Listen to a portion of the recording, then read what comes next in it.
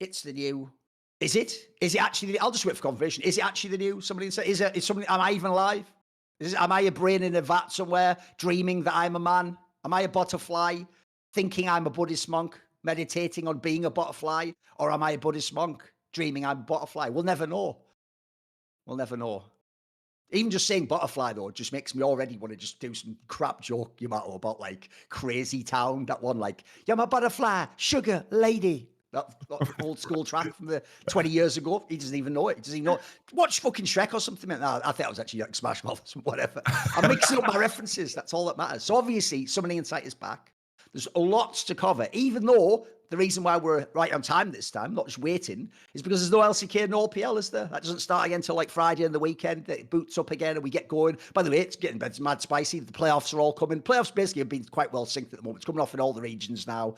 So loads of places we can start, Yamato. But I actually like on Summoning Insight, I don't like to start with the big, ridiculous dramas that everyone's talking about right now, because we can get into that in the episode. And spoiler, I'm actually enough of a pro to know that not everyone can be in the stream the first second you go live. So when someone joins in an hour and they go, did they talk about that yet? It's like, if we already did that at the beginning, then we did. So even though I do like to disappoint morons, we'll actually wait for those people. You know what? So I think what we should do is rewind to a past drama, which is obviously there's this whole thing that's come up. It became drama of the LTA North, not LCS, teams are streaming their scrims, right? By the way, not exactly a unique idea. I think you might be aware of a team or two that's doing it in, let's say the NLC, which, by the way, at this point in time is a comparable product. So that's straight fire, even in terms of viewership. That's just even true, objectively. So obviously, this has become a big drama, even though actually, to me, there's two components. You can do the drama part. Should you do it? What does it mean? But I also think part of it people are missing is this is also sort of asking, how do we reformulate LTA so people want to watch? So there's actually more reason than just like when Team Liquid and FlyQuest play for people to tune in. Like, how do we reignite the fan base and make people interested? And this is clearly a strategy people thought they found. So I want to ask you, obviously, I was alluding to the fact that you in the Ruddy Sack are actually doing your own streaming of the scrims. So is Los Ratones, who, by the way, are the ones who basically pioneered this approach. But it's a very smart approach. If you think about the superstar players, they have massive streamers. Obviously, everyone wants to see them. By the way, just to throw this out there for people who actually are too dense, because apparently people in this generation can't Google, mate. People always go, what's the Ruddy part? It's a type of doc, you fucking cretin. Look up Ruddy. Like, what is it? You can see the fucking colours. There's a doc in it. You might... Is a doc a sack? Like, think it through. So they haven't listen, even the marketing's throwing these kids off. So give me some thoughts. Like, obviously, you guys do it. Why do you do it? What do you think the benefits are? Is it good for you and for the league? What do you think? For me, like I do think that it's like the idea is that these competitive teams in LTA and whatever, like they want to bring back what was, and I think that's impossible because what was an uncensored version of esports. It's like when people think back to what was going on in season 1 and 2, it was basically like TSM with the Bay Life, everything was streamed. Also the format in terms of how you compete, it was also so different because it was all tournaments.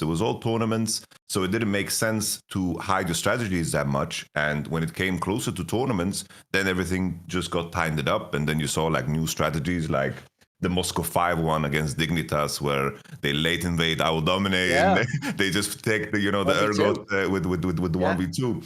So it's like back then, it's like things weren't corporate. Sponsors were like rare and very, very few, and they were very esports coded, and everything was very, very uncensored and raw. And I think trying to reclaim that works in a way through like Los Ratones and Rodisac, is because we are very content conscious in what we do. It's like a big part of the discussions that we let go or what we do. It's not about only like efficiency and professionalism, because like a lot of arguments that my players are having in Rodisac, I would never allow them if I'm in like LEC or something. And I just kind of let them go sometimes because I know this is what people kind of tune into. The main thing for me is that it's like it's always going to be an like censored variant, because even watching yesterday's scrim, I could see that the coaches are biting their tongue in moments. Oh, they're not doing it as they normally would off camera, right? And like right. It will never ever be the same, because in my mind it's like when it comes to a team, it's like the locker room is fucking holy. It's sacred. It's so sacred, because it's like you need to have all the context and all the details in terms of having an accurate opinion about what's going on, because people are going to be at their worst and at their best. And if you only have bits and pieces, it's going to be hard to kind of make the whole picture. So for me, on that part, it kind of invades that sanctity. And the final argument always that people bring up is that this is going to improve the region. No, it's not. It's like there's so much footage out there that is accessible that if you can't digest like the matches in LCK or LPL and extract from that, you're not going to extract too much from the scrims either. Like the key difference maker, if anything, there's a benefit is that we get to see like inspired comms and the players like communicate in game and also see the reviews, because that is the unique point. But I think we should call it what it is. It's basically content. It's like people want to stream and they want to put content out there, but the altruistic reason to improve the region, I can think of 10 different ways to improve the region if that's your main goal. Like you could just coordinate scrims together. Let's say you use practice tool and you just 5v5 practice Atakan for a whole day and you coordinate together with other teams. Maybe there's certain champions. Maybe you work together when it comes to internationals. Maybe if one team is going to play, let's say, the first stand. Usually in these periods, it's very hard to find practice partners. Maybe they all agree that, we're going to stick around, we're going to give you practice, I'm going to make sure that you're ready for that tournament. And, there's many, many different ways to work together, but I think this is just plain and simple for content, nothing else. What do you think about all this, Thorin? I'll try not to do the full one where I sometimes do this on side select. I essentially just do like a 10-minute impromptu Thorin's thoughts where everyone just has to sit and listen to it live. And at the end, it's like... And then I should have done that on my channel. But I'll give you my thoughts with a little bit of concise aspect and some great tangents for you. So let's start. I'll go sort of off some of the things you said first. Like, first of all, in terms of the idea that you're seeing a real scrim, like they scrim off camera, or when people have no extra viewers, obviously you are not. It would be insane to imagine you are. And that's why, in a way, you are watching scrims. You're watching live streamed scrims where people know they're performing and they don't want to misbehave and behave in a way that they wouldn't want to be represented by publicly. But you're not watching a real scrim. So it is already, there's a level of artifice there. There's already an aspect where, as you say, it's mainly content. It's mainly actually to build hype for both teams even. So there's none of the things, by the way, for example, you'd see, this is why I'm using your example first before we go to in an EU scrim. In an EU scrim, you know that shit where everyone's loving, where APA is typing in LCS. Mate, it's like that, but everyone in EU scrims. What are you talking about? People are fucking doing all the emotes, all the shit, fucking typing the little, like whatever, ganked up again, bitch, or whatever. Like, people are doing all that hilarious shit. The problem is you couldn't do that in these scrim sessions, except jokingly, because you get hated on, won't you? And so you can't already do some of the mind games and the trash talk. You can't really have like real personal rivalries where people say, fuck you, you're overrated or whatever. And also, I agree with you, especially about the coaching part. You could never coach one of these scrims the way that, like, actually a world-class coach would coach scrims. Like, the best coaches for me aren't actually what people think. They think it's what you present yourself as. You're not even like this private. They think it's someone just going like, let's be very professional and what we're going to talk about. It's like, you've got to do better and we've got to work as a team. No, there's times you choose someone out if they fuck up. I'll give you a great concept you're going to love, because I totally agree with that concept. If you notice, one thing I routinely punish on my channels is people who are in teams who publicly just say like shit that was from the locker room. Of like what's going on behind the scenes. It's one of the reasons, by the way, why I will on some level have a deep dislike of Adam forever, because he's never truly shown remorse for what he did to a teammate based on actually like privileged information that he wasn't able to be given about basically the teammate's wife going through a very hard situation. Like, I'll always hold that against him, bro, because that's outrageous that you take that out of the locker room and then spread it around the world and then cause it mad speculation. I'm with you. The locker room is sacred, mate, because it has to be, because that has to be like, think about it, it has to be our like decompression space after a game where we like let out all the shit was going on. Before a game, it has to be where we actually call each other out and make sure that we're accountable for the match. I'll give you a concept about being a leader and accountability that is just fucking, if you're into the romance of sport, it's just going to scratch that itch. I don't know if you know much about the NFL, but there's a player who's probably the best linebacker ever called Ray Lewis. And he's one of the most inspirational people you'll ever hear. He's an amazing speaker, right? And as a captain, he was like that. And if you've ever heard some of the, like, when they would do the mic'd up in the NFL, great analogy, by the way. If you do mic'd up, first of all, you don't really say the things you say in a normal game because you're mic'd up, you know, the fucking listening. You even say to people, no joke, hey, I'm mic'd up now, watch out. Like, but you try to give a little taste of yourself. And so he would, on some of these mic'd up segments, mate, this is the ultimate leader. player. Because you think of American football, people think of defense as you're just trying to stop them, you know, like and tackle them and stop them go down. You think of it more as like an offensive sport. We've got to go down. The way he made his whole teams be amazing defensive teams is he would tell them all in the speech that like this game is just about accountability. It's just about what one man stood next to another man holding him accountable. And in this scenario, are you or me going to let that ball move another inch down this field? Or are we going to be accountable? And when I block that guy and go to here, you're going to cover my back here and you're going to get that guy there. And as men, we're not going to let these guys come in our house and move down this field and get their scores, etc. And mate, when you even hear that, it's like fucking Leonidas or some shit, or like fucking Maximus in Gladiator. You're just ready for to rise up, you know, fucking take over Rome or whatever, straight fire. So first of all, I do think you are taking out that entire component when you do scrims like that, because you by definition can't have that like vulnerability. You can't have that thing where it's like, hey, doesn't matter if this wouldn't be popular to fans and you're more popular than me. That was bullshit what you're doing there. I even know you're better than that. In fact, when we agreed to play together, we agreed that we'd go for the same, but you can't do that stuff in the same way. You can do it a bit performatively, but it won't really hit the same way. And also, everyone's aware, like when we do these shows, you know, people in the chat are always thinking, hey, got that wrong.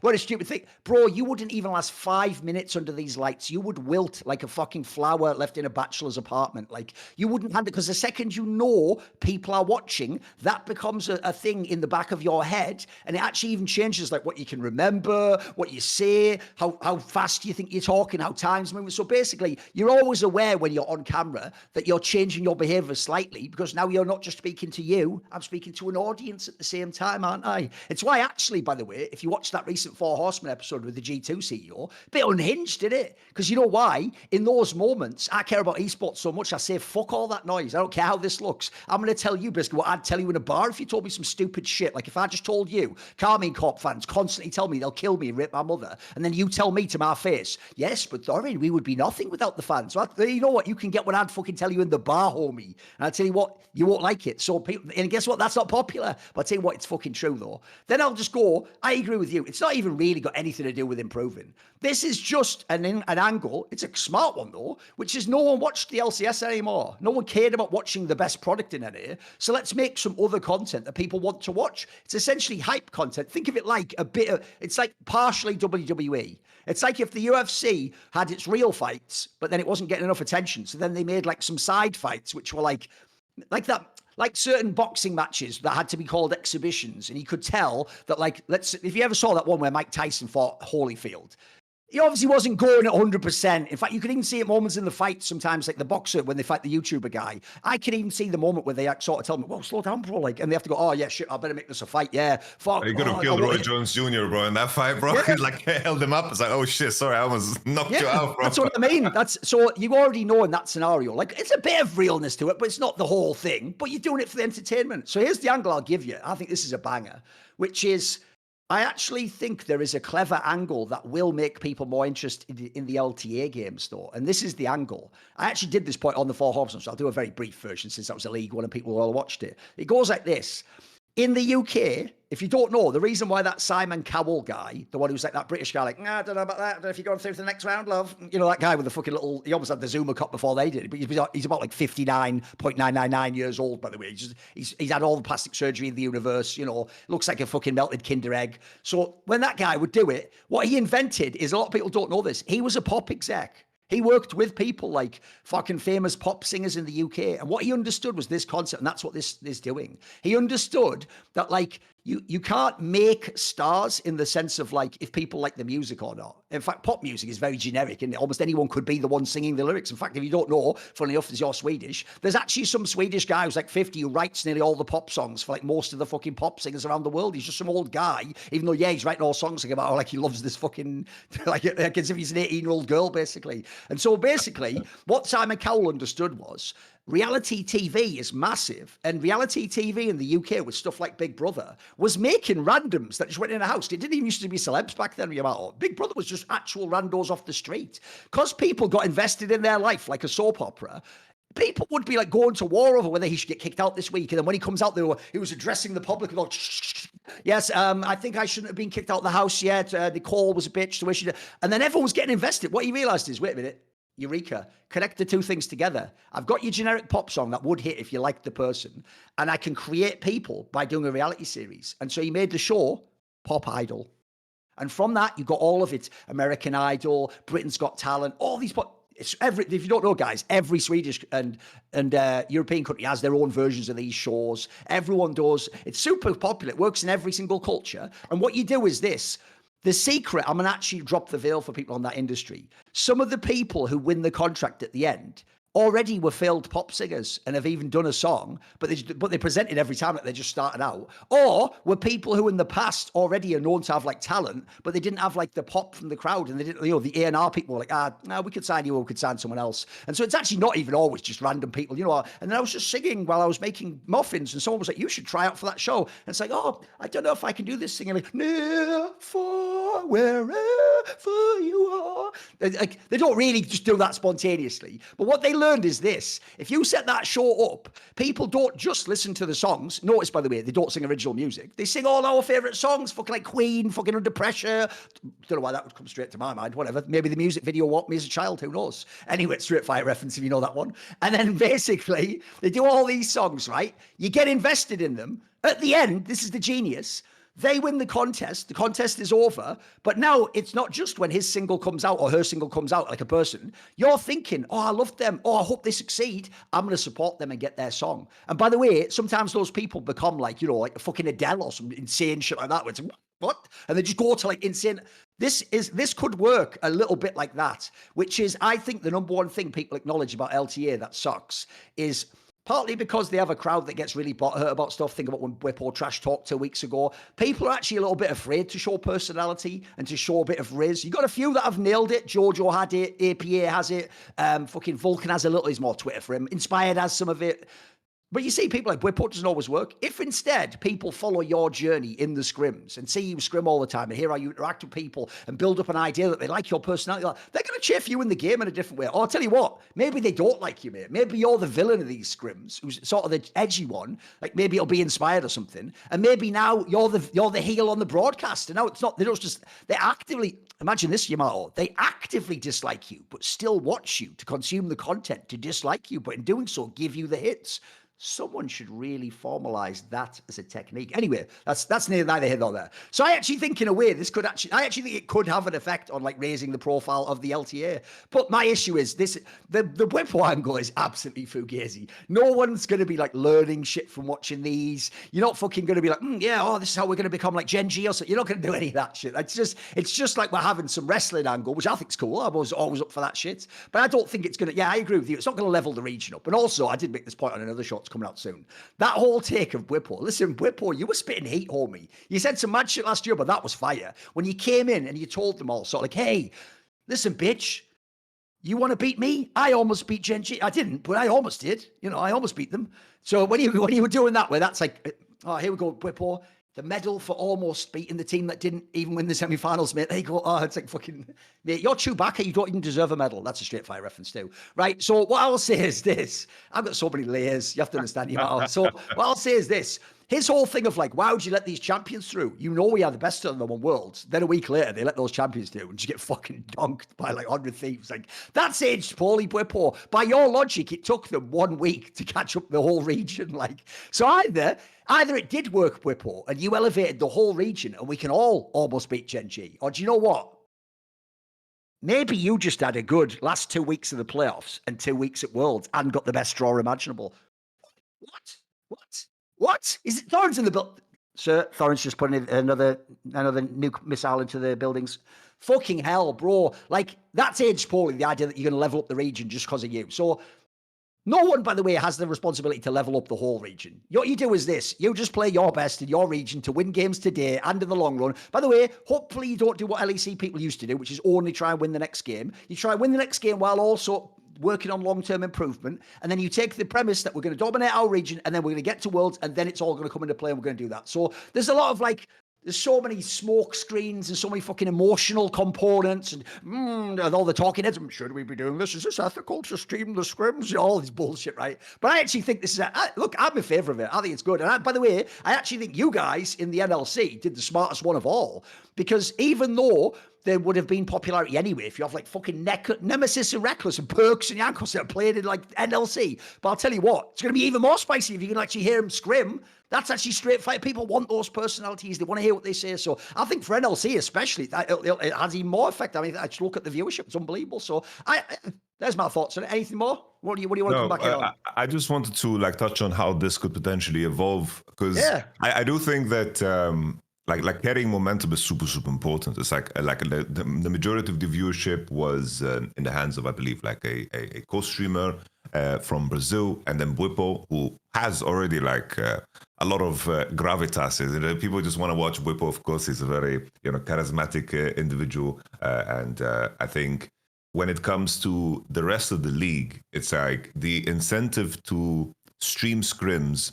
It's like the fact that a potential benefit that people will feel more shame about fucking around in scrims, that could be a potential benefit is sad in itself.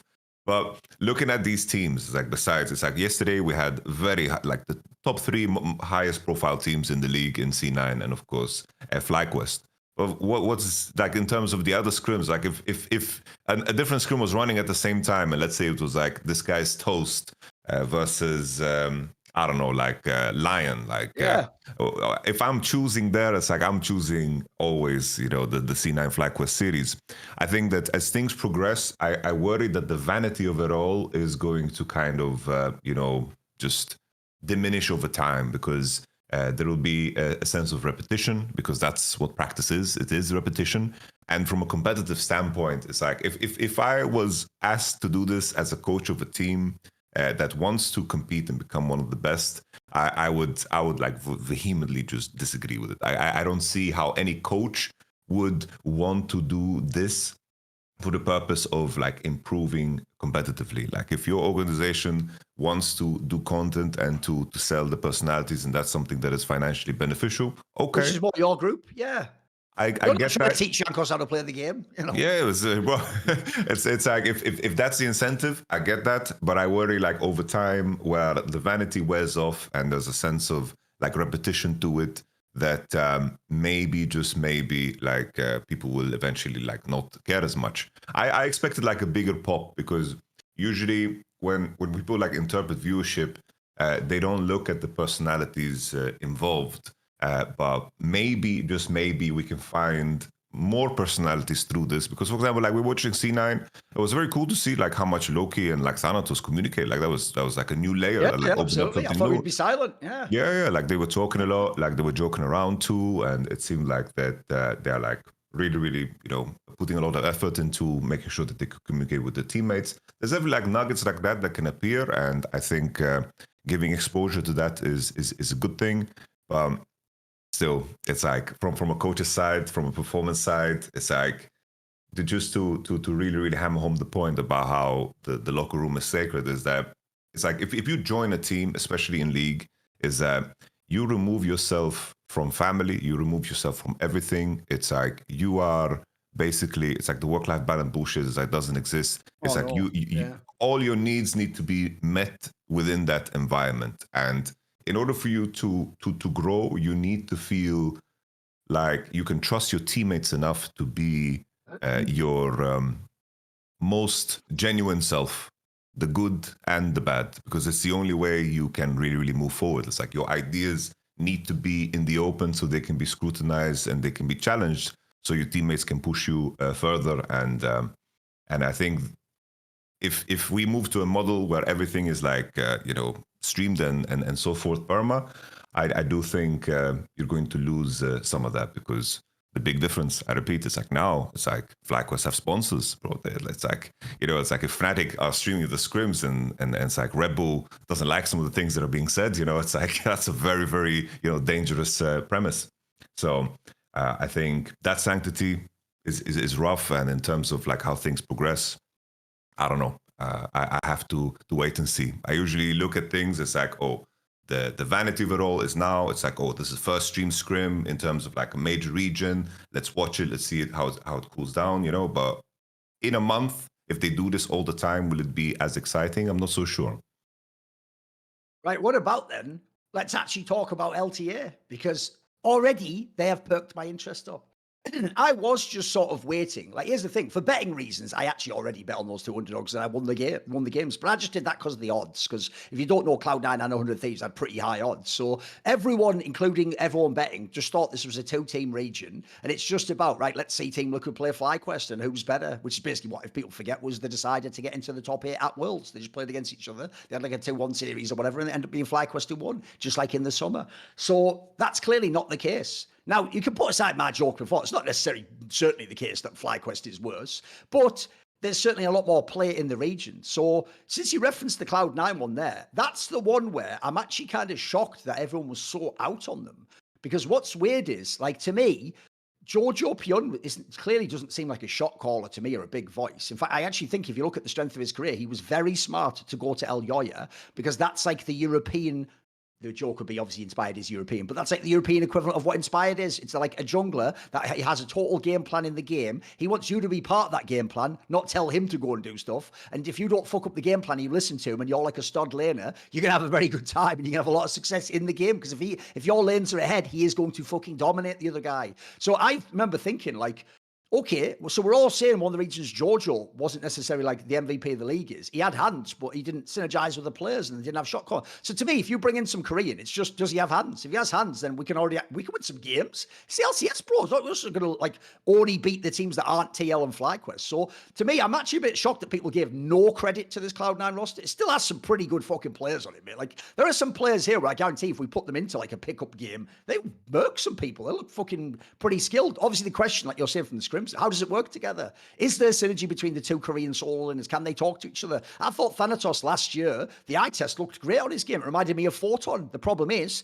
does he have the comms? Can he actually do that? Can he even, and remember, in this region, NA isn't just going to let you carry top all the day long. You'd have to weak side. You'd have to join fights and team fight. That requires comms. That requires communication, synergy. So what have you thought of Cloud9?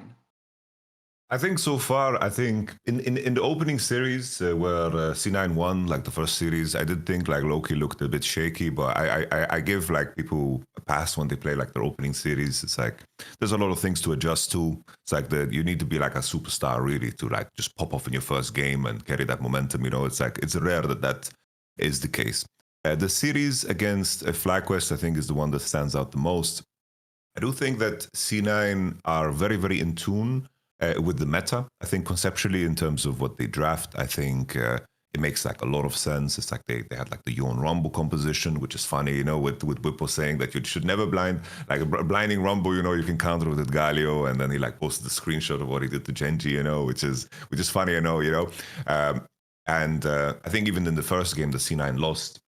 It's like they had a very, very good draft into the Casio, which is, of course, like a FlyQuest weapon. It's like enemy team picked Casio, and then there was just the Ezreal, Leona, Azir, Jace. It's like these are champions that outrange Casio most of the time. But the cool part about that particular game was that Quad just showcased his Q-Max Casio, which was very unique with the Deathfire torch.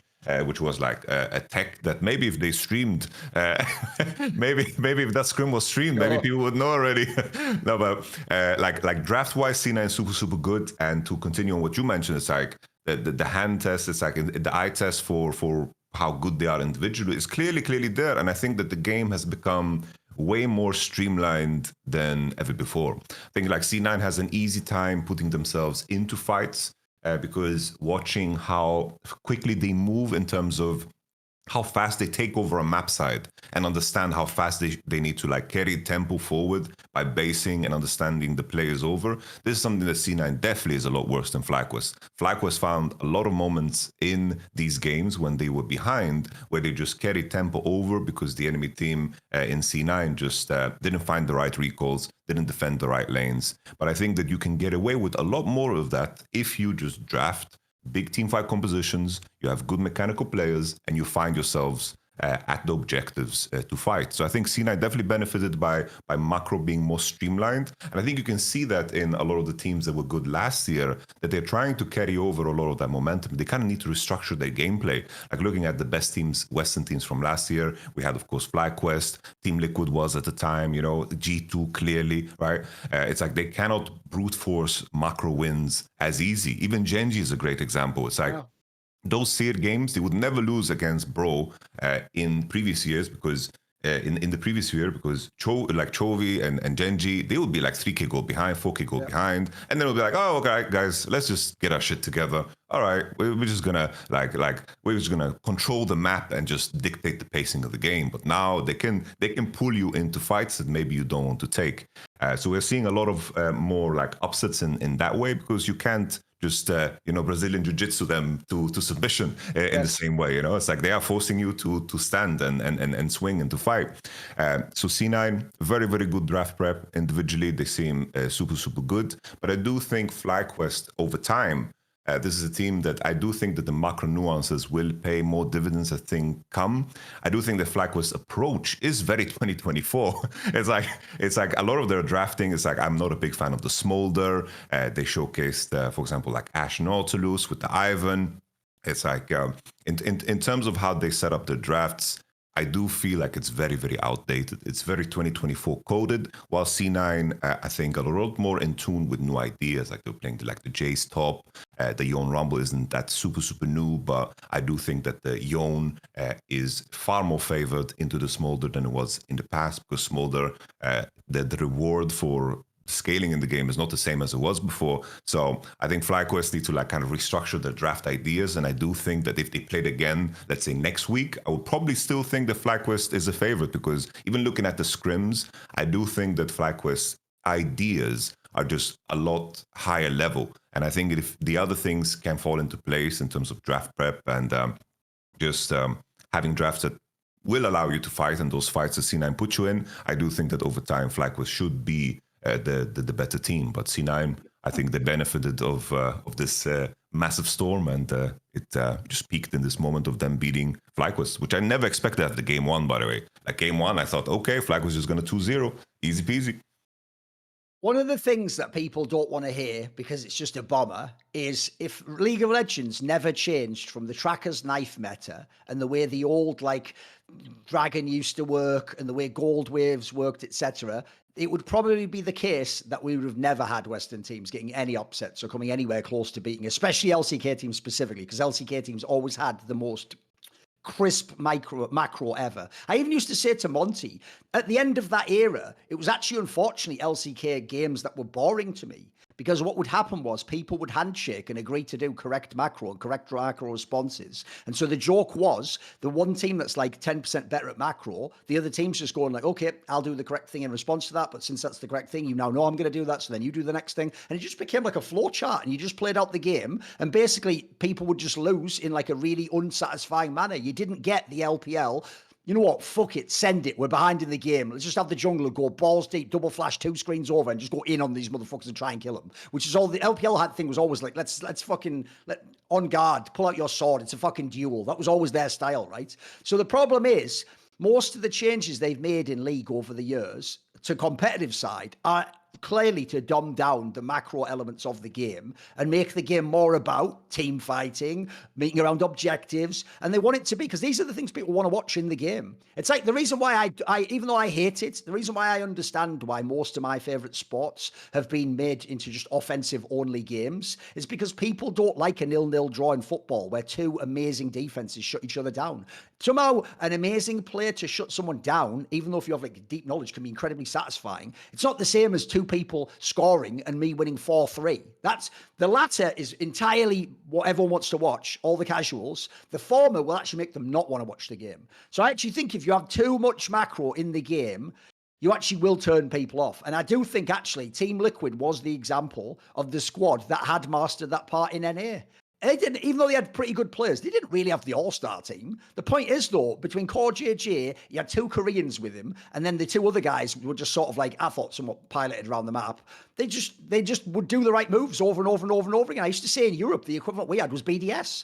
BDS didn't have the best players. Maybe Lavrov was good, I don't know, beyond that, Adam at times was good, but nobody looked at them like cracked out squad. But I tell you what, they could fuck a lot of teams up around a dragon fight, mate. They could pull you in an objective fight, correctly play it out, and suddenly you lost all your lead. So if you look at the things they've added into the game, the main effect so far, especially things like Atakan, has just been that you don't just sit back and do nothing. You just accelerate the game. In fact, the real problem Atakan has is right now, people are just using it like a free guardian angel type shit. Right, let me just go in and get get the kill. And and everyone's just so horny to get kills and heart fights that it's making the game crazy. And so actually, even the joke is, if you go and watch that like GenG versus T1 series, that's just teams fighting over and over and over again. Like, you'd think, is this, wait, these are the top 2 teams from Korea? No way, like this can't be. But that is where we're at the moment in 2025. So look, I don't put it out of the realm of equation. I'll give you the obvious example. On FlyQuest, they have 2 coaches who I think are fucking masterminds of League of Legends. Nukeduck and Mythy, like, they have forgotten more about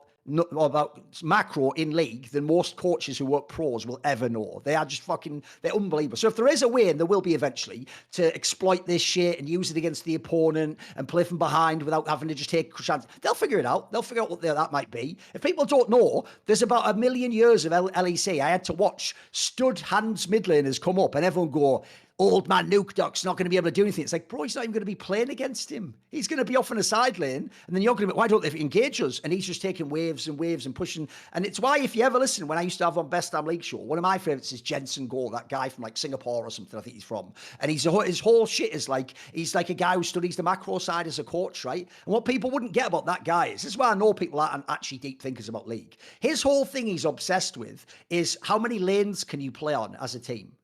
Now, already people are going to, where do you make the 3 lanes in the game? No, his point is, believe it or not, there are different metas where opponents quite literally will not be able to win the game if the other team has a lead, because they don't know how to respond, for example, to playing on all 3 lanes, or playing with like 2 lanes, but they have like the wrong assignment on it and they don't correctly assess that. It's a bit like a lane swap. You have to figure out what's going on, correctly move around.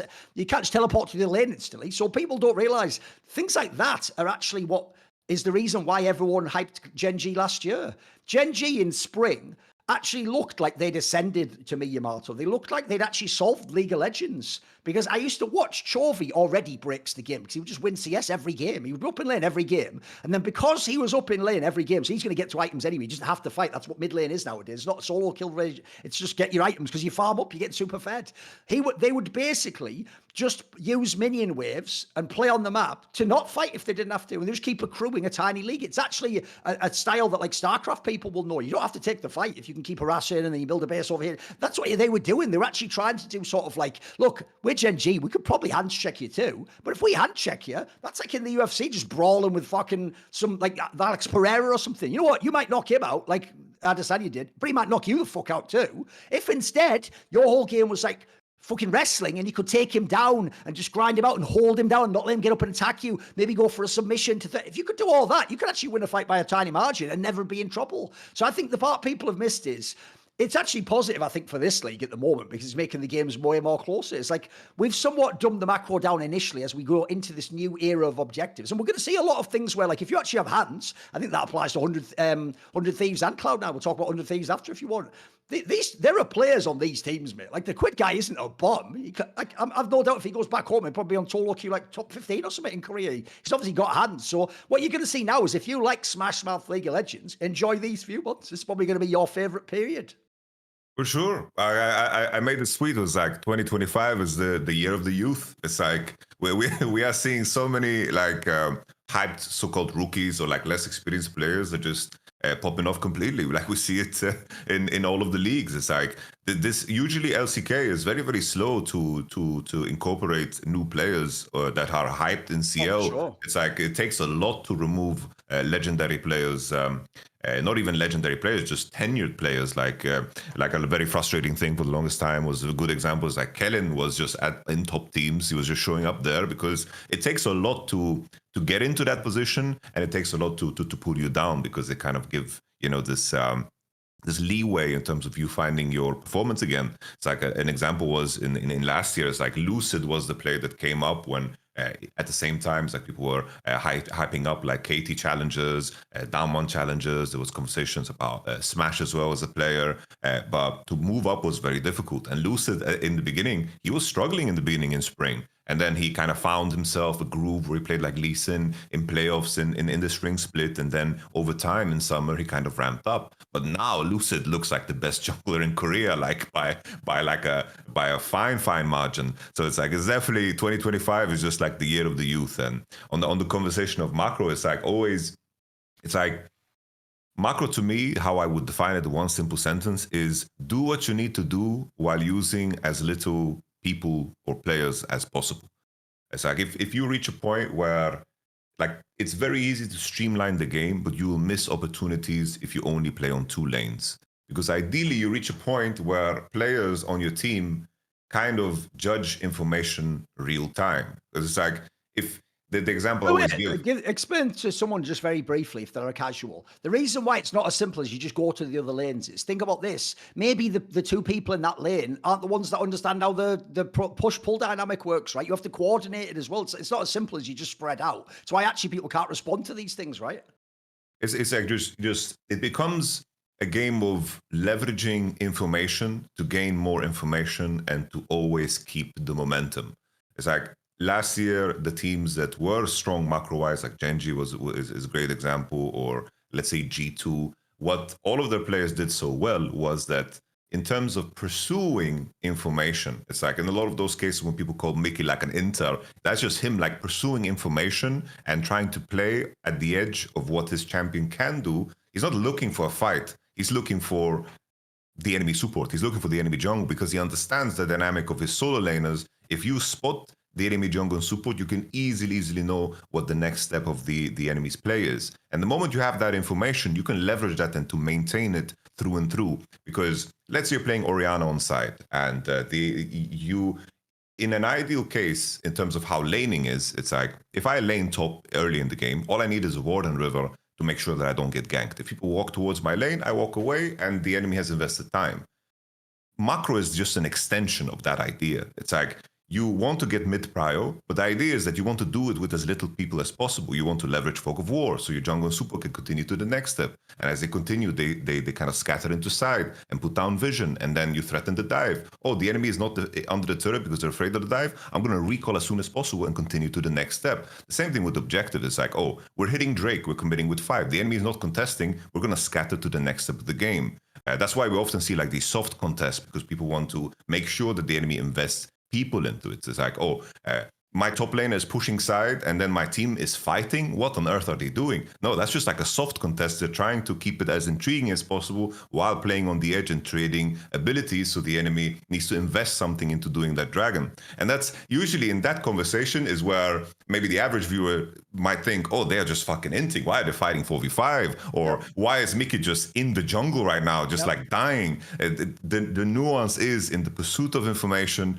and just looking to, of course, extend that into the rest of the game. And you have teams that play streamlined, like BDS is a good example. It's like just playing on 2 lanes, playing on, of course, the objectives, showing up on time. That can be very, very good if you want to just churn out and grind out wins. But eventually, obviously, the teams that pursue more and might sacrifice precision in the earlier parts of the season will, of course, over time, just become better. Because I think everyone that watched that BDS run, or for example, the Crowny BDS run with Adam, everyone knew that eventually it's like how they use their top laner in terms of he has this advantage in terms of how he's roaming and just being there on first Drake and like doing these split maps. Everyone knew eventually they're going to pay a very dire price, and that of course happened in the finals where Chasey was just like 50 to 100 CS ahead almost every game. But to bring that back to what's happening now, it's like now it's just brawling. 100 Thieves, I think another great example of just players that are mechanically super good. I think that Quid, he had like that MVP regular split performance. Let's go to them in a second. We'll go to 100 Thieves next. I have a thing to pick up on that you were talking about. Which is on the whole thing of when Mickey X would just go and he would just get caught in the middle of nowhere in the fog of war in the enemy territory, basically, or just an area that's dark on the map. This is one of the areas where I'll completely admit I myself am a noob when I watch League of Legends, because I've never played high level jungle, and so I don't actually know based on the pathing, and I can't always just quickly check on them. Oh, like they've got wards there. I don't always know where the vision is, and so one of the problems. This is one of the reasons why. Disclaimer: I am an investor in the company that invented ProView. So obviously now when I say something positive about ProView, consider that in mind. That's a piece of a bit of salt to take it with, as it were. So one of the reasons why I thought something like ProView would revolutionize League of Legends if it had gotten huge is not just that you see the clicks of the guy in the team fight, which is very impressive. You actually get to see who's like a genius and who did something accidentally, but you also get to see things like for the jungler and support, you now know who the geniuses are.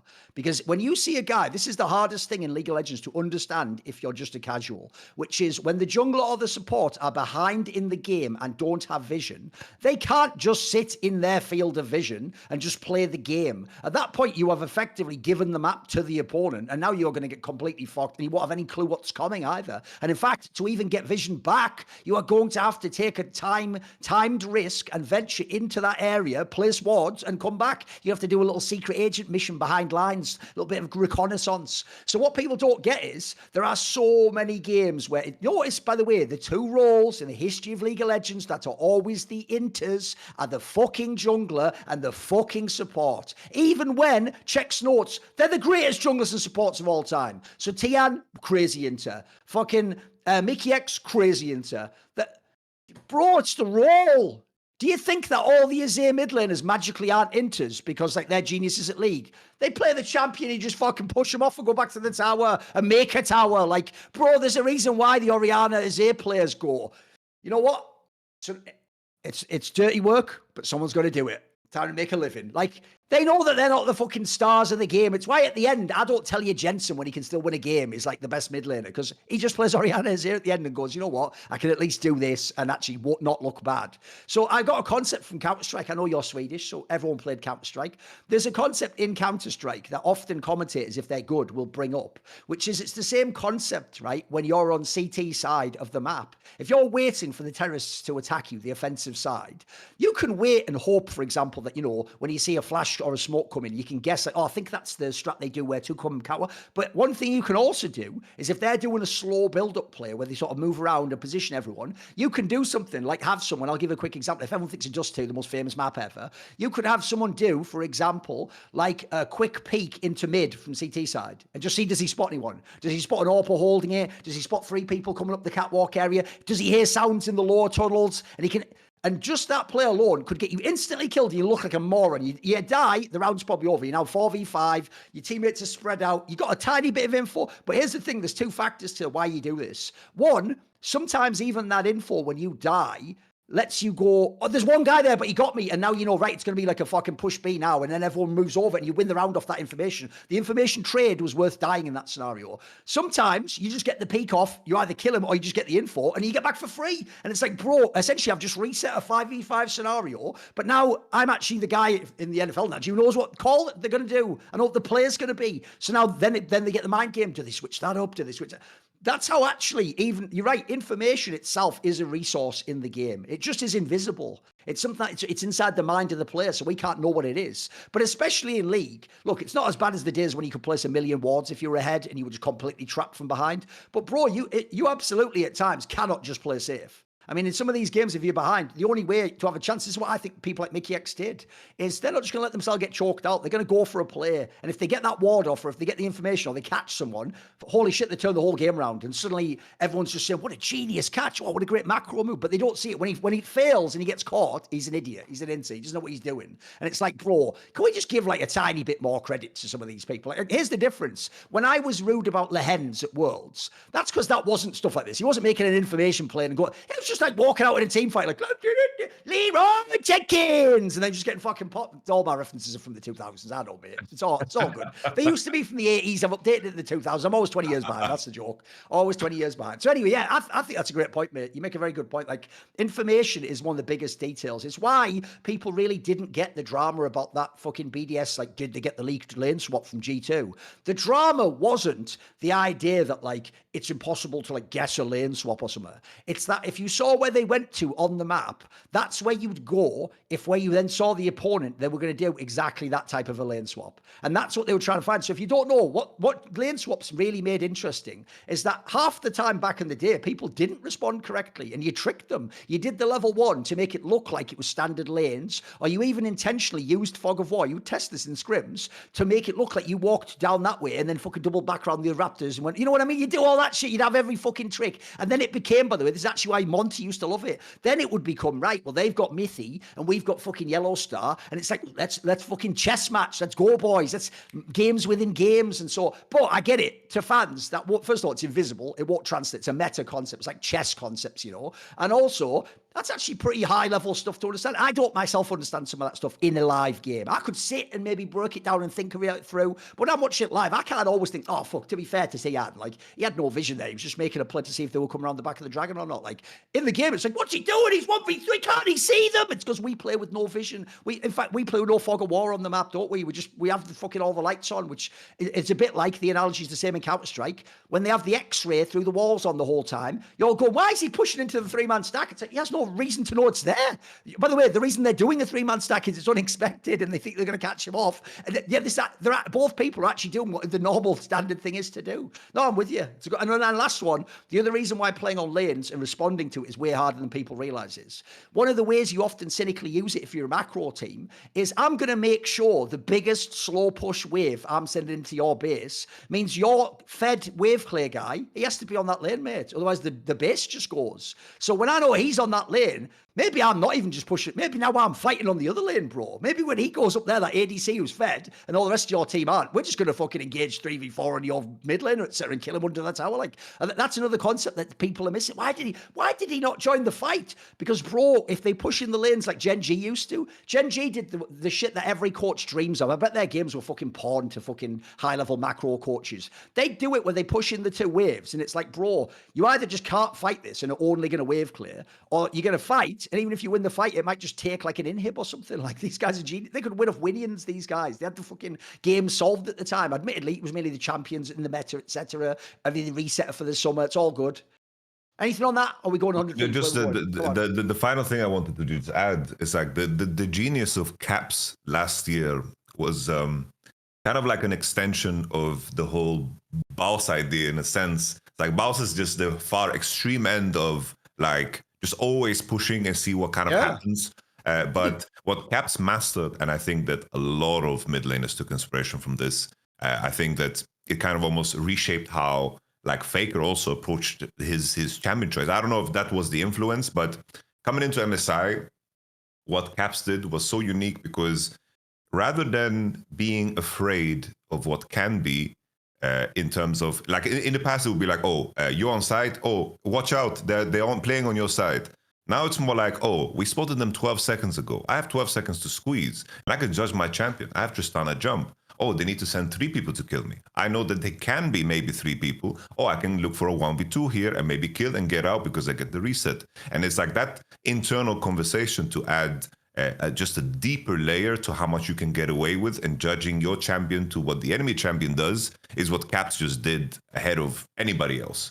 It's like looking at how, for example, Faker played at the World Championship last year in terms of how he approached side. It's like what T1 really like doing was jungle farm. Korea tries to steal vision, but most of the time where T1 kind of collapsed was when they were playing jungle support scenarios where they needed to control the river to make sure that Faker and Zeus can farm freely. When Faker was playing champions that allowed you to steal waves, for example, Ahri, Yone is another example, then their macro would flow so much easier. Their hard games were the ones where Zeus got killed on side and Faker got killed on side, because how they played with jungle support was just to maximize efficiency. And when they needed to drop waves or drop farm in order to secure things, this is where they suffered. And like in terms of your champion choice, it was so clear that in terms of how Faker played Ahri was an extension of this idea that Cap started with at MSI, where you leverage your mobility. If you're playing Ahri, you push so deep with no information because you know you have 3 jumps, you can get away from most shit. And I like that this kind of evolution, of course, happened. You know, I think Cap started that. We talked to APA. He also said, it's like, I watched how Caps play side. I knew I had to like rechange it, and then he like just studied that and learned that. So it's fun to see that even though, you know, the game is largely the same, it's like nuances are being added, and this was like such an important layer of the game, because in the end, it's like as a player, like let's say you're playing support and you need to find information. You need to be able to accurately predict what the enemy should do. And if they don't do that, the cost for them killing you is still good. Like that happened many times in that Mad Lion series where like famously Mickey was like, like he was like 0-8 in one game and on Nautilus. And then like he found like the game winning hook in the end on, I think was Supa, who was like 9-1, like something crazy on the Varus. And there was like many moments where like he dies on side, but it's like, oh, it's like they shouldn't be here. Like they're letting Caps push for free. Like, well, what are they doing? They just lost a tower, and I'm here because they shouldn't be here. And that's also like a level of the game where judging off of the info that you have, which can be very, very limited, the enemy's next step is also such a crucial point. I guess it's time to move on to 100 Thieves. But I figured before 100 Thieves. Oh, by the way, there's another thing as well. This is a Okay. point that actually Zabatine made on some upcoming content. That's the underrated part of what I think Mickey X's influence and Perks' influence was on Yankos and on G2, which is I think Caps has taken all of that and now he's the guy who's sort of leading that aspect of their game. If you ever look in European League of Legends, unironically, there's about 5 people who just influenced the entire region and helped us all level up. If it wasn't for that, we'd all be like LTA, just a bunch of people fucking hitting people with sticks. Like it was people like Mithy, fucking Perks. He learned from Mithy and Trick. Trick was one of them. You had Yellow Star back in the day. You had Mickey X, I think, in the modern days envisioned it. These people have a different lens on what the macro game is and the map. The other players are playing their lane and doing what they're told. There's a difference. 100%. Yeah. Before we go into 100 Thieves, though, I want to, bro, we need to talk about Raycon Airbots, man. This is the season of love. It's important to acknowledge, our unique love languages. My personal, favorite, just language of love is just the language of sound, music, podcast, everything. Things that just go into my ear, and it's very important that they come in the best form possible. Raycon everyday earbuds, for me, in terms of me using them, I always am so skeptical about moving into new tech. Like I always, it's like I made the point about last time about like wireless mice and so forth, and I always thought there's no way earbuds can be good. It's like I always thought that to myself. It's like I have my headphones, they cover my ears, and it's like they're soundproof, and that's what I've used for the last 10 years. And I thought there's no way earbuds can like just give me the active noise cancellation at the same level. And when I put in the Raycon earbuds, I remember having this conversation with Monty. I was like, bro, they're not working. And then I realized I just had them like upside down in my ear. And then when I finally like put them the right way into my ears, I was like, damn, feels like I've just like discovered like Nirvana, because they're so light. So always when I'm at the gym, it's like the big ones always like make me sweat so much, makes it uncomfortable for the ears. And these ones are just so light. I just put them in my ear, and it's just so nice that like the battery life is just so damn long. I love it, because in the past it's like, anything that had like a battery life, it was like, oh, they're just always so skeptical. Why? It's just nice to see tech actually like impact life in such a positive way, because 32 hours of battery life is just completely crazy to me. And you can use the multi-point connectivity that lets you just pair the two devices at the same time, which is super cool. Sometimes on my phone, sometimes I just connect it to my computer. I can use them for everything, which is just so fluid and simple. Like you can use, of course, the quick charge function, just like 10 minutes of charging, boom, you forgot to charge them. Suddenly you got 90 minutes of battery, no problem. I already mentioned the active noise cancellation was super important, because I don't want to hear like some dude moan at the gym, and the silly music that they play in the speakers, some pop music, I need to get hyped up, I need to listen to some Disturbed or something that makes me go wild, It's very important that I listen to the right thing. So in my mind, Raycon earbuds, I recommend them wholeheartedly. Go to, of course, buyraycon.com/LFN to get up to 20% off site-wide. That's right, you get up to 20% of everything on Raycon's website, including 20% off all headphones too, when you go to buyraycon.com/LFN, buyraycon.com/LFN. Shout out to Raycon for hooking us up and supporting, of course, the Last Free Nation. I love them. I use them every day. I'm very sad because I forgot them at my brother's place in Sweden. So it's like now my life quality is definitely worse. By the way, I know what you mean, because actually I also always stick with the boomer tech that works, and I never go to the new thing. And I actually had the same aversion to earbud things for years, because I always thought it can't possibly beat like a closed headset, etc. But actually, especially everyone in esports who works as players or talent knows this. It is straight fire to have the earbuds with noise cancelling on planes. Oh, that is cracked out, bro. Think about it, right? Because like the neck pillow noisy if you have a big headset, like it's so sick. Actually, even by the way, because in the modern day they make like the earbuds like that, so they even if you didn't turn the active noise cancelling on, it already does like a 10% reduction on the sound, because it almost like seals inside your ears. So no, they're actually very good. I told you, they're another one of those ones where for the price point, I think it's fire. So yes, thank you to Yamato, and thanks to everyone who purchases those. Let's get back into it. Okay, So obviously Raycon are a steal.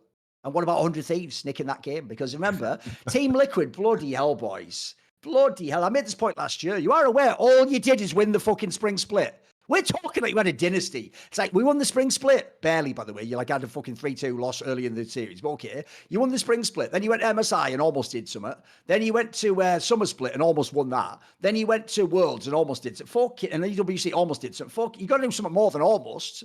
Almost. So now, you're not even on top of your region, because 100 Thieves, remember, they were the team that were never even supposed. That was the reason why I think George Opium was fired, because they weren't even supposed to be third. Like, bro, that was supposed to be Cloud9 was there. So when they beat Cloud9, even it's funny when they then went FlyQuest then was rising through. No one was complaining, but at the time everyone was mocking Cloud9. How shit are you? And what everyone forgot was there's some players on this fucking team, boy. Like, if you ask anyone in that region, by the way, they all think River's fucking the shit, bro. They think this guy's like a fucking brain jungler who just knows what he's doing at all times. The Quid guy clearly has hands. His real problem is just a branding one, which is Quad came in, and he's slightly better and has one letter difference. It's just a vowel war. You can put that, you can take that if you want. Vowel wars. There you go. Ooh, ah. Anyway, whatever. See what I'm doing there? E.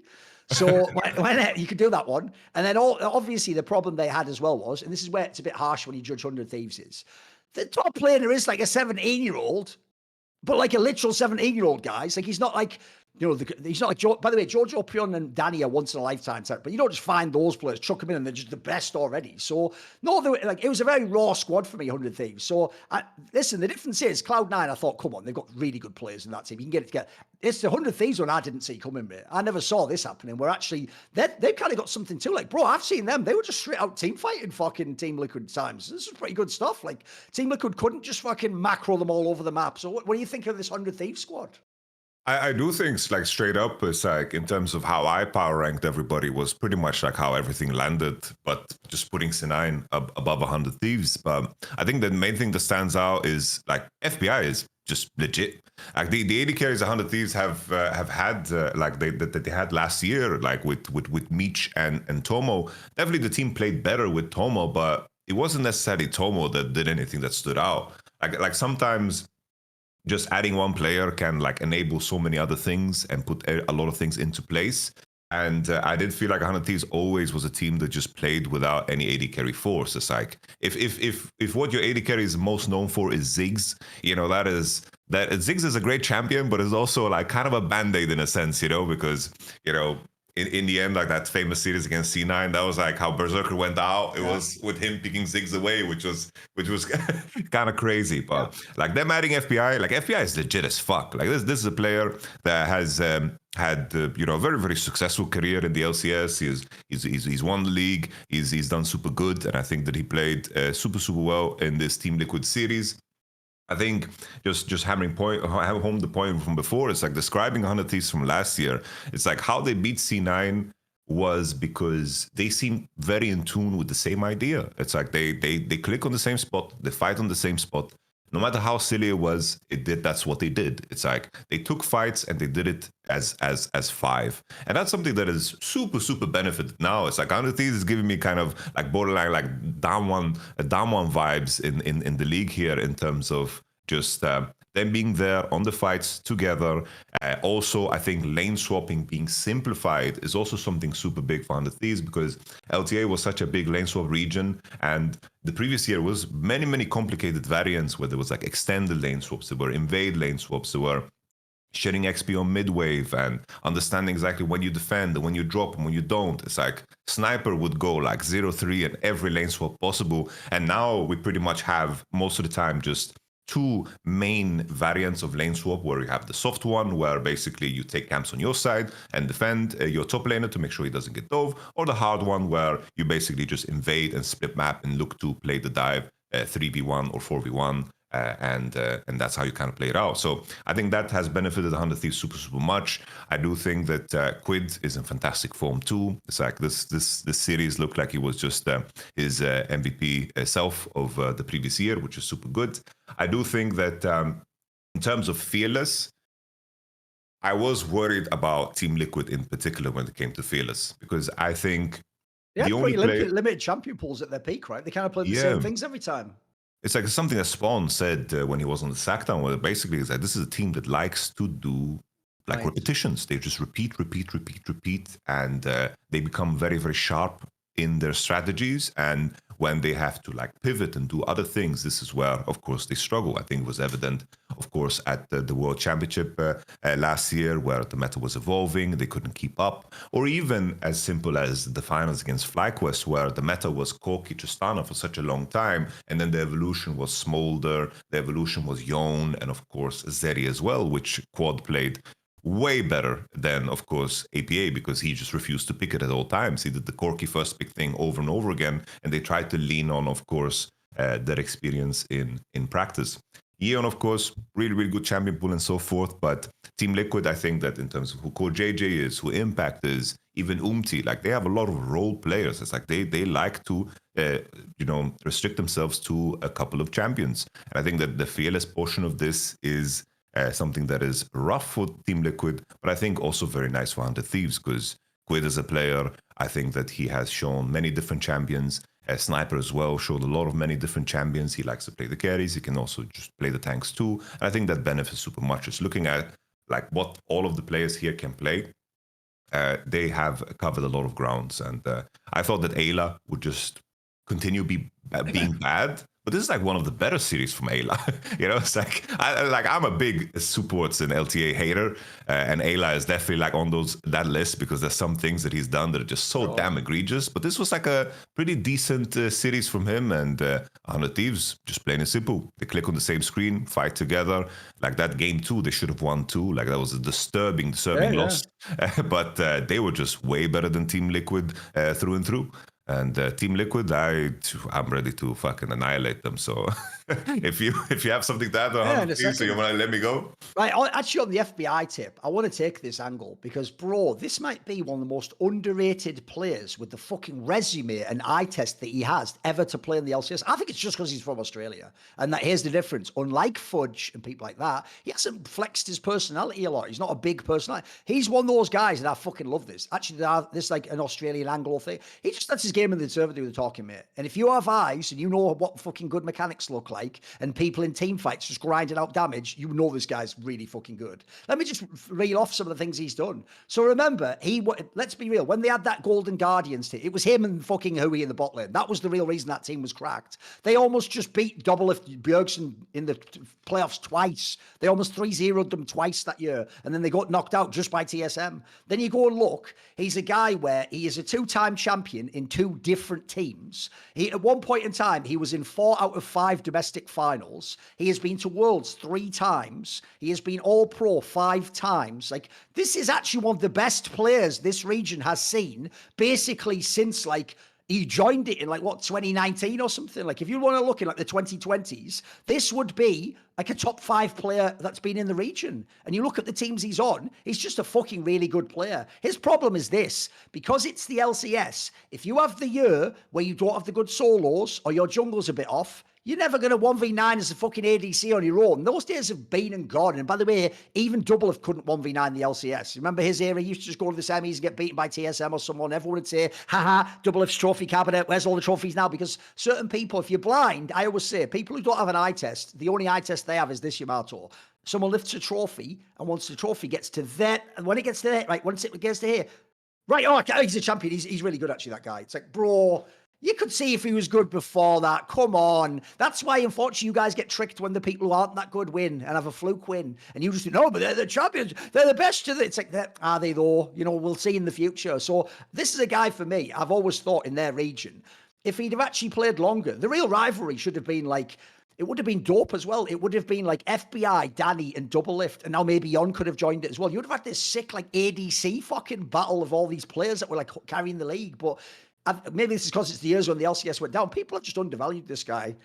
I also thought the same thing with Hui. He was just gone around his career now and had a fabulous career and showed he has a brain in the game, etc. So the FBI's had a fantastic series if you watch this one, by the way, guys. I mean, first of all, they gave him Ezreal. Like, this guy's always going to be cracked on that. Kais is always there. By the way, if Aphelios is in the meta, get ready. He was one of the best on that like a few years ago. He used to have the Aphelios when no one else could play the Aphelios. In fact, I'll even tell you, one of the reasons why that famous scenario happened where me and Monty got really mad, where EG waited till the last minute to suddenly do an emergency sub for Cowrie, is because at the time, Danny's champion pool had fallen off probably because of all the shit happening to him. He just played like Seraphine, and he was going to be going against FBI, and that was when FBI played all the shit in bot lane, and you couldn't ban him out, and he would always get it. So what they did is they magically had to get Cowrie, who also played the meta champions at the time and had mechanics. It's like, that's too convenient. You know what I mean? We always said, if you do an emergency sub, there's no way the guy coming in suits your team better. He gives you a better chance. Like, it's a sub. You're bringing someone in an emergency, you're taking out a star. So, no, FBI said he's been criminally underrated in his career, in my opinion. And once you have him on a good team,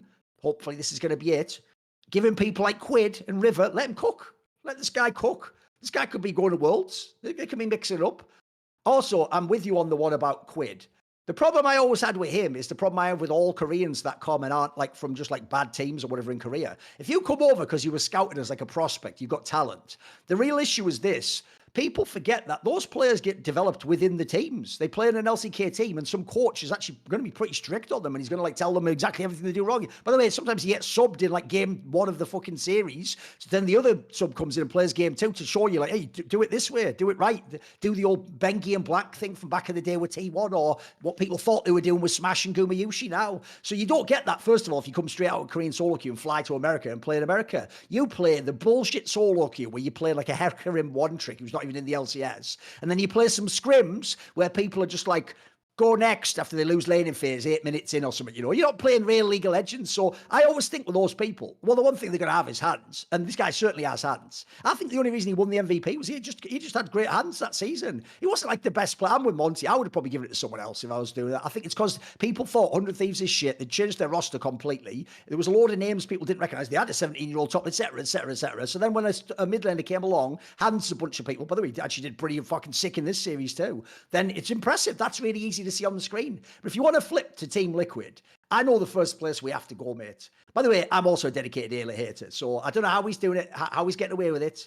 But you know what? For now, I'll just give you like the Mohan thing. At least you're not... Mohan's whole thing was, hey, he's not Kellen. So your whole thing, Ayla, is at least you're not Ayla of 2024. So as long as you're not him, you can keep playing for now. The others can carry the game. If we talk about Team Liquid, though, there's one obvious name I have to bring up. Bro, APA, what's going on, my dude? You used to actually be considered like an MVP candidate in this league. People were really hyped for your future. Now it looks for real like, are you just stuck on a champion pool you can't play? Like, I can't see how you're going to get your strengths back in, mate. Like, if you're playing the Azir stuff, I'm not feeling it. So where are we going on the Team Liquid side? Where are we going? Well, They're asking themselves and writing on a blackboard. You know, let's try and answer for them. Yeah, well, we can definitely start with APA, the conversation about APA.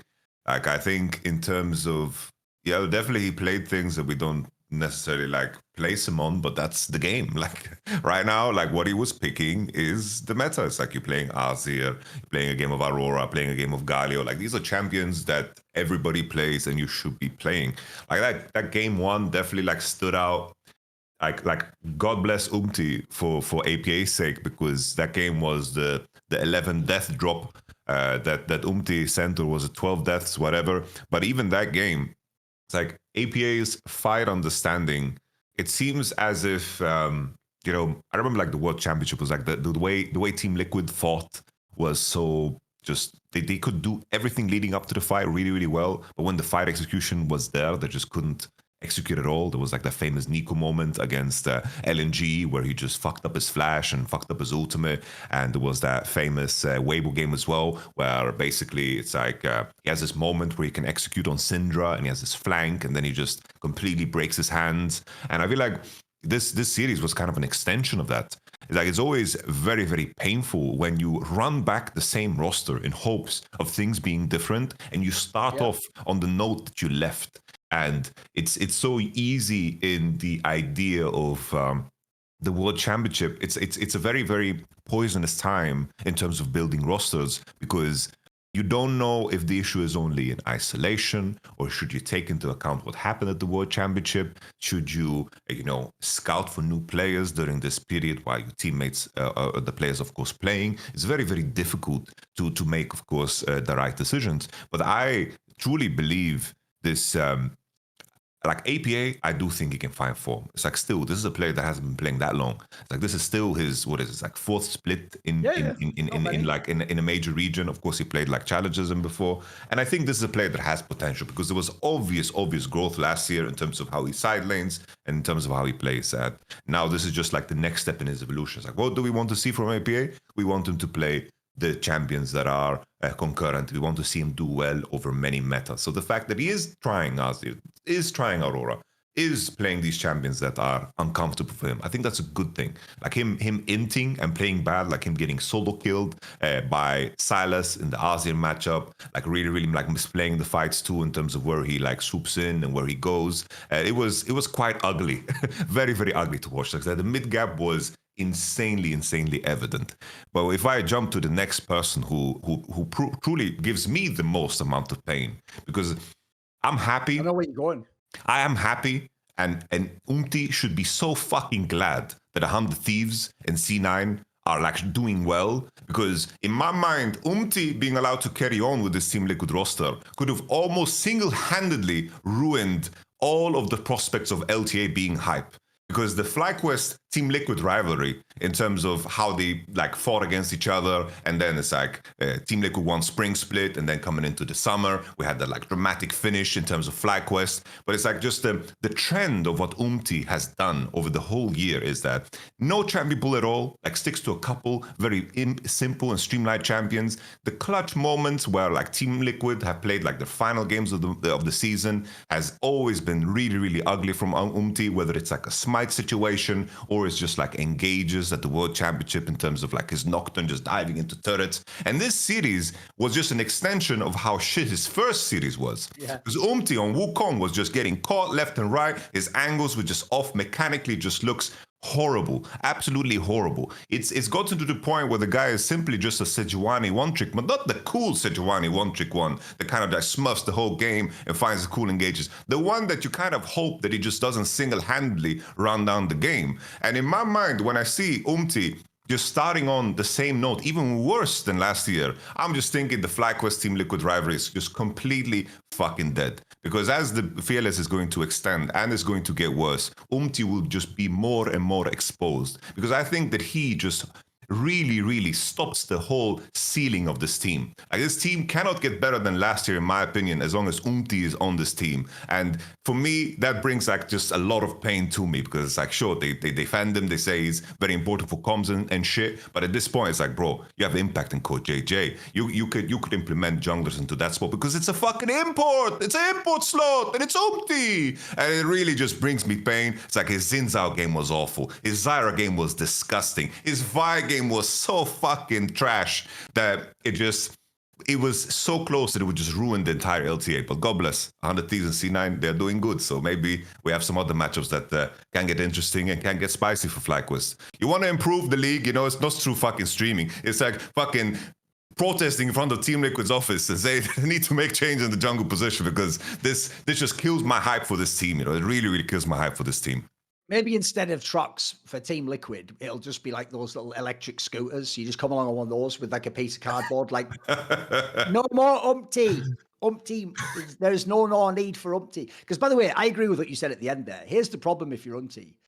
Bro, you're an import. You are aware if I just took River out of that team and put him in your team, holy fuck, that team would go to the moon. What are we talking about? Like, because that's the problem he has in that team. We want to give you credit because he used to be one of the players, if you used to watch LCK about 8 years ago, who was stuck on those bad teams, and he looked all right. He'd be on like Jin whatever the fuck, and they were just trash-ass teams with like barely any actual players in the game. But then he'd do like a pathing, and he'd go, there's something to that game. Emily Randolph used to tell me she had like a soft spot for this player. Then you hear them come to America. Look, even though he tried to do that thing that you all do to him in America, where you arrive and you all teach him like fucked up slang and like rude things to say, and then you think it's funny when they don't know English and they say the rude thing, but then later on they'll just go like, and I hope you die in the next game, and then they're like some in real life, like, and then they're like, oh, I apologize for my statements. I should not have said that about GAM Esports. They are a very good team, and I think that I should. You all did that to him. You all told him you want more personality. That is to me. Whoa, stop the personality. It's too personal. There's so much personality. Yeah, you pissed me off with your personality now. Fucking hell, what do you want? So the problem is, he has a feel-good story, but here's the downside. This isn't a fucking reality series, unlike what I said about those scrims. This is actually a competitive game, and the beauty of the game is, game doesn't give a fuck about your backstory, mate. Game doesn't care what happened to you, what trials you went through. It just cares what buttons you press, and the inputs always register the same for every player, even if you're evil. Could do something there. Let's just leave it there. Just leave it there. Leave that to marinate. You all know what I'm thinking. Even if you're evil, you know, at the end of the day, you can still hit a Tristana shot. Buster or not. I'll tell you what, that is a fucking Buster shot. I'll tell you that right now.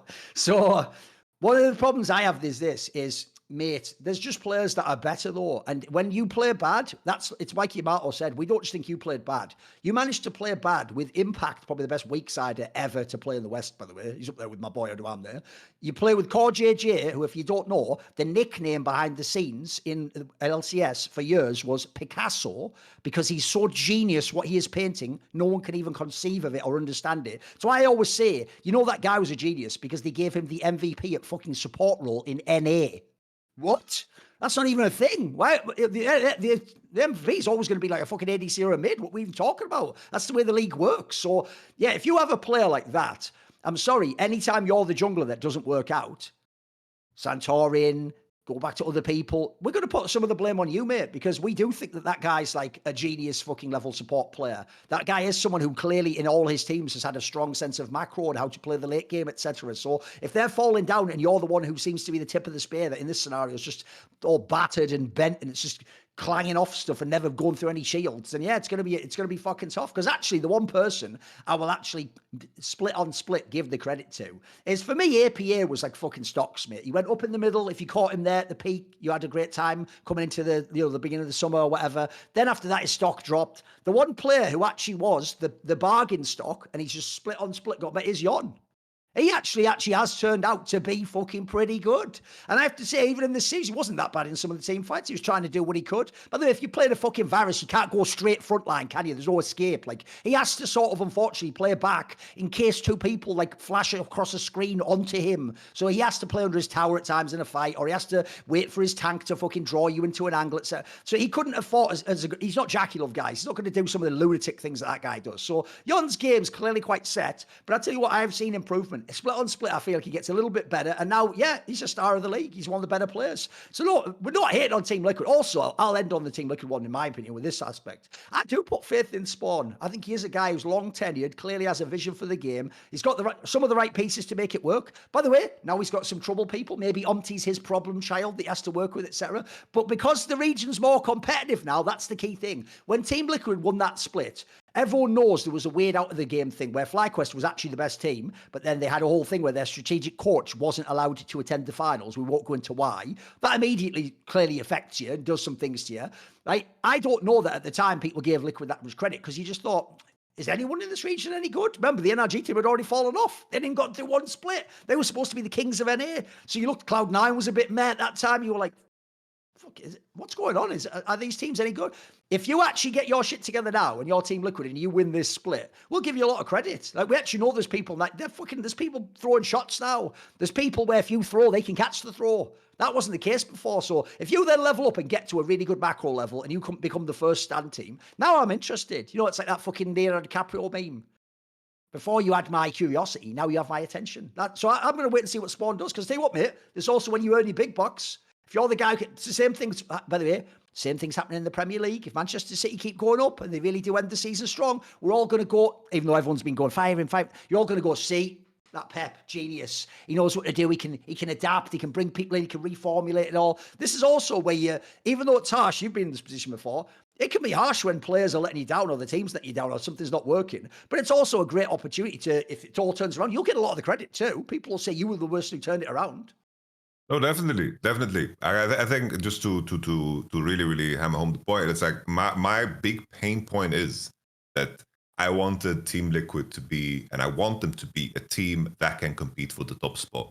And I don't see the vision right now with Umti, because last year, like for example, the FlyQuest finals, it's like you can see based off of, especially with junglers, it's like how much, it's like with other roles, there's certain elements that pro players have respect for. It's like, usually, it's like if mid laners say a different mid laner is good, is usually due to him laning.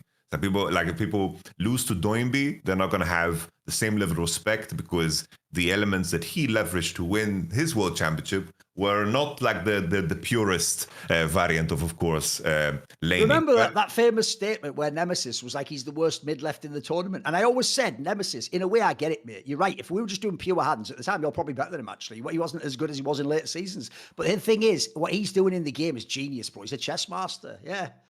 And it's like Chovy is everybody, like every mid lane is mid lane, right? It's like, if you want to learn a matchup, you look at this guy. It's like, that's what people have respect for. With jungle, the assessment of junglers is very, very accurate in terms of like what is important. And it's just like in the interview of like Inspired in terms of how he viewed Umti coming into their finals. It's like he knew already that this guy is just gonna play Sejuani, Maokai, Xin and maybe like Vi. And that's it. It's like those are like the stock standard picks, and you can get pretty far with those. But that series ended off of like a disturbing Umti Lilia game. And this was, of course, a year where there were many periods where like Brand and Lilia and like Nidalee, like these champions were super, super strong. And I think just in terms of like the long-term prospects, like especially now in Fearless, it's like Umti is a player that is going to be fucking exposed. In terms of how fluid you can be with meta changes, Umti, it's like CodeJJ and Impact are similar in the sense that they like to play a set view of champs. I think CodeJJ can go deeper into the pool with the range support because that's something that he just has ingrained in himself. So maybe not super, super true about CodeJJ, but Impact definitely, it's like he basically put his champion pool in basically the effect that he needs to be ready for lane swaps and be strong in lane swaps. And Impact and CodeJJ are like some of the strongest role players ever to play in the West. So it's like those are the players that you want to have that role. And I think they're going to be missing the firepower from jungle because I don't see the upside right now for Umti. It's like when jungle is going to be facing off against Umti, it's like the other junglers in the league when it comes to Inspired or River, as you mentioned, and Blabber, they all are always going to have an edge over Umti. And they're going to try to band-aid the gameplay with some, Maokai stuff. But everybody knows this now. Everybody knows this. And it's a player that can be targeted because APA is not going to pull the same amount of bans like he did in the past. Like there's not going to be like a Ziggs game ban, like Ziggs ban every game, a Nico ban every game, or like Aurelion Sol or something. So as the team lands, I just think that their weaponry and is just so cut in half by the simple notion that Umti is here, because I can't believe a player like fucking 8-9 years into his career to find some new level of mechanics to like express himself with. But if they find somehow a way to piece it together, I'm with you, bro. Spawn to the moon. Like if they manage to find a way to function and be like a fucking powerful engine again with the pieces they have, damn, I would be very, very impressed. Also, here's what a hater I am. I'll just point this out. In the same way as I always hated NA trash talking EU, because it's like I'd look over and you're just carried by either EU players or fucking Koreans. And I'd be like, where's the NA part? Like, what are you talking about? In the same sense, right now, you're all going, and NA was above EU at the last Worlds. I'll just throw this out there for you. It's obvious. So FlyQuest, they're actually European coaches, some of the best Europeans ever. In Team Liquid, you've got an Australian, and one of your carries is Australian too. You go across Reapered, Cloud9. Give me a fucking break. You know what I mean? They're not these people from NA. By the way, coach doesn't even require hands. Has anyone in any got a functional brain? Do you actually know how to understand the game? Or do you only know how to talk about it? The difference is, I think you should just all stick to talking about the game. You should all just be Captain Flowers. You should always be like, here we go.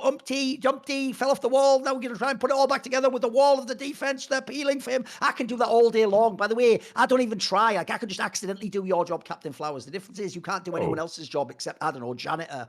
Because you're cleaning up the team fight, and he's coming in, he's mopping left, he's mopping right, he's MOP, anti-up, bitch, because this team fight just went to another level. He's pushed all in. Like, I can do that all day long, mate. It's easy. That's the goal, man. You gotta walk on him like that, bro. Come on, man. His skill is evident, bro. You got beef with him too. Don't tell me you got beef with him too. Because when that Danny shit come came on, man. out, when that Danny shit came out, he was one of the people who didn't say anything, even though if you remember, he was actually, I believe, paid by evil geniuses to be in that video bragging about worlds, where it was like worlds. You remember that one? Like he was in that fucking video, if you don't remember, flossing with someone who, this is all I need to know, Yamato. I was so successful in putting the truth out there about that person. They didn't just leave the company as CEO, Yamato. They changed their name. They had to change their name so that then when people Google them, they don't find that same person. Like I'm on some sort of level, bro, where like you have to like go to like a fucking alternate dimension when I fuck with you. You know what I mean? Like you just have to go to like the dimension where Thorin doesn't exist. That you just exist in some fisher village going, I'll just live a happy, quiet life now away from the cameras. So anyway, listen, also, Captain Flowers, what he does, he's actually got talent at it. But that's also the role where there's loads of people have talent like that, like fast talk. By the way, Rekkles is better than him at that, in my opinion. I also think you have some people that are just goated in. I think Atlas is the fucking king, mate. I think he's fucking. He should be on LCK. He's the best. So yeah, there's some fire ones. Lyric was one of my favorite on the LPL. If anyone wants to see that one. So anyway, then he also did what I think's the maddest angle of all time. When I brought up to Captain Flowers, like. Essentially, like well, you just had shit to say about Danny, and that was like a fucked up scenario. And somebody who I believe her and his girlfriend Ovley had even called that woman her friend. So one of your friends is doing this to players. You have nothing to say. And then his clapback was, "Oh, I thought you had me blocked on Twitter from when I called you Joffrey Baratheon." And he was looking around like, "Did I do something, guys?" It's like, what even is that clapback? What? What clapbacks? Like, sir, we found all these dead bodies in your basement. Yeah? Well, didn't you one time ban me on Twitter? Who's sensitive now? What? Like, tape this area off, bring in the police. Like, you know, what are you talking about, bro? So anyway, listen, everyone gets the clapback. You have to understand that, Yamato. But I do it on my platform where I'm powerful. Not on, he has more Twitter followers than me, probably. So I do it on here where I have the mic. Anyway, that's all a side thing. That was just about people in NA only being good at talking and hyping the game. That's crazy because it's like everyone makes the point about mainstream media, but it's like influencers behave exactly the same way, bro. It's all about points. Yeah. It's all about points, bro. That's why I've got a different philosophy. It's all about points. You're going to love this. In that sense, I'm the boss FFF. Clip that. Just clip that out of context and just put that on the internet. The reason why is because I'm using an int to win strategy. Right? Here's what I do, Yamato. I'm like, the boss actually does do it properly to try and win, but I'm like the asshole top laner. Oh, I'm going to die a few times in lane, but because I'm also going to get some kills back and plates, I'm also going to get my items. Look, it's going to be a nightmare for my ADC. He's going to have a fucking terrible time in the team fight, that Rekkles all over his ass. But tell you what, I'm going to get my items, and I'm going to do that Gwen bullshit, that, the edge of the fight. Like, I'm going to be fucking loving that shit. And no one can even do it. I'm untargetable. So anyway, here's what I do, Yamato. I'll give you an example. There's a player in Counter-Strike. He's actually one of the best players in the world, and he plays for Navi, the team that was #1 last year. He's called GL. He's from Lithuania. And me and him have like a wrestling beef where he would never say anything actually too personal, but he always tries to imply like I'm an irrelevant clown or an old man or whatever. And I always just do the thing where, because he's got a massive head, like one of those fucking Easter Island things, I always do a whole thing about how he's just a moron. Like I even did a joke the other day. I was like, I've heard they're making a documentary about GL and his life. And so you think, oh, right, like, you know, they're coming from Lithuania.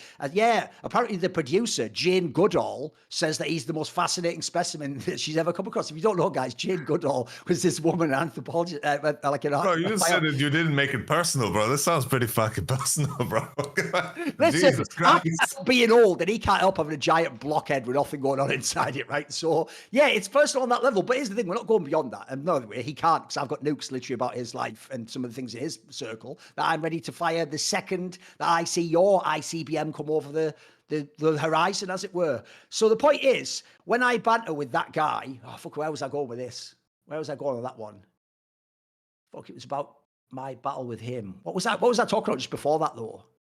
We were talking about, I mentioned like that, you know, mainstream media has become, it's all about points. Well, that's it. Yes, it's in to win. So here's the point. When I make a really funny joke, he will even respond. And by the way, a little side detail. He once did a stream where on the stream, I actually I might even have hosted him or something. He even said something on his stream, like, Oh, Thorin just said something, but he said, but I'm busy. He said, he wasn't joking. He said, but I'm playing right now. And the problem is, guys, I would need like 15 minutes to come up with a reply because he's just not a super smart guy. By the way, that's actually something I wasn't good at the beginning. It's a secret. I've learned how to be very, very fast making comedy connections and just hop from one thing to the other. You have to build that up. You have to put in a lot of reps to get good at that. It's why, by the way, everyone on Twitter can think they can burn me. You would never last on a desk. On a desk, Shaq tried it, bro. He couldn't come up with something. He couldn't come up. He didn't even have a response to "you're fat" and he's Shaq. Bro, he has to have heard that one before. You know, his response was like, yeah, maybe I do boxing and beat you up. It's like, that's like some grog shit, mate. Grog, drop heavy stone on your head. Then you not be so smart. Grog feelings hurt because you said Grog ate too much wild boar. So anyway, when I do that, here's the to-win strategy. When I do my tweet, a funny joke with nuance, the Zoomers don't get it. So I get, 600 likes. When he replies, the equivalent of like, no, you. That's like 2K likes. Now, to an idiot, Yamato, he won that battle because he got 2K likes. No, I just generated 600 likes. You're aware if I didn't do it, I don't have 600. The 2K doesn't come out of like my bank account or something. I don't lose anything there. In fact, do you know what? This is going to really blow people's minds because, I said we have sort of a wrestling beef. We're both benefiting off this. Both our fan bases are loving this and they're loving the dynamic. We're actually elevating each other's brands and creating a storyline a la wrestling out of all this. And now people are going to want to see us fight at SummerSlam, whatever the analogy you want to put in for Counter-Strike would be. I won't say more than that. I'll keep it tangled out there. Delicious in it. So anyway, just wait for fucking WrestleMania. That's all I'm saying. And I will hit to win. I don't mind. Listen, I'll take 1 million L's. I don't give a fuck. I'm like, the difference is I'm sort of like fucking Notorious B.I.G. I do take 1 million L's to the face, motherfucker. And I ash the blunt in that bitch and fucking walk out and let the thing explode behind me. So anyway, I think we've done, here's the problem. I think we've done enough about LCS. We've done enough about LCS. It's going to fix itself. By the way, it's not a 2-team region. It's now a 4-team region. Now, let's go over to LEC, a 5-team region. Do you want to talk about LEC? Should we do it? Let's do it. Where do you want to start, man? Before we do that, though, Yamato, because to me, before, it was a bit obvious and a bit like straight in the LCS/LTA, that was a bit of a square region, wasn't it? A bit of a square space, some might say. But a much better square space would, of course, be the website design company, wouldn't it, Yamato? Because this video is sponsored by Squarespace. And we would like to just let you know some of the features of this. So Squarespace is the all-in-one website platform for entrepreneurs to stand out and succeed online. Whether you're just starting out or managing a growing brand, Squarespace makes it easy to create a beautiful website, engage with your audience, and sell anything from products to content to time, all in one place, all on your terms. Now, what I would say about this site is, I've known about this sponsor for years. They actually used to go way back to I think they used to sponsor Joe Rogan 10 plus years ago when I was first watching it on the Come Up, etc. This is one of the OG podcast sponsors. So first of all, they actually have put a lot of their marketing money out there into the community, into things that people actually like, not just, splashed across all of mainstream media. So I appreciate people like that anyway. And then also, because I am someone, the joke is I've told the story before, that's actually how I got my start in esports. I knew how to do HTML. I was going to make my own website. If there'd been something like this back then, I would have never wasted my time doing that. I hate doing annoying things like learn how coding works or all the annoying thing. Oh, fuck, I left a hash thing open. Oh, fuck, what have I done there? Tiny things that fuck it up. I'd have rather than just been something like this, because one of the best thing is this, to make a website is idiot proof. You are literally going through and picking templates, and then picking between options, and you're not just picking them willy-nilly. It's not like you're making some fucked up my NBA character from a game or something where he's really tall but he has bad shooting. No, it's things like when you're picking the things, they're also all going to very seamlessly look good. It's going to look fantastic. It looks really slick. No one will know, by the way, that you used a website like this. They'll think you just hired someone to make you code up a website for you. And because it has all those features integrated e-commerce, etc., that's the sort of thing you're scared to code yourself. That's the thing when it's bloody hell, how do I integrate payment systems, and I want to have MasterCard and Visa on there, and maybe I have PayPal options, and as they say there, maybe I don't just want to sell items and have to ship them. Maybe I want to sell things like my time, I want to do coaching or something like that. So one of the other things is it also just works. They've just got the legit tech down where you tell them what you want and you design it all, it pop out, and it can be done so quickly, by the way, and it's just legit. So I'll tell you a few of the features they also have. They have the Squarespace payment system. I've just been talking about the e-commerce. It's the easiest way to manage your payments in one space. Onboarding is fast and simple. Get started with just a few clicks and start receiving payments right away. Plus, and this is key as well, give your customers more ways to pay with popular payment methods like Klarna, ACH Direct Debit, Apple Pay, Afterpay, and ClearPay. So some of those are like Direct Debit's US, Afterpay is US and Canada, and ClearPay is UK.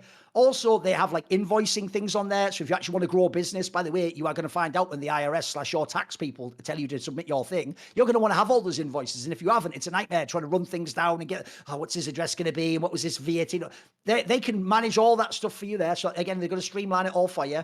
Then they've got actually special things to design. So they're using AI tech themselves to help design the website. So they have a thing called Design Intelligence from Squarespace, which combines 2 decades of industry-leading design expertise with cutting-edge AI technology to unlock your strongest creative potential. Obviously, there is a creative element to AI. You have to input what you want, don't you? Design Intelligence powers anyone to build a beautiful, more personalized website tailored to their unique needs and craft a bespoke digital identity to use across one's entire online presence. And then finally, the hardest thing about having a website is it's not 1997 and you can't just link everyone and everyone just goes to it. People go through search engines and they go through websites and they rely on the fact that like these aggregate the top things, and that's the first thing you're shown. SEO, like search engine optimization, is a whole field where people are not only specialists, you're always having to get ahead of algorithms. You have to be a wizard to know what you're doing with that stuff. They have them. They already have SEO tools. So it says get discovered fast with integrated SEO tools. Every Squarespace website is optimized to be indexed with meta descriptions, an auto-generated sitemap, and more. So you show up more often to more people in global search engines. Don't worry about any of those terms mean. They'll take care of that. You just pick it. It's all part of your Squarespace purchase. So head to squarespace.com for a free trial. And when you're ready to launch, squarespace.com/summoning, save 10% on your first purchase of a website or domain. There you go. Squarespace.com/summoning, save 10%. And by the way, save loads of time and hassle and energy and having to learn about 50 different fields. So thank you to Squarespace. Now we will talk about the LEC. Very much a different kind of space. Let's go. Where do you want to start in LEC? We could go anywhere on this one. So where do you want to start? All right, we could talk about the matchups. We could talk about like what we saw so far. Like, I guess like something that stood out, right, is just I think there was definitely like a fall off in terms of like the younger team, so to speak. You know, it's like the GX, the KC, and even the Koi. Like I think something that really stood out was like in terms of looking at how everything panned out, for me, it's very clear now that like Fnatic and G2 are going to be like the teams to beat. It's like a class is something that takes a lot of time to build and to figure out. It's like we basically ended with Fnatic being on like a 8-win streak and G2 being on a 4-game win streak, beating some, of course, of the teams that are considered in the top 5. KC, I think, you know, the main thing for me is in terms of their performances, I do think that they were put in situations where some of the concerns we might have had when this roster kind of came up, some of those concerns showed. I think there was like a lack of precision, some lane swap scenarios. You could see like the inexperience shine through, but nothing necessarily that was like a big cause for concern, in my opinion. I do think that this is a team with a very strong like mechanical ceiling, and I think that they can bounce back from this as long as they, you know, figure out exactly like what they want to draft. It would be like interesting to see how things will develop for them in the Fearless. But GX is probably the team that I have the biggest like alarm bells about, because there's this new meme now that there's like a sack down curse because Jackie's had whatever it was, the NBA 2K cover of curse in like the NBA or something. Yeah, right? Pretty much. Yeah, it's like me and Dom, we said to Jackie's face, right? So the episode ended with us saying, "Oh, who do you think, Jackie's like? Who would you put in the top 5?" And he's like, "Yeah, GX, of course, we're gonna get first place." And then he's like, mentioned a bunch of teams. And then Dom said, "I put you guys 4th in the top 5, and I put them 5th in the top 5," just straight to him. And then Dom did the usual thing. Nice, we just invited him here to ruin his confidence. Nice. And The main thing for me that stood out about Giants is that in terms of like team play, coordinated play, there wasn't anything that really stood out besides that one game they beat Casey in, where they had like that really, really nice lane swap scenario. But even that was off of like a very clever closer play. I do think that individually these guys are super, super good. But after that week 2 stint where they dropped the Nidalee and the Smolder, it feels like that patch, even though it wasn't that large, it seemed like they couldn't really find themselves again in terms of what their identity should be. I think in terms of team cohesion and how they pretty much just act on the map, it's kind of like the polar opposite of Koi in a sense. Like Koi is very, very coordinated. They're all on the same page. They all like approach the same camp and same objective to fight together, while GX kind of win games off of like just mechanical skill. It's like June did some crazy engages. We had Jackie's having wonderful moments, whether it was on Akali or Yon or some of the other mages like Victor. This is a team that I think that over time will just fall short of the other teams. And I think we saw a lot of that already in this week 3. Jackie's, if he is not going to perform super, super well individually, this team will definitely be like exposed, because I did think in the first 2 weeks that Jackie stood out as like a top 3 mid laner, but after this one, like he got smacked around by Humanoid in that game when he was playing the Aurora. So this is like, for me, already like alarm bells, you know? It's like GX already losing footing now. I thought it's going to happen later on in the season. What do you think about what GX thought it? The key thing for me is if you look at the squad, there's not really, except for the fact that like obviously you did have that bot lane in Fnatic, you are just throwing together a bunch of players. It's not like it's some like existing core that already had. You've even got a brand new coach, who, by the way, in every team he's in has his own philosophy on how the game is played. That's an example of the squad. If you're supposedly based on that Sheep esports report, they were also like, 8th in the league in spending or something. So actually, first of all, they're doing fine. Like they've even had some big wins, obviously, early on. The Koi one's no joke. The KC one, rather. So I think like what they've shown so far is all right. I'm with you though. This is why I kept reserving after week 1 that real bullshit of like, are they top 3? No, whoa. Strength of schedule is a thing, my brother. Like we've got to wait and see on that one, and we're going to let people have a chance to warm up a bit. And once people are warmed up, now we're actually into the thick of it. Now every team basically has shown you something. At the moment, they just look like what you call like a gatekeeper. They look like a team that like they're the team that could maybe challenge and go to a semi-final. I don't think they're going to be in a final. I don't think they're going to be the championship. I don't think that's even on the table right now. But I actually do have a lot of faith in Kyoto. I actually am a big fan of his game. I've always thought he's someone where, except for the one team liquid super team, which I will always point out, they took draft away from him in the first split. So in my opinion, he didn't even coach that team. And also, he had just giant players that wanted to play their own way and aren't coachable in that sense. There's a reason why people want rookies like Mac and Pad and all the rest. They're malleable. You can shape them. I think if you give him pieces like this, though, he is that sort of person where he'll just get them better than they should be. Like he'll have them primed. So give them a bit of time. I think the mechanics are there. They can still get it together. They can still solidify. They can still challenge the Garmin Corps and the fucking Kois of the world. I think that's totally plausible. I don't know that, like, Fnatic for me is beyond them. G2, if they get their shit together, should be beyond them. But actually, right, they're in that pack beyond that. They're in that pack. And I could see them getting stronger over time as opposed to teams that were strong initially and fell off. So I could see that happening. Okay, what about, you addressed them earlier. Let's talk a bit about Carmine Corp, because here's the angle. Everyone is going to think, because fans just never get it, bro. They always think like, oh, he should change his opinion. Yeah, when you change your players and you get much better players and you play better, I changed my opinion. As the old classic quote goes, when I'm presented with new evidence, I change my opinion. What do you do, sir?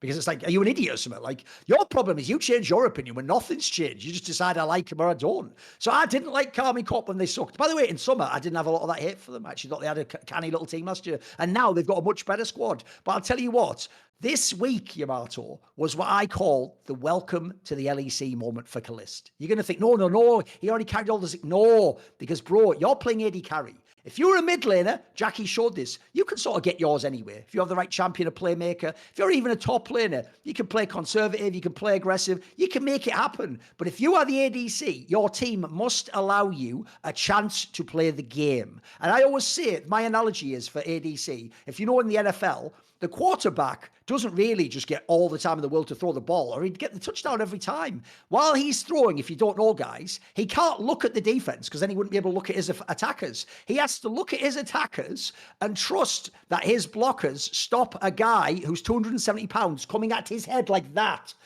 Like that. And even if the guy's doing it, he still has to try and throw while the guy's going like that. It's crazy. So what I always say about ADC is, if you want me to actually play ADC, say I am Kalist, say I am FBI, say I'm Upset, some stud mechanical ADC, you've got to give me what they call the pocket in the NFL. You've got to give me that protected area for enough time that I can operate and do damage and go in and go out and walk on that damage line. If you don't, if their front line's all over my face all the time, or we're down in the game, or we have I'm an item behind, or all their fucking solos have cracked out the game, I'm gonna have a really hard time. In this game, I don't even put a lot of blame on Kalist. This is why it's welcome to the LEC for AD carries, my friend, because you've just experienced the hell on earth, which is your team never even let you get into the game. Like, we all wanted to see, hey, heavyweight matchup, bro. This is like Deontay Wilder versus Tyson Fury. It is Upset against fucking Kalist, the new kid versus the old dog who still hasn't won. No, because Upset was playing and having a fucking grand... He was having the best time of his life in that game. Kalist was like, can I please just play League of Legends? I haven't even got a chance to attack anyone. I can't go in. I'm getting killed all the time.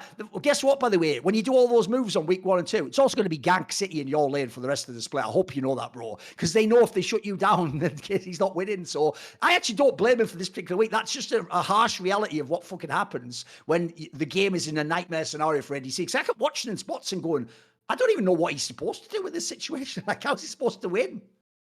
Oh, that game blew up so damn fast, and I'm with you too. I don't think this is a game you walk away and you blame Kalist for it. It's like at the core of this matchup is just everything that makes me so fucking excited about Fnatic. You know, it's just like Razork and Mickey are just too insane. Like, they just control the flow of everything, and the moment like Vi just reached level 5 and he took the Drake, I just knew that game was over. They found like a really, really nice snap kill on bottom side. And I remember hearing Mickey talking about this moment in an interview. He's like, bro, in that moment, I didn't think we could kill him at all. But Razor just fucking saw it, snapped, and I just trusted him. And that's like the level Fnatic is operating level under. Of suffering, Yamato, to be an ADC down in the game, and then they have Razork on Vi and Mickey X on fucking Rakan. Like, bro, you can't even step forwards. Like, it's over. They're demons. They're going to be all over your face like cats on a laser pen. 100%. It's just like that game. I think it just showed Fnatic's class. I think that KC, in terms of what they drafted, was a little bit too 2024 coded. Yep. Because if I look at like blue side champions, it's like thematically, it's like they're picking some good like disengage, some long range. It's like, oh, you have Azir and Ezreal against the Vi. Maybe you can like save yourself against the combo. But Fnatic's composition is just too modern. There's Ambessa, there's Aurora. It's like in terms of the mobility creep and the extension of how far you can go to just murder someone on the Rift is just too far. So like Fnatic prep wise, it's like if I see that blue side draft, I think that's a draft that can win in almost any game. So like Fnatic prep wise, super good, and like Fnatic is just showing me more and more signs of why I think they should win the whole damn league. Like at this point, I'd be so fucking surprised if they don't. And I think there's no shame for Casey here. I think they can just recover by just setting up the draft a little bit more for success. I like some of the Fnatic takeaways, like denying Kana Jace. I think this was like a classy move. I think like blind picking Ambessa, expecting the enemy to be forced in a situation to either pick mid on 3 or top on 3. I think this is something that is a very, very good read, because I think the main difference that teams always need to figure out, it's like it's plausible that you can be like on paper, like your performance can be very good in 1 week and 2 weeks, but everyone's going to view you differently. Like the moment you begin to win, people are going to take a look at you a lot more seriously. And then the prep comes in, and then you need to be able to bounce back from when people like strike you down. So this will definitely be like a test in terms of like how they bounce back, because that game against Vitality was also, I think, in Vitality's hands at many points in time, where KC needed to kind of bring it back through some class. Like the Vitality, they get caught, and they did the usual Vitality thing where they gave like openings, which KC like executed on. But even that game, they were like very, very AD heavy, and they were definitely like in losing positions, because if I remember correctly, Vitality did get out the Khan, they did get the Nashor, and that can get like very dangerous very, very quickly. And then, of course, in the end, they also lost against BDS, where they did try to go for this angle where they like went for the Nidalee, which is something that I think maybe only Razork should play in the LEC, if anybody. They had like this Nidalee draft, which is just a champion that just loses over and over again in Europe. They went like with the Yone, the Kaiser, and the Leona, and that game was very easy for BDS to play. Like they had this full AP composition, and they did the usual BDS thing of playing like very structured and just being there for objectives. And KC like fell flat because they couldn't find the proper execution in terms of, you know, the engage angles. Like, I think also, if I want to highlight like a player that showed some concerning signs, it's Targamas. I do think the support role is something that is so essential. But there's an airplane outside my window. Do you hear that shit? It's all good. Okay, then I just keep going. It was just so damn loud. I thought it was outside my window. But it's just Casey. It's like the main thing that stands out is just Tagamas. It's like I think that could be something that holds back their potential ceiling in terms of gameplay, because Tagamas did do a lot of like mistakes in terms of timings, in terms of engages, and just dying when it's just not necessary in the 2v2. And looking at some of the other supports, we mentioned Mickey, there's also like June, and there's also Alvaro. There's like some stud supports that can have a lot of impact in the game. So this is something to like pay attention to when it comes to Casey's progression, because I do think their AD carry is good. I think that Yike has a very high ceiling too, and the solo laners are capable of competing with the best. So I do think that Tagamas could potentially be the player that holds back their ceiling. I think there's an obvious angle I want to go on here, which is when you're talking there, I've seen this now a few weeks in a row, right, about the junglers who aren't called Razork, who are like, hey, can I have the Nidalee? The obvious answer is no, because you aren't Razork or Canyon or fucking Jun. Like, this is the problem players have, where they really do watch the elite Asian players and they go like, you made this, I made this, and do that meme. That's also a meme from 15 years, whatever. Fuck it. At this point in time, I understand it, Yamato. That's why I'm the historian. It's like I came out of a time portal to tell you what it was like back then, because I was back then, but now I've just come to now. So one of the problems is, just like players do sometimes with top lane, you watch like some sick LPL game and you go, fuck, imagine being that Jace just rampaging the whole map, or that Fiora, look, they can't get to him, he's just fucking just doing it, the ripostes everywhere. The problem is, you aren't him, and even more importantly, your team can't play around him the way that he's him. You ain't him, as the Zoomers say. So everyone likes to watch one of those games, but you have to just tell these junglers, keep it in your pants, boys. Sejuani's right there. You know what I mean? Maokai, they're right there. You can do your work on that. We'll worry about that Nidalee, you know. That's the fucking PhD program. You're just trying to finish fucking graduate high school. Like, don't worry about that, mate. You just stick with what you're doing right now. That's a little bit above your pay grade, as it were. Don't worry. When you go to Worlds, this is why what I'm saying will actually reap dividends. When you go to Worlds, you're going to play scrims in the boot camp, and you're going to experience Canyon's Nidalee, and you're going to realize, fucking, what? That would have been wasting my time thinking I could match this. You'll never match that, bro. You'll never match that. And also, think it through. They play against Canyon's Nidalee. You guys can't handle Razorks. If you handle Razorks, I'd forget about it. I'd go the alternate route. I'd go the route of the anti-Nidalee type comps at that point in time. So, no, that one was a step too far, right? I want to pivot, because obviously every week we have to glaze Fnatic, don't we? They're just the best team. But here's the angle I want to go on. You coached him. You know him, right? I want to talk about the return of Upset. I've waited all these weeks so that actually I wasn't doing the unfair thing of like one good week and then, hey, he's back. He's doing this. Wow, we're so back, man. Like, no, if you watch now, he's not just back. He's the best. I mean, as I just pointed out, like, listen, maybe Kalist one day, maybe it'll be soon. Maybe he'll be the best soon. But right now, he's actually got something. You know, when Caps came into the league, Caps himself said this in my reflections. He came in and thought, I'm better than all these guys. Well, except Perks. And then he knew Perks is the one I'm going in for. If I can get better than him, then I will be the best. Then the championships will come. By the way, that's literally what happened. Perks was winning the championships.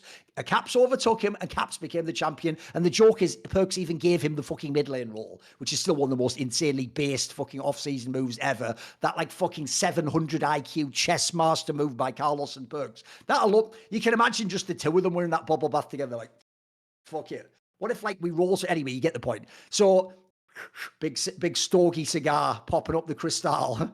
Imagine Fnatic, because if you don't know, the punchline of when they got Caps into their team is Fnatic just initially heard, because he was a free agent, oh, Caps is going to G2. So they contacted G2.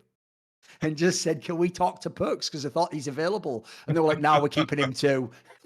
And that's Jesus. why, if you don't know, guys, Sam Matthews from Fnatic just went mental on like Twitter at that point in time, saying they were like poaching or whatever. Like, it was fucking amazing. So anyway, but I noticed he didn't go mad when Rekkles just said in the offseason he was going to leave, I was going to stay, and then left for G2 himself. That one didn't seem to elicit the same anger. But anyway, that's just one of those weird things. So Upset is back. And the key thing is, if people don't know why I always pull for this guy, I'll give you a quick breakdown. So obviously, my dude back in the day was Forgiven, right? It was actually two players. People don't know this. It was Forgiven and it was Freeze. Because these were the guys who not only had the hands, by the way, Rekkles always had the hands, they played the edgy style. They were trying to be like Western Uzi Eye. They were trying to be Studs or Imp, etc. Whereas the difference is the Rekkleses of the world were more like you fucking defts. They were, you play like a bit more casual in the lane. You get to the team fight, you just do damage. People peel for you. I prefer the sort of, it's funny because we're mid laners, I'm the opposite. Mid laners, I'm not about the popping off Jackie style. I prefer the Larson style. That's who I am. But at ADC, I've always loved the people who can play on the edge and play super aggressive like that. So one of the reasons I always loved Forgiven was just the pure talent of the man. You would just watch him. And by the way, if you don't know the fucking Scrim stories and some of the games he played, oh my God, he was fucking unbelievable. Like, you have to understand, for real, he was getting offers from the LPL to come over way before it was a thing. Like, they were basically just saying, like, bro, we'll just treat you like one of those Koreans that can't speak Chinese. You come over here, have a fat salary, and we'll just fucking team fight around you, and you'll be the poppy that we will raise, as it were. And then he's like, oh, so you're calling me a fucking dog? You have what you say about me? I will not tell you this. Why, you're fucking Turkish or something? Like, I can't do the fucking Greek accent, can I? That was my attempt. I just brutalized the words coming out of my mouth, and that's how you do That's so Greek unnecessary, bro. No, everything I do is unnecessary, bro. Everything I do. But it is unnecessary evil, isn't it? Do you feel in control? Anyway, so going back, that's the reason I love that. By the way, I always knew he was an arsehole. I always knew he was a mega difficult person. I even told him, as I've said on this show many times, once he got to H2K and he was on the roster where he had fucking Jankos and Vander and Odoam there, and he was still complaining about his teammates. I remember saying to him, mate, you will never be happy in life because there aren't better teammates. Like, if you're going to tell me Trick's better than Jankos, by like 5%, you know what I mean? Like, you've already got the best, so if that jungler isn't enough for you, you will never be happy. You're just someone who's it's never gonna work for you. So actually, if you notice, if you don't know, me and Faven had a very public falling out where I called him out after that Schalke shit. Where he came in at Schalke, all the rumors behind the scenes, winning scrims, they're doing awesome, and then they went all like 0-7 or whatever, and then he did that thing where he like agreed he was gonna be benched, but definitely come back for summer, never played another game, by the way, and also that like he sort of like offset the blame to everyone else, and I remember telling him like, nah, if you come back, bro, you have to take it on the chin if you lose. Like, if you come back, listen, a year or two later, we do the reflections interview, and you tell me all the stories. But in the moment, you don't just throw all your teammates under the bus. It wasn't just them. You weren't like fucking the 1v9ing, and then you did some mistakes too. Like, you got to own that one. So he actually got really insulted by that. We had a big falling out. For Freeze, he actually was always essentially, I've always made this joke, he's just gotten by because he was like Forgiven talent, almost, not quite, but he just wasn't as much of an arsehole. He's just more of like, he's just checks, he's just a bit spicy, that's all. He's nothing crazy. He's just a good guy, actually. He's quite a fun guy. If you don't know, Nightshare's his brother, the guy who's in Fnatic recently, guys. So he was also a read talent. But then when it came along later, I was waiting and I was thinking, there's not really any other...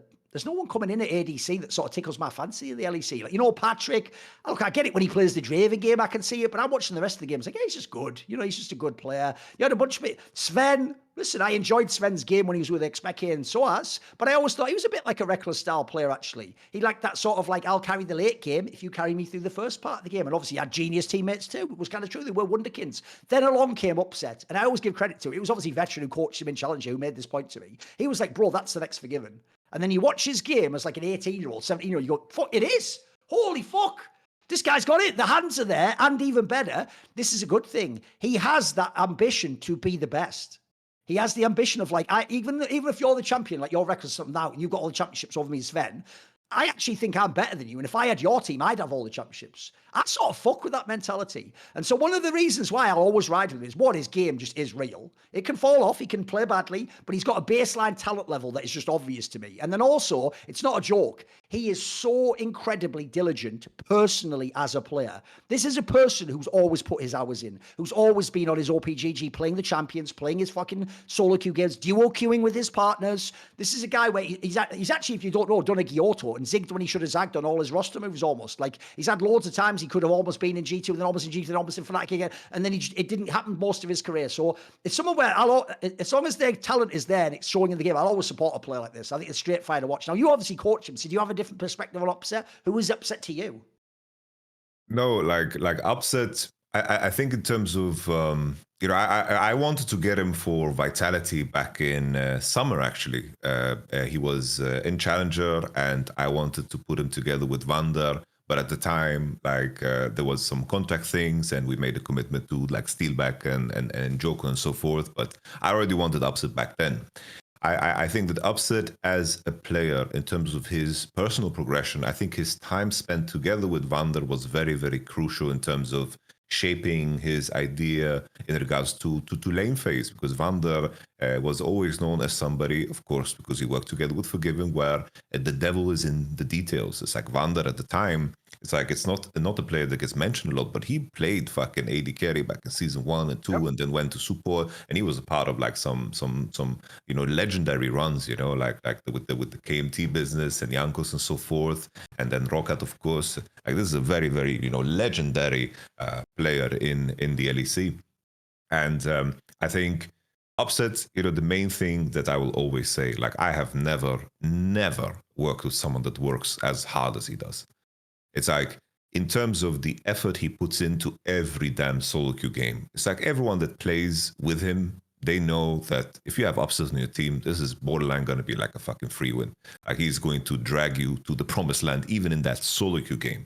And that extends to scrims. It's like I've never been so competitive in scrims against Asian teams than when I was working with Upset, like Upset Hilly, like Whippo, like the way they like just put their effort into the game and really thrive to become like the actual best and cared about the details and never really faltered in their own opinion of themselves in terms of what they can achieve. And the same thing always is like, there was this whole Vitality roster, I would Upset and Bow. It's like they were like fucking unbeatable in scrims, just because it's like just sheer force and effort that is being put in every single game. This extended to Champions Queue as well. Like when Upset was just in the lobby, like he was always just fucking winning the game. Like his output is always super insane, and I think that it's the same old question with like AD carries. It's like what is your team going to provide you? It's like Gumyushi said that Save and State is like famous quote about how a team is like a ramen, and it's like the AD carry is like an egg that you plop in. It's like it's like if the ramen if the ramen is shit, it's like the egg is nice and all, but it's not gonna fucking make you full. It's not gonna make you satisfied, but it does spice like the whole thing up. If it tastes, if the core of it all is nice. And I think the key thing that stands out for me with Upset is just that there's just very little holes in his game. Like there are certain champions that he likes to play less, like the Varos, but even that he played. But it's just like the list of champions that he's been like absolutely legendary on is just so damn long. It's like the Lucian, it's the Zeri, it's the Kaiser, it's the Ezreal. Like all the classics are just there in his pocket. Like he has played like insane Twitch games, Aphelios games. There's just no like real flaw in his game. And I think it's always the same thing with AD carries. It's like when you're on a good team, you do get a lot more opportunities to show that. And it's so clear. It's like, I didn't even mention his Kalista. Like when I had that Kalista game against BDS that was completely monstrous, doing things that very few people would do in the league. And if I contrast now, Upset his performance to the other AD carries, it's like Kalist, I think that he does everything right for him to become like super insane. He's already really fucking good. It's like he has the right approach to things, the right mentality, tries to pressure and squeeze as much as possible. There are like moments where he died to like Capsakali or whatever, but the idea of it all, he's looking to gain as much as possible through every scenario. I compare him also to, of course, like another player that can be like we can compare just to highlight like Upset's strength against Hansama's strength. Is like Hansama. I think I've made this analogy in the past, but it's like Hansama is basically like the Gumyushi of the league, where he's just like the in essence just the player that is going to elevate your support and play like the lane dominant AD carries. While to me, Ups is just Viper of the league. He's the guy who is, of course, just so well rounded and is going to just have like a steady, damn good output no matter what the game is, and have the capacity to really just do a highlight reel if it comes down to it. So for me, it's like, obviously, you are bound by the team that you are working with, and that is going to shape your mentality in terms of how you approach the game, what you can and cannot do. And now, Upset on a great team is fucking delivering. It's always the same thing with AD carries. And it's always, you know, it's like the whole conversation is like what the upset naysayers is always, oh, he's playing for KDA. It's like, oh, he got 10th place a couple of times, which is all very, very true. But you always need to look at like the conditions. And maybe from my side, of course, like I work with Upset. He's a very good friend of mine. So I just state that bias, but bias is just a natural part of the process. But I know what this guy is capable of. And I think that he has enough of a highlight reel when he's surrounded by good teams that he can pop the fuck off. And I think that as long as you put Upset together with the support that is looking to get as much as possible from the game, you're going to get like an AD carry that should be in the conversation of being just the best performing AD carry. It happened with Hilly. It was also a part of the process with, of course, Vander too. It happened also many times when he played only with Ignar. Like there was moments where they just like completely dominated and dragged games. So the hints were always there. And when the writing was so damn obvious, like when he played with Hilly back in 2021 and 2022, 2021 specifically in summer, it was very clear that these guys were just the best bot lane in Europe. And when we got to the World Championship in 2022, it's like they had the capacity to beat fucking Korea and fucking Gumayushi. Like that is not something that you can say about a lot of players. So Upset to me, plain and simple, fucking amazing. Brilliant player. Also, I feel like Gumayushi didn't add a detail to his analogy. It's a very interesting analogy. Also, it's clever because if you know historically AD carries, they always whine that their role is the weakest of the carries. So, of course, even at my best, I'm just the bloody egg in the ramen. Also, you play for Faker's T1, bro, and you have carry top laners. Yes, sometimes you're going to be the egg. Like, if this is Upset, here's what we do. Why are you making ramen? Take that egg and make egg fried rice. It's also about the flavor of the egg, mate. Fuck the ramen.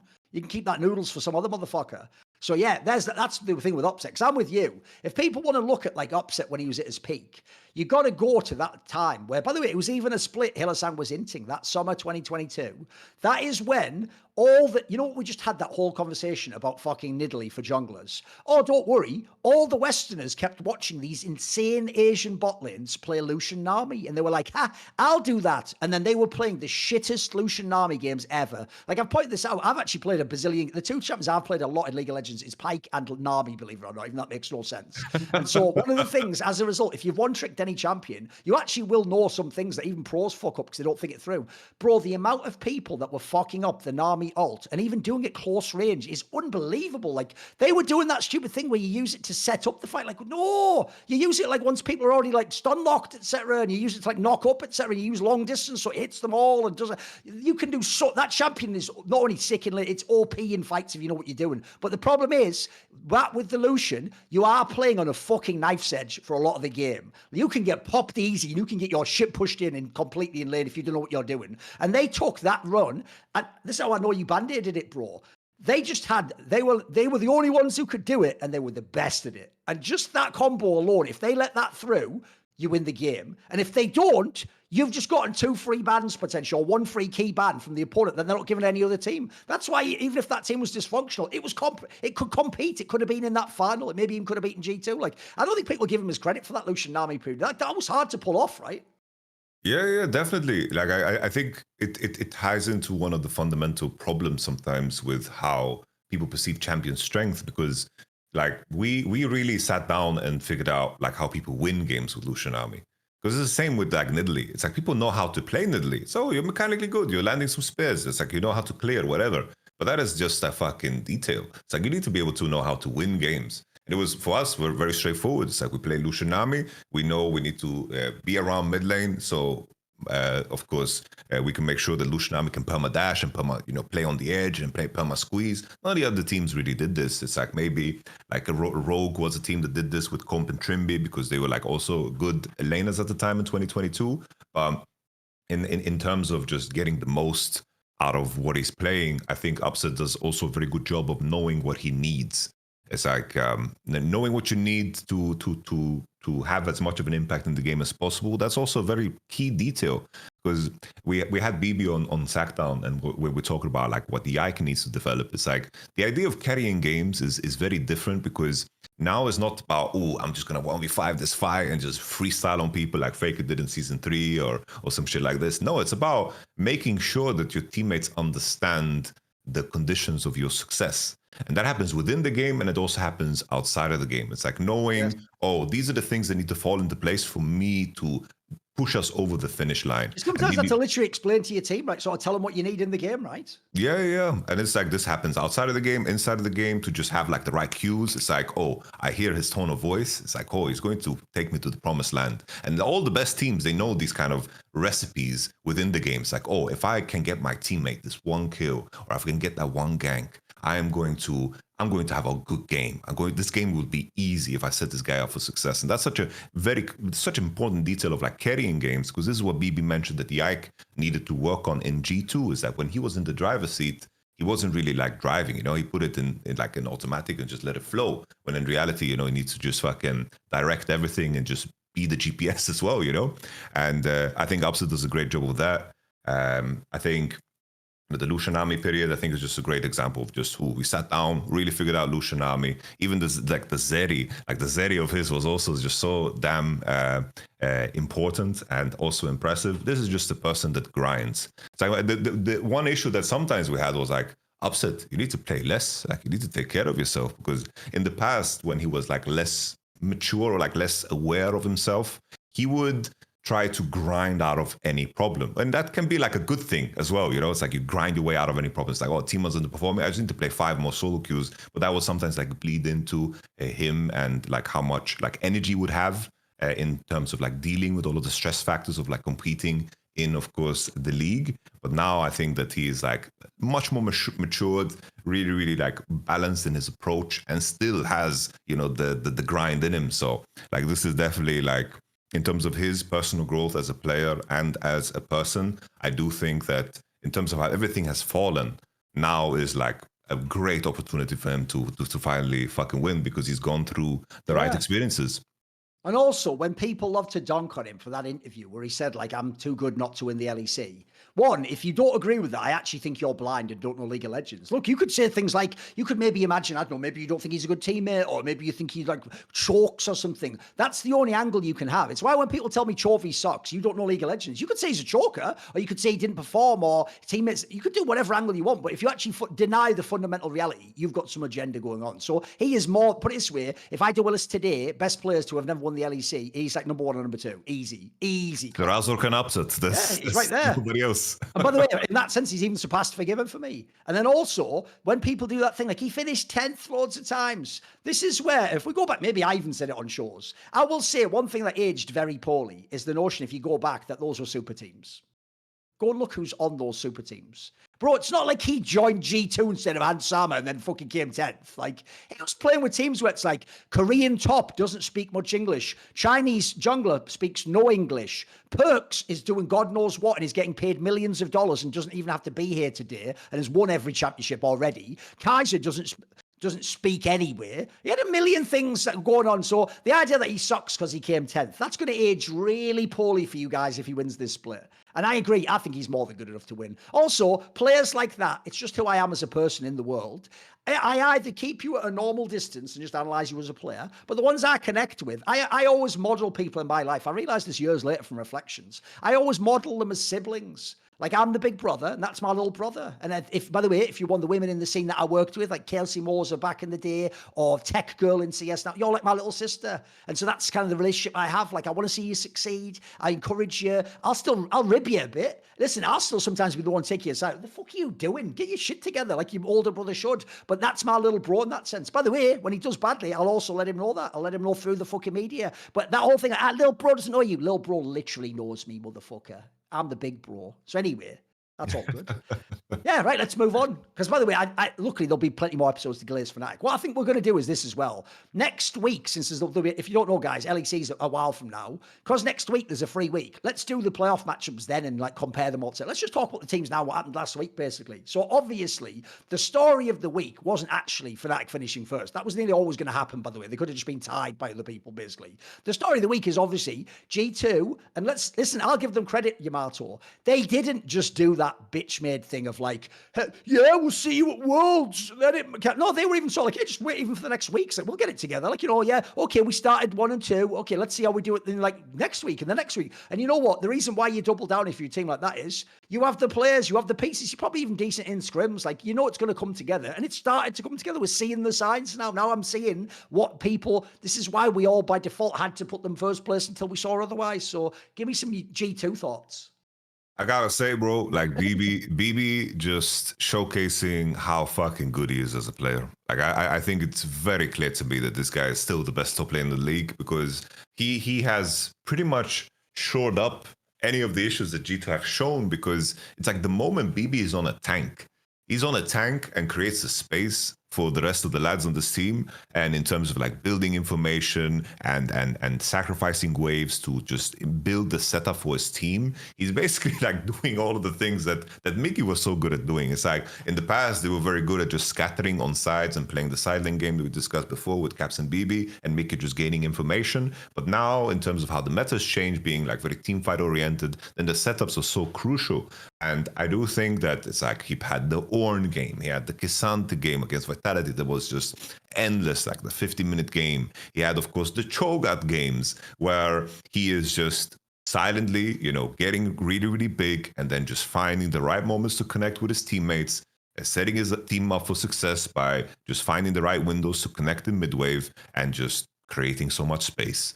And now suddenly G2 actually have setups. They have fights around the objective, because that was the biggest pain point for them in the previous week. So Caps is insane as per usual. I think that a big part of the struggle for the bot lane of G2 is I think that the meta isn't in the ideal place for someone like Hans Sama, because he prefers to play like, let's say, Varus and Misfortune, and these are champions that elevate your support and then you connect and so forth. But now it's like he played a lot more Ezreal, which isn't like his best champ, but you can see that they're aware of the things that they need to change and challenge, because I think that's something important to remember too, is that all of these teams were confirmed for top 8. All of these teams were confirmed for top 8, so if they took a little bit more of like an experimental angle on things, I don't mind. But for me, the big thing, the big story for me is just BB on tanks is like the band-aid solution for G2 to, of course, take them to fights where they can perform and win the game. Scrim, same as usual. I think this guy is a very, very solid player. It's like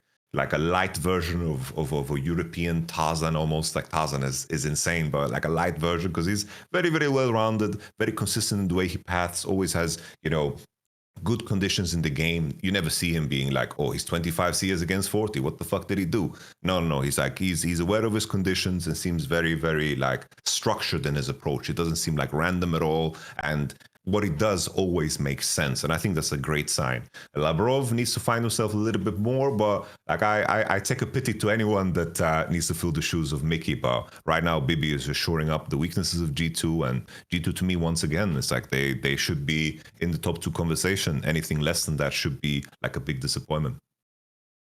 Because obviously, I do still think if you were the other teams, you all done fucked up with these last 2 weeks. Like, you actually let G2 get their confidence back, get their swagger back, beat you. And also, if you even look at who beat them in the end, they didn't even really lose that many of the big games, boys. Like, that's the biggest problem. By the way, now at the end of this first 3 weeks, you're allowed to lose to Fnatic. They actually are the best team. That's not even a fucking hell right now. So there's a lot of teams out there. You had your chance. They were down. They were bleeding. The champ was down, and you let them get back up, and it's going to get hard for you. And to tell you what, we've been saying it the whole time as well. The BO1s is where there is no fearless draft.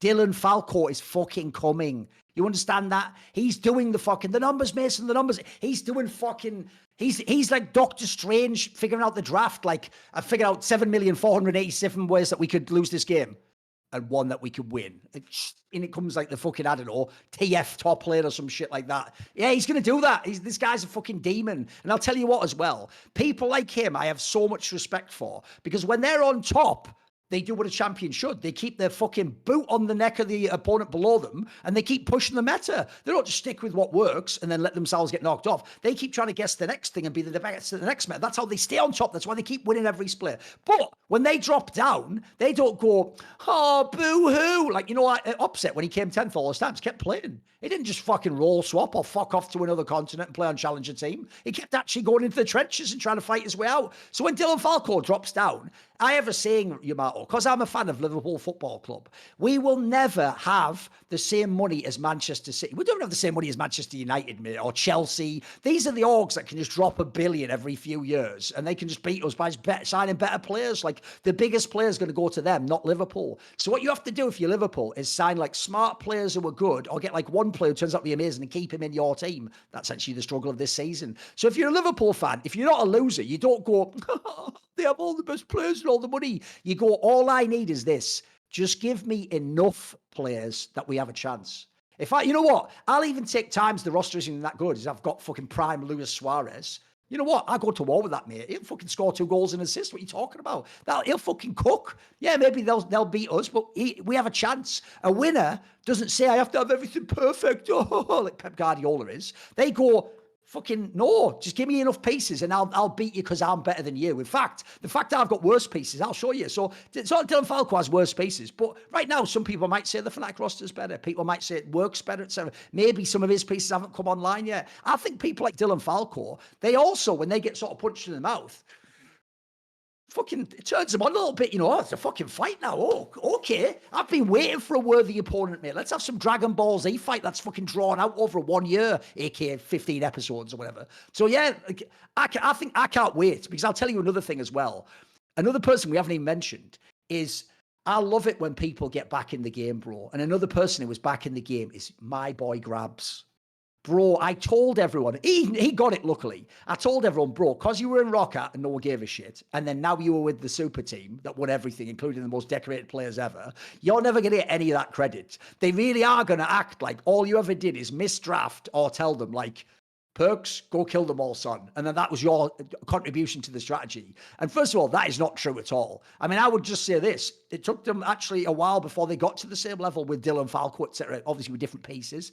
This is a guy where he's had some fucking cursed projects after that. Like, that BDS one was fucking gross, mate. Like, you see the players he had to play with that first split. And even then, by the way, I'm not joking. This is how I know he can coach. He'd still have them in, like, certain mid-game positions where they could, like, have won the game. And I would be like, I wouldn't put this roster in fucking ERLs. And they're actually coming close to beating real teams. And so the problem is, everyone's hated on him and think he's just trash. Give him a G2 type roster of big fucking names and egos and people who are going to have to fit together. And in their own teams, maybe Humanoid, maybe Upset, maybe these guys that have the big problem in the different team. But together you harmonize. That's what this guy does. This guy is the guy who comes in, Phil Jackson, and he works with the big egos. He works them together. And then here's what he does. The reason why he ints the draft and they all get to make fun of him is he's challenging players in the draft. He's not just going, what do you want, sir? Mr. Humanoid, sir. Mr. Humanoid, what would you like to play, sir? He's going, you know what, Humanoid? Actually, I think we should actually test your fucking champion point. I think you need to play this week. For this comp, for us to be one of the best teams, you're going to have to take the L on this one. You have to play that champion and show me you can still be a competent player on it. And you know what? All these other Westerns are fucking up the Aurora. I want to see you on Aurora. I want to see you actually show me that. Show me you're as good as Xiaohu and all these players. You tell me when you go to Worlds, you want to get the chance to play. Show me now. Like, that's a guy where I'm glad to see him back too. I don't know if you have like a rivalry or something. I've always thought Grabs is the shit, mate. No, I appreciate Grabs a lot, you know. I do think that the G2 marketing team, you know, they were funny, I know, but it definitely like put a light on people involved in the project. It's like it worked because they were winning, right? But it's always something that like gets turned on you, because it was the same like with Wunder, right? It's like with the whole World of Warcraft thing, whatever. Yep. It's like it definitely like impacted, I think, your opportunities in off season. And Grabs goes like we had him on the Sackdown now. This episode that just comes out now on Friday, and he goes into great detail about what went down in BDS and like his personal progression. So like the stories that he shared are extremely relatable, and something that I will never forget is when he said, I think it was on the Best Damn League show with you and Dom, where he said that it's like, bro, like I know Yamato has done a great job on this team because that team must be a mess. And I was like, yo, hey, you know, he knows, you know, because in the end, it's like when you work with players that are so damn good at the video game, like they are very extreme at something.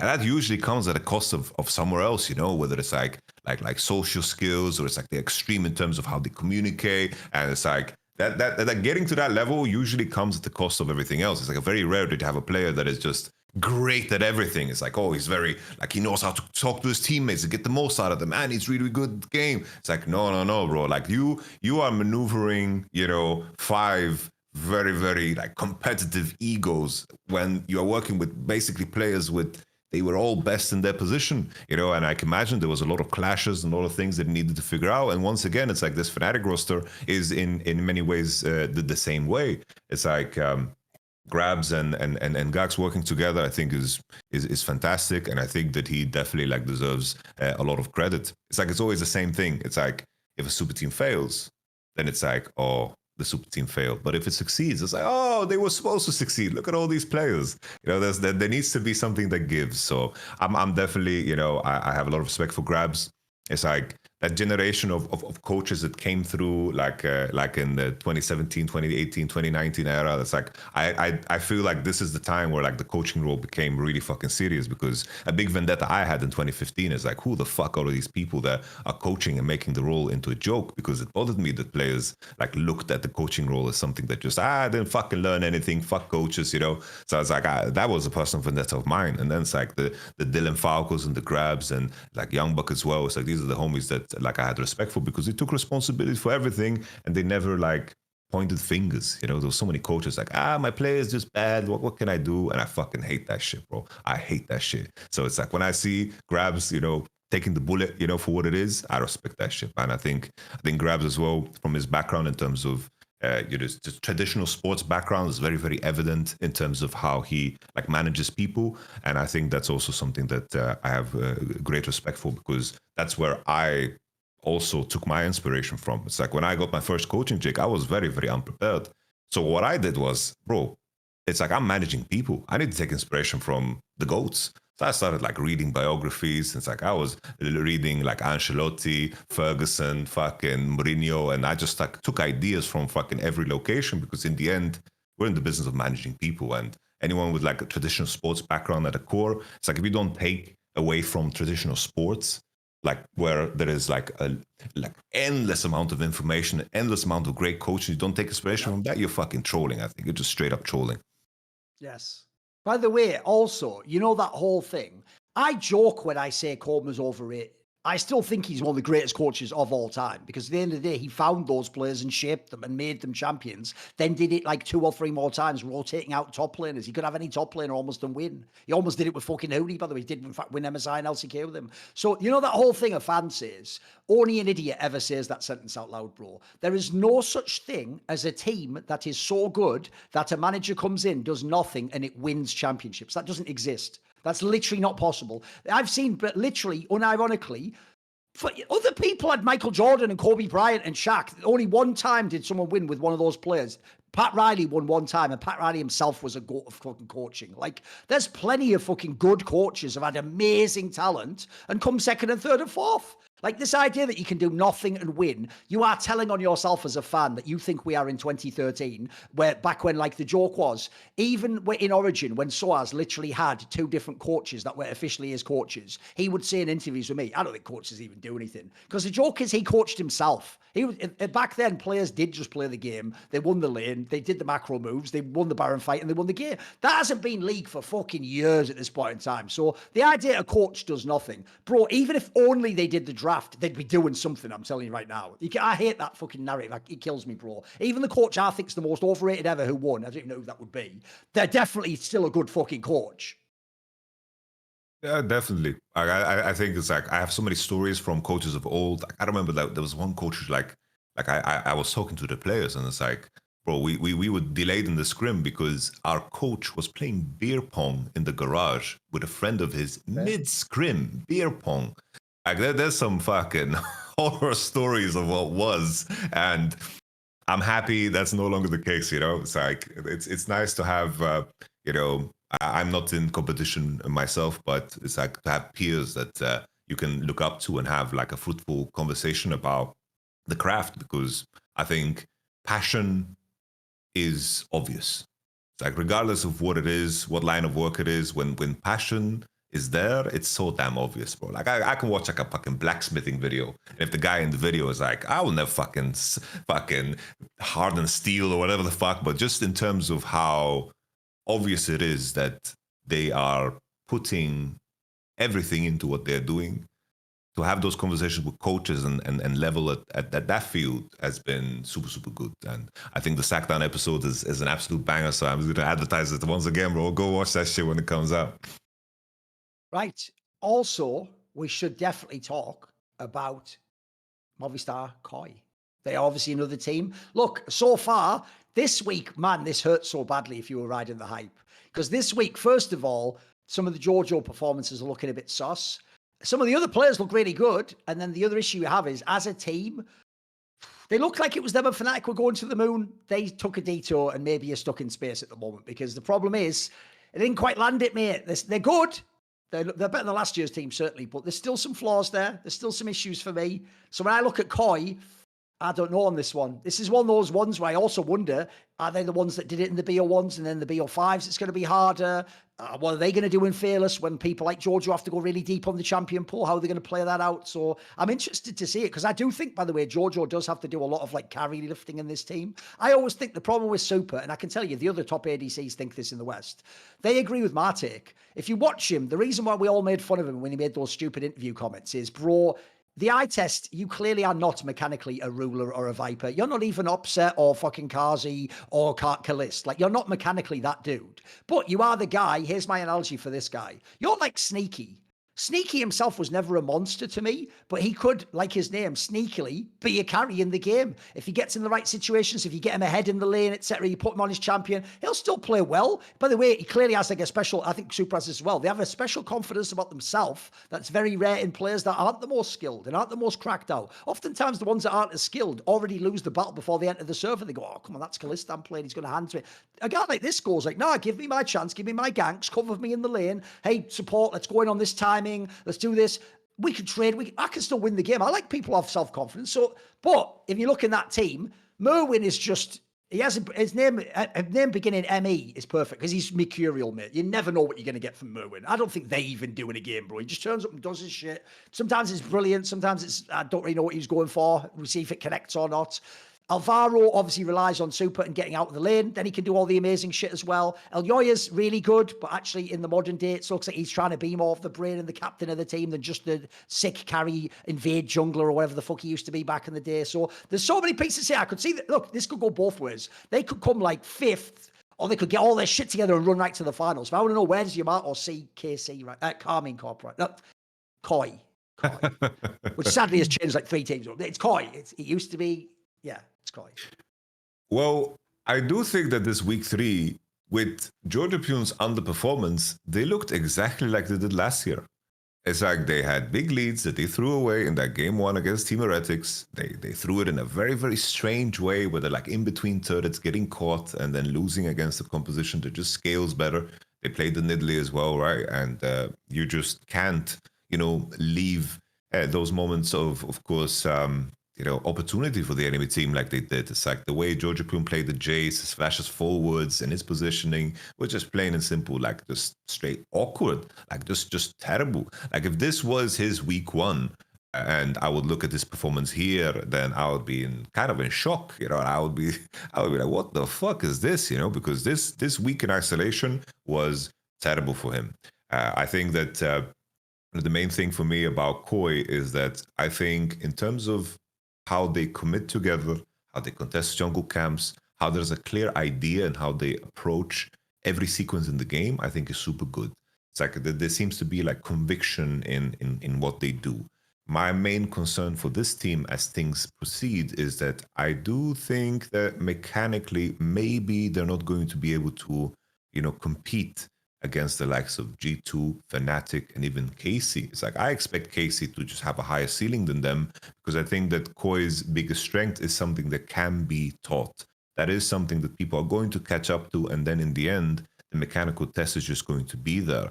A crucial detail for me in terms of Koi is that I do think that when it came to their deeper runs and seasons, it usually came down to their preparation.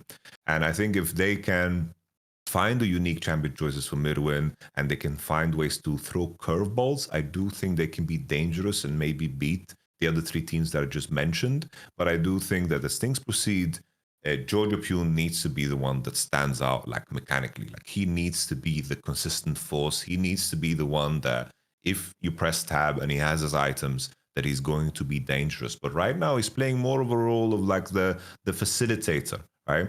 It's like if we think back to the EG roster when they won the first initial split, it's like the identity of that was very, very streamlined, where Inspired has said many times that he knew that, oh, my bot lane doesn't lane well. I just need to make sure that Danny has a kill or two. We get a good swap. He gets to hit the turret, and then we're going to win. And Georgia Pune was someone that just connected together with Inspired's idea, and then they went on. But that's the main thing, is like who is going to be the main driving force that when you press tab is going to be a scary thing. I think Supa is getting better over time. I think Georgia Pune just needs to be a lot more consistent. It needs to be a consistent force on this team, because it's noticeable that when he is performing worse, that everything kind of dips down. So he needs to elevate himself on that level, because what we saw here in week 3 from him is just not good enough. And the mechanical ceiling for me there is just not comparable to the other 3 teams that I mentioned. But I could see them beating out GX in the long run, if like in terms of just win split ending. And I see like Koi being like maybe 4th and GX 5th. I will also add as well, it is the case that like this is one of those teams where it's exciting to watch them play. Like they're not just playing boring rogue fucking League of Legends. Like there's always something going on. And if you're going to be JoJo and you're going to come to another region and you're going to talk buku shit about everyone in the region and all the mid laners, you asked for this, bro. You asked for this. Now you got it. Don't you like it? Well, you know what they say, don't like the heat, get the fuck out the kitchen. Or fucking hunker down and actually become a champion, become elite, work and grind in this region and understand this is what will actually make you a star player. Because the thing people still haven't fully realised, because he's only played a few weeks, and it's still fucking, it's a new concept of having an American in the league, etc., is, bro, if this guy actually becomes a star of the league and gets anywhere close to a championship, holy fuck, is it going to get spicy. Like, we're now going to have, like, NA fans that are going to be interested in LEC in a different way than they are currently. So, no, I pull for this team to be good. I actually think right now one of the coolest things about LEC is, like I said before, if I look at the league and I go Fnatic, G2, Carmine Corp, Koi, maybe GiantX, bro, that's 5 teams. I've gone 5 deep. At that point in time, by the way, if BDS, who have some all right players, and Vitality, who's sort of still working on it, if they're even just upsetting the odd game, it's suddenly like a competitive league. This isn't where it was competitive last year because it was G2 and everyone's shit. This is actually like the league's a way better place. Like LEC, it already has the viewership. LEC's popping right now. It's fucking one of the best leagues to watch. I can't wait for the playoffs, personally. But I tell you what, obviously we'll do a little bit of LCK, but first of all, to change the picture, I'm obviously wearing a different Into the AM shirt. It's not the Neo Tokyo one. This is almost like a Japanese type drawing again with sort of a pastoral design of, you know, the bonsai tree or whatever, like whatever that big style of tree and a big mountain in the background. Very peaceful setting. Same thing, by the way, nice and stretchy still. Washed it a million times, still feels great. The print's all nice, hasn't all faded and cracked.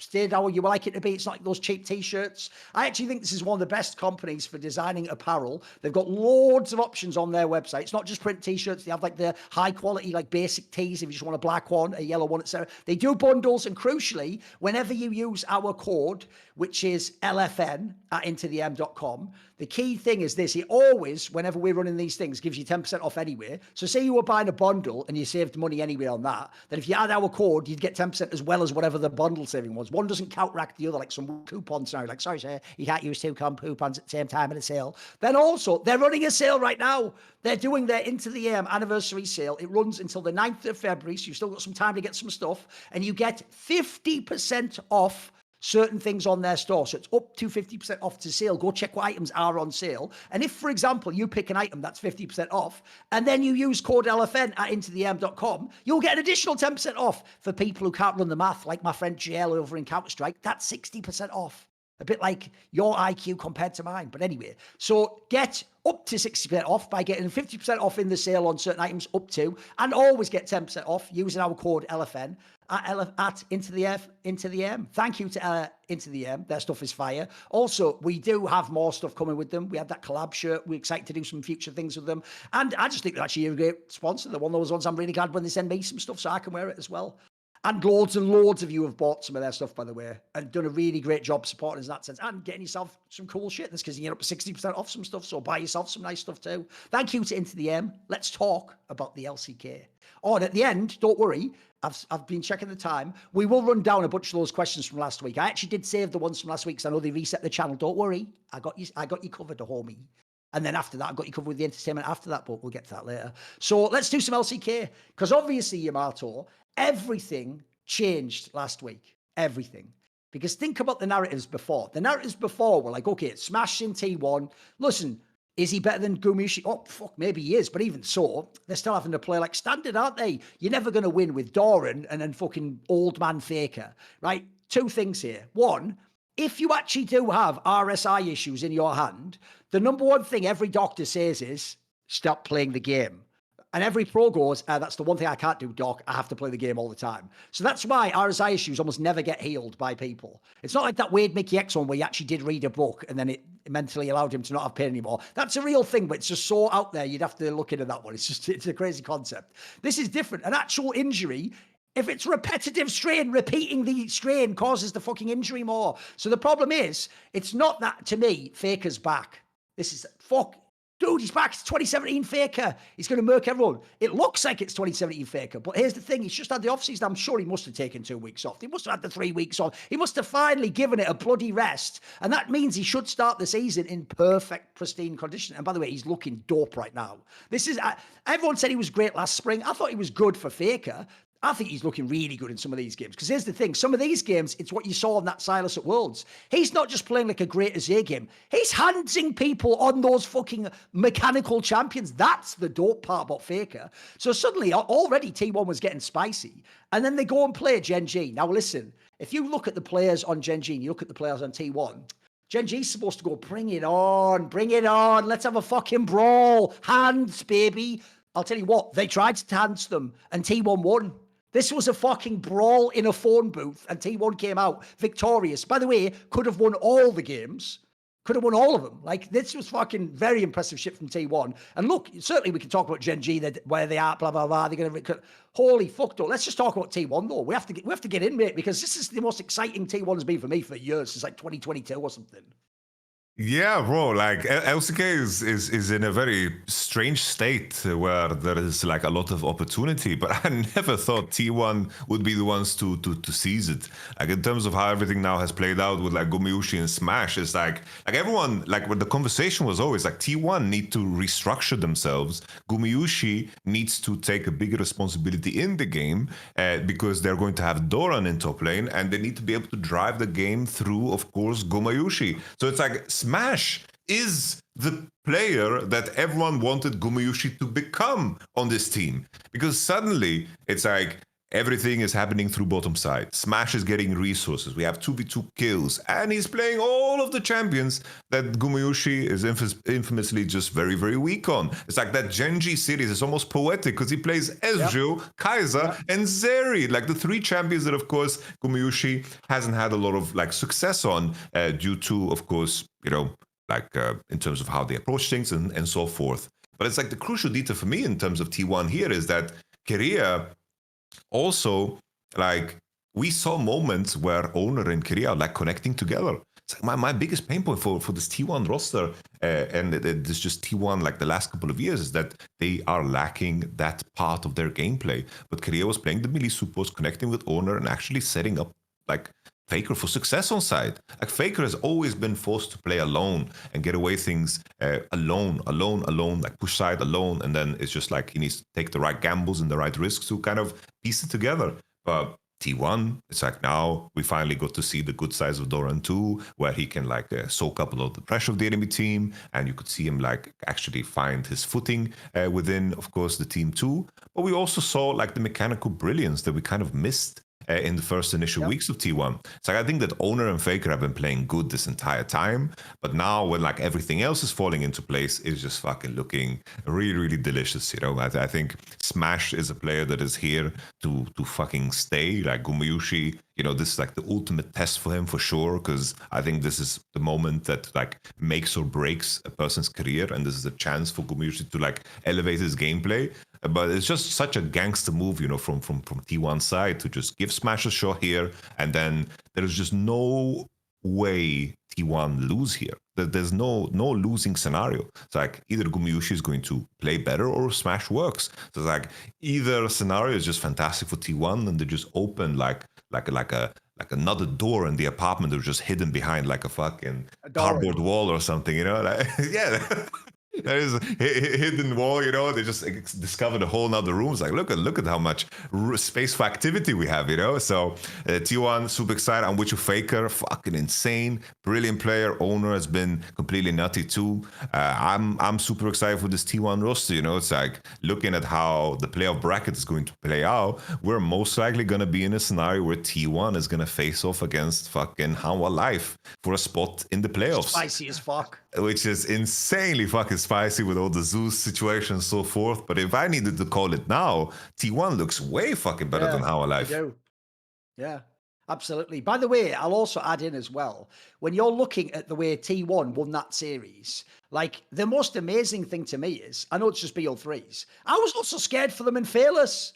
I was thinking, like, fuck, what are we going to do here? Like, obviously, if people don't know, the other thing that's so whack, because actually he didn't do it actually at this last World, so people will forget this, is Faker for real was getting by in some of those years for real playing the Azir and the Orianna. He was incredibly cynical with his champion pool, and he was not. In fact, you could just tell that wasn't like one of those ones where it's like, right, I'll allow you to build the draft by me doing these. It's like, no, it's the other way around. We have to build the draft around those champions. And so it meant that when the meta didn't suit them, sometimes they had a hard time when you had to have Gumayushi carry. Here's the obvious thing to me. The one person I do feel sorry for is Gumayushi, because there's a downside, which is because he just signed that new contract renewal. That means if you're T1, you really can just make him play on the bench or in the challenger team if you end up using Smash. The reason why that sucks is in the West, just like in sports, we don't really make people stay in contract prison where possible. G2 did do it one time to MKOI or whatever. Who was it? They did Wonder Baby or someone. But the problem is, if Gumayushi isn't going to play on this team, please, can he go to another team? You know what? We take him on KT tomorrow. You know what I mean? By the way, though, that is some like fucking, you'll get the reference. That is some like Figo goes from Barcelona to Real Madrid, though. If you take off the T1 shirt, pop on that KT one, and you're like, you're going to get a fucking pig's head thrown down onto that feet. You remember that fucking story? Yeah. Unbelievable. Yeah, so like, but Gumayushi is too good not to be in the LCK. Come on. I need to see him in the league at least. Let him go somewhere else if not. Because there's another thing, by the way. Wouldn't that be cool to have another fucking ADC talent, etc.? By the way, if you want to swap to another team, we'll do GenG later, because I think we saved them for a little bit. The other team I want to talk about, I can't even believe this. How does he keep getting away? You can't keep getting away with this, Beryl! I don't know how he does it, mate. How the fuck? Imagine telling someone at the end of the first phase, like, Dplus will have the best record and be undefeated. Now, look, they haven't played all the top teams because it's cross-group play, but, bro, the Beryl is a fucking magician. First of all, I already can tell you something about him. I know what his magic is, though. I knew it wasn't some, like, right-hand path helping the world. It's some dark shit. There's some evil there, because he's a necromancer. He takes dead players and he resurrects them. Bro, he's Showmaker! Showmaker wasn't like this last year, the year before. This guy was fucking cooked. This guy was like hanging on Canyon, having had super carry games, and he was just an average mid laner again. He's brought him back. He's reanimated. It's like those fuckers in Game of Thrones, those people that never even got any explanations to what they were doing, where they were like, they had their own dragon out. I have a dragon. Well, actually, that's just me taking like comment from fucking Die Hard and adapted it to Game of Thrones. So he never fucking spoke, did he? The Ice King. He watched for like 8 seasons, like, oh, fucking hell, it's going to be straight fire when you find out what he wants or what he came for. Then he arrived like, dead. If that's a spoiler, good, fuck you. Don't watch the end of it. Shit. So anyway, to go back, I don't know how Beryl does it, mate. He has risen Showmaker from the dead, and Showmaker is a demon. And I'll just throw this out there, quick detail. Do you know, guys, that Showmaker had the eye surgery last year and doesn't need glasses, but he's just so swagged, he's just going to keep wearing them anyway, because it's his brand. So he's not going to keep making you think he's the nerd, but then he takes off his Clark Kent, like, listen, motherfucker, Showmaker's here now. Like, he is flexing on fools. He is flexing on them. I'm actually low-key loving this Dplus.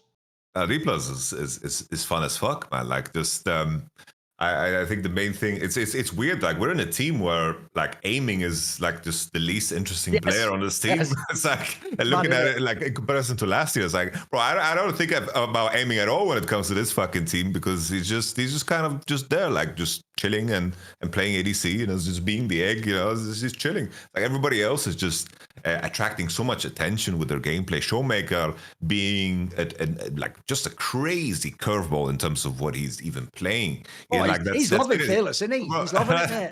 I fucking see that against bro. He played LeBlanc, he played Tryndamere. Like, what was the last game as well? Like Swain. Like, that was a weird Swain spot, but fuck it, he locked in Swain. You know, he's enjoying himself. It seems like you know, some players, it's like you just see them smile and you just know they like found love for the game again. I kind of miss that, you know. I kind of miss that with Showmaker, and it's just evident that that things are just working, that things are just falling into place. That Showmaker, it's like last year he was lucky that Faker was underperforming so heavily in the fucking AD carry meta because it kind of put Showmaker under the radar. Like his Corki performances were awful, goddamn awful, and of course that meta was very very streamlined. You just have to play the same shit over and over again. There's no fearless. All the AD carry mids are just too OP because you have, of course, you need to pick them because you need to play AP jungle. But now it's like, bro, he's chilling at the set game too, and it kind of, you know, like Lucid as a player is like low key what Canyon was.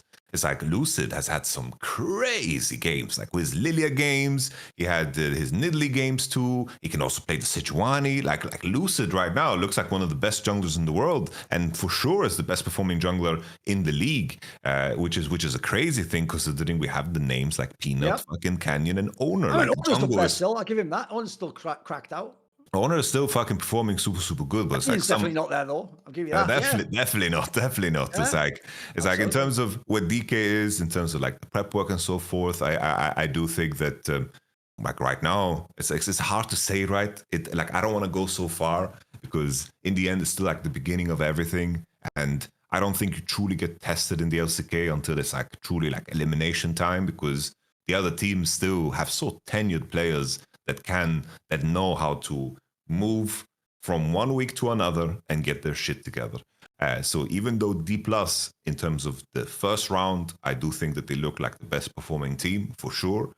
They did face off against T1, where they're probably at their weakest. So it's like those are the two teams that are the most exciting. But I just can never bring myself to say that they are the favorite to win Winter. Like they're the favorite to win LCK Cup. It's just impossible. It's just impossible because GenG can go into next week and all of a sudden it's like, yeah, I was fucking stupid to think that these guys would ever lose because that's the roster. That's just the roster. Yeah.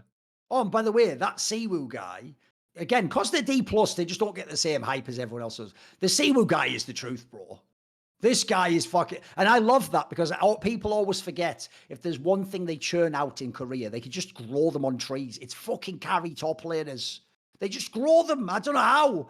It's why actually it's mad that it is Dora that has all these fucking rings. Like, what are you doing, bro? It's like, that's like that thing where the fucking polar bears like in Texas, like, what the fuck is bro doing there? Like, what is bear doing here? Like, I don't know how you got all the rings. Yeah. Where are all these fucking sick ass top laners winning the shit? So that guy's the shit, mate. I'm hyped. I'm with you though.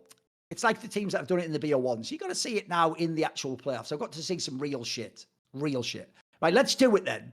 Because you know what? One of the biggest myths of all time, it's just what stupid people say, is when GenG are the absolute best team, like conceptually winning the game, advancing the game, fucking dominating the game, almost never losing the game, having the best player in the game, they go, you're just glazing, you must be a fan. And then when they do actual shit, like this week here, or against Brion, do I go, they're the best in the game, they're winning the game? No, that was when I tell them they're shit. Because, bro, the way they played was actually, like, almost insulting. First of all, the fucking Duro guy, I told you, you have one job, do not die.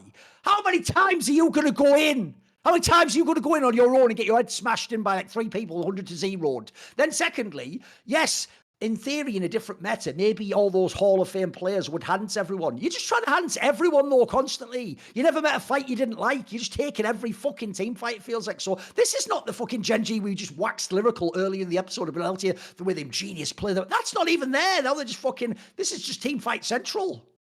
Oh, it's like there was a story that came out. Apparently, like Duro was like extremely sick. So like Oh, fair enough. it's like one of those things that all players can go Okay. through and not go through. So definitely, like he did. Like just looking at gameplay though, definitely it's like it was very harsh for the eyes. It's like his Elise game, like it was just dying left and right. I do think that his trash game, he definitely kept him in the game. I think he did like some extremely important hooks because that draft was just very hard to play. But it's like when I look at the big dogs, it's like this is probably one of the worst Chovy series I've seen in a long time.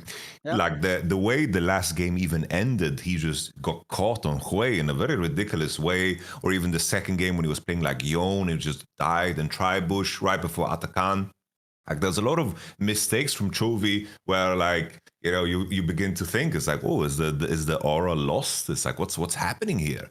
I don't know if it's like Chovy trying like a different approach to how he just levels up, because for the longest time it's like he seemed to be the player, especially like looking at the solo queue and how he of course performed. He was just a master of like one kick type of thing. It's like always Chovy was the player that had like a clear tier list of what he wanted to pick. There was 1, 2, 3, and usually when it came to like international tournaments, especially the World Championship, as things progressed, he would still pick the champions he put the most amount of repetitions in. It's like the series that they lost against T1 in the end. He was still on the RA train while everybody kind of jumped to the next mode of transportation, which was Galio, who fucking flew you in the air, and Silas.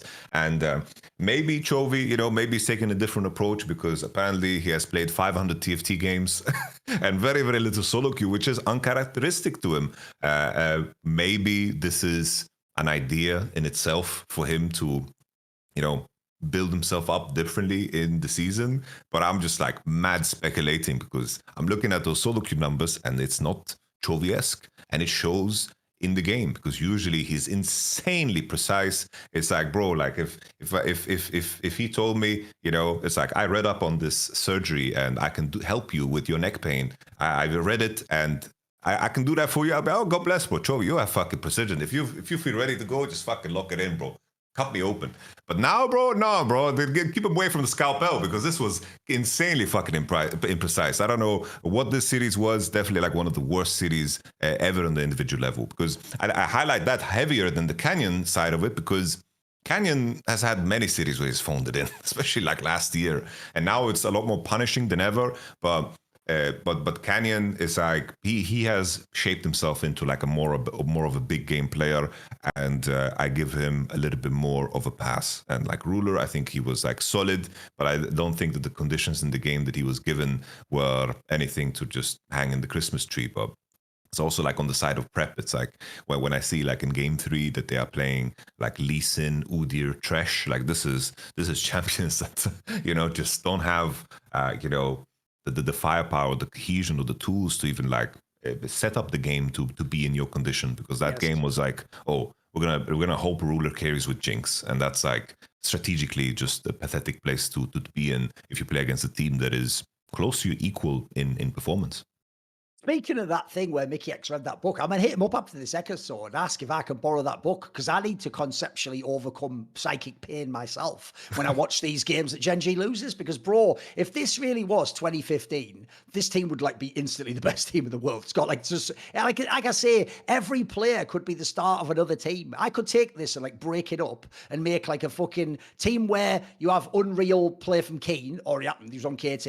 You can have Chovy on his own team. He's done that already on like DRX and Hanwha Life, etc. You could obviously take Canyon. He was on a team called Dplus. You can take fucking Ruler. He did it on GenG. He did it on These guys are too fucking good. So here's what's fun though. In a weird way, this sounds so crazy. In a weird way, this is actually going to be slightly more satisfying than last year's GenG though, because last year's GenG came right out the gate winning. They were just great right out the gate. Actually, the Spring Split was their strongest one. They were the best team in the world probably. That's why they won MSI. By the way, even though they had that one close series, they generally did just gap everyone at MSI. No one could have touched them. The difference now is we know these players are fucking insane. Don't know about the support yet, but we know these 4 players are some of the best players ever, potentially still in their prime. So then, just like that thing I said about, let me think who was I was talking about.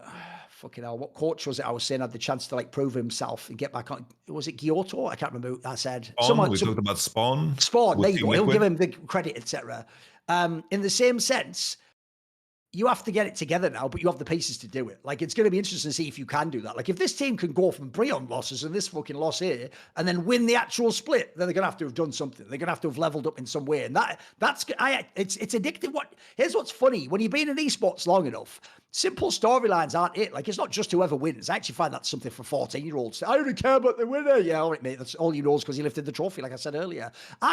One of the most addictive things becomes the teams that have the pieces to be the winner, but they haven't got it together yet. And you want to see, how does that puzzle fit together? Like, you want to see things, for example, like, does it turn out one person has to sort of sublimate his ego? Maybe in this team, it becomes a scenario where, I'll just give you a random example. You'd think traditionally it must be Keen that, like, sort of plays the weak side in the tank and lets Ruler go to work. Maybe there'll be a meta where it's just not actually the one to play around the ADC, and now Ruler has to go back to dial it back to like 2016, and he has to be sort of more the like, I'll be the util guy and I'll be the Ash guy, and then I'll come in later in the team fight when I'm fed, and if I'm not, then I'll just do my job and I won't die much. Like, that's one of the other things I want to see. How does the puzzle all play out? Because yes, the reason why super teams don't work is you can't really put 5 stars in, they've got 4 here, and just have them all play as stars. There's not enough resource on the map. Like, inherently, you cannot work that way. I mean, there's only one jungler for a start off, as every great jungler will tell you, sadly, because that's the number one complaint, is it? By the way, the reason why Jankos in G2 was a genius is he obviously literally had 3 lanes just calling from all the time. And he was just like, well, you know what? I'm like a triage surgeon. I'll figure this out. I'll find out which one I really need to go to. The one that I don't need to, listen, bro, I'm just not coming. That's it. That's just how it fucking is. Suck it up, play. And you know what? If I make it work, it did work. It looks genius. It looks like, oh, we all work and play at our best. You don't get that without the connective pieces, the tissue that adds them all together. If you just put them on their own, we've seen this now. We've taken all the pieces out one by one. It's not the same. It's just not the same team, is it? So I don't give up hope for GenG, though. The hands are still crazy. They can still do something. I just have to see it come together a little bit more. And also, I'll just say this. I still think Ruler's coming back online.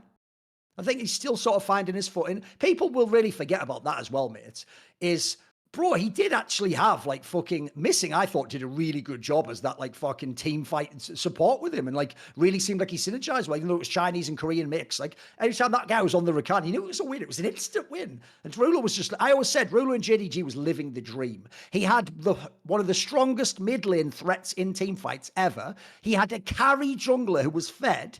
His top laner, probably the best tank player in the world, and peeler in fights. His fucking support is a demon doing what Mickey X does now, going on the Ricard and jump around everyone. And then you're just going, fucking hell. That pocket I described earlier, he had the best pocket in the fucking world, mate. He was just protected all day long, throwing fucking deep balls and right on the numbers. And he looked like the best quarterback ever. It's the reason why people were saying, is this the best AD carry to ever play League of Legends? The problem now is this. You don't always get those ideal circumstances. So I want to see how he makes it work now when he's got people, they're used to carrying the team fight. They used to be in the star. This Duro guy's never even been in this position. I'm being harsh on him because he's playing with 4 Hall of Famers. He's like about fucking 3 weeks into his career.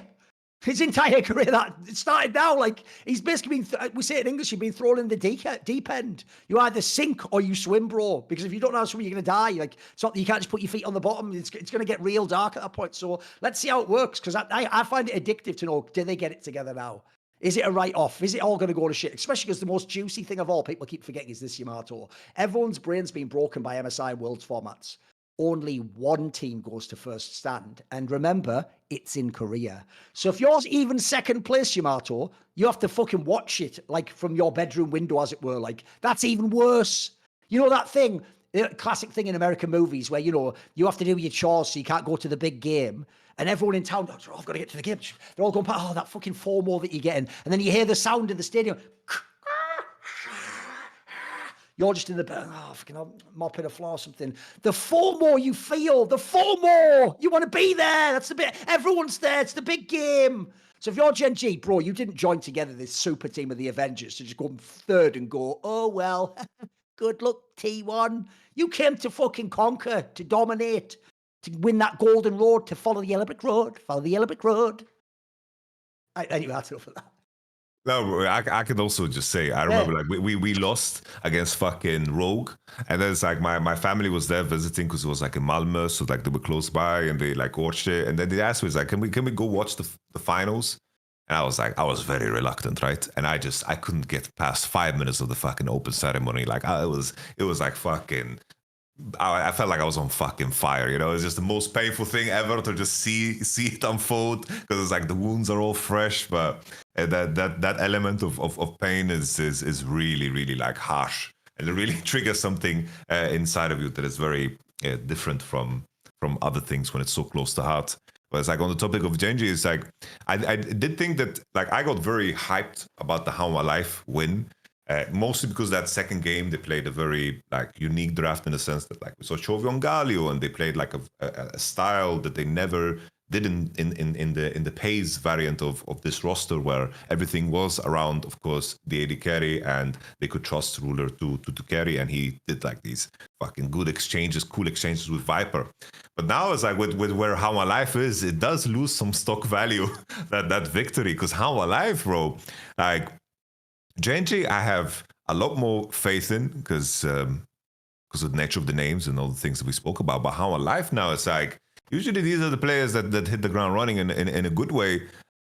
Just the same things that we mentioned before in terms of where they're at. It's like Delight and Peanut are not having the same like level of presence in the game like we expected. It's like, I thought these guys would just be, just plug and play Zeus, because Zeus is not the problem. Like, Zeus is playing well. Like, Zeus is doing well in the lane swaps. He's doing Zeus things as per usual, and he's doing well for How My Life. But the next player that I'm just looking at the most problematic player by far is just Zeka. Where the fuck is he, bro? Like, I have defended you, Zeka, in so many moments where your team has been underperforming. You perform well still. Like, you had a very, very good run, of course, in summer last year. You were definitely like, I think that you were performing better than Chovy domestically, especially after that finals. He wasn't bad at Worlds. He was good.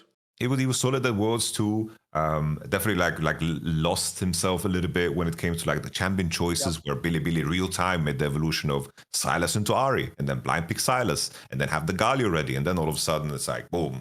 It's like the meta shift happened real time in the series, and How My Life just got smacked in the head for it. And that's like fine. It's like, oh, you lost against Billy, fair play, that's cool now. But now Zeka, like, I don't know what the fuck he's doing. There's so many mid laners right now in LCK that are just performing way better than him. Like, I could even go so far to say that, Yukal would do a better job on this team, because Yukal is like, he's like fucking popping off on this DRX roster. Like, he's doing a good job. We have BDD fucking performing, Showmaker performing, Faker performing, and it's like, it's weird. We're in a scenario where, like, I'm looking at Zeka with the biggest question mark, and then Chovy with some question marks too. Like, there's some other names now that are just performing better if we look at the volume of games. And right now, it's like, I don't know how fast Zeka's going to bounce back, because currently it looks like a very, very bad season for him. And I mentioned the other mid laners, and it's like, now it's like, in terms of some matchups that he might run into, especially How My Life playing against T1, I just favor Faker and T1 in that matchup altogether. And that's going to be so important for Zeus, and he's going to be limited. He's going to be in the lane swap scenario. He's going to be 20 CS, Doran's going to be 20 CS, and everybody else is going to be 3 levels ahead of him, because it's lane swap meta, and we're not going to see the fireworks of Doran and Zeus like laning against each other, where Zeus is going to come at it with a vengeance. He's going to be held back by the state of the game, and that will be just like Sisyphus pushing the rock. It's just there's no hope there. It's like top lane is just not an interesting role right now in terms of what you can and cannot do, and that's one of Zeus's biggest strengths. Right, here's what we're going to do. Because the matchups do actually start this weekend, Friday onwards, but they're not that interesting games, guys. Like, it's going to be like, I'm sorry, even the bracket's not that great. Like, Hanwha actually did take care of DRX. Like, I'm sorry, those aren't the teams, Nongshim and Bro, that are going to beat T1. Like, they just don't look like they will. I'm more care about next week, so we'll save that one, and we'll get into that. I think what we do is we do a break, and then we do, like I say, we'll just do all the viewer questions, and we'll end the show like that. And then, yes, I'll say it now, after this, at 6 p.m., so in an hour and a half from now, on my YouTube channel is when my Rekkles video will air. If you don't know, I'll actually give you a tiny little bit of advanced information, which is, you're going to find out this in the first minute of the video. Here's the sexy angle to this video, Yamato. People are going to think, because you look at it, it's Thorin's thoughts, right? It's going to be my opinions and whatever. None of my opinions are in this video.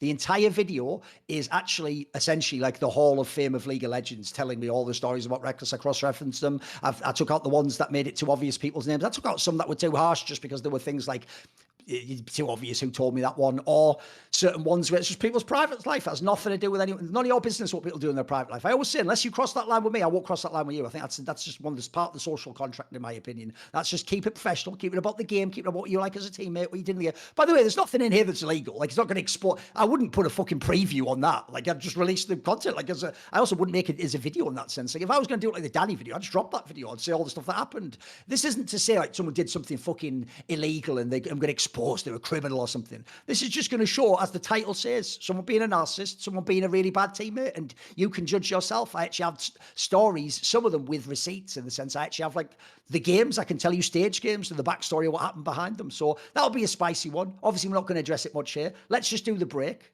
and then let's come back and do some viewer questions. Right, we are back, and it's going to be viewer questions. If you don't know, the way you ask your question, technically there's no time left for this episode, so future ones, is you subscribe to the Last Free Nation Discord, and then if you're a subscriber, there's a channel, SI Questions, you put your question in there, and I will select them. But because we had to cut last week's short, because it was a mega long episode, I had to literally go do like 2 or 3 other things that day, because that's what my life is. I do like 2 or 3 pieces of content per day and watch all the games and do all the rest. That's called passion. That's called living in the game. So we're going to actually do some of the questions we didn't get to last week. So here is the first one, Yamato. Let's go. There's going to be one for each of us. So yours is going to be, would you ever, this is by A. Jong, so it sounds like a Korean person, would you ever return to Korea to coach? I thought you did a great job with SB Sandbox in 2020, given the global circumstances and potential language barrier. Thoughts? I always say this the same way. I like coaching in Korea was by far my best esports experience. Like, nothing comes close in terms of the professionalism and just how rewarding it was to work with players. I did have an offer from Sandbox to commit long-term, like a 2-year contract on the table, because we were both like super happy, but the timing was just so rough.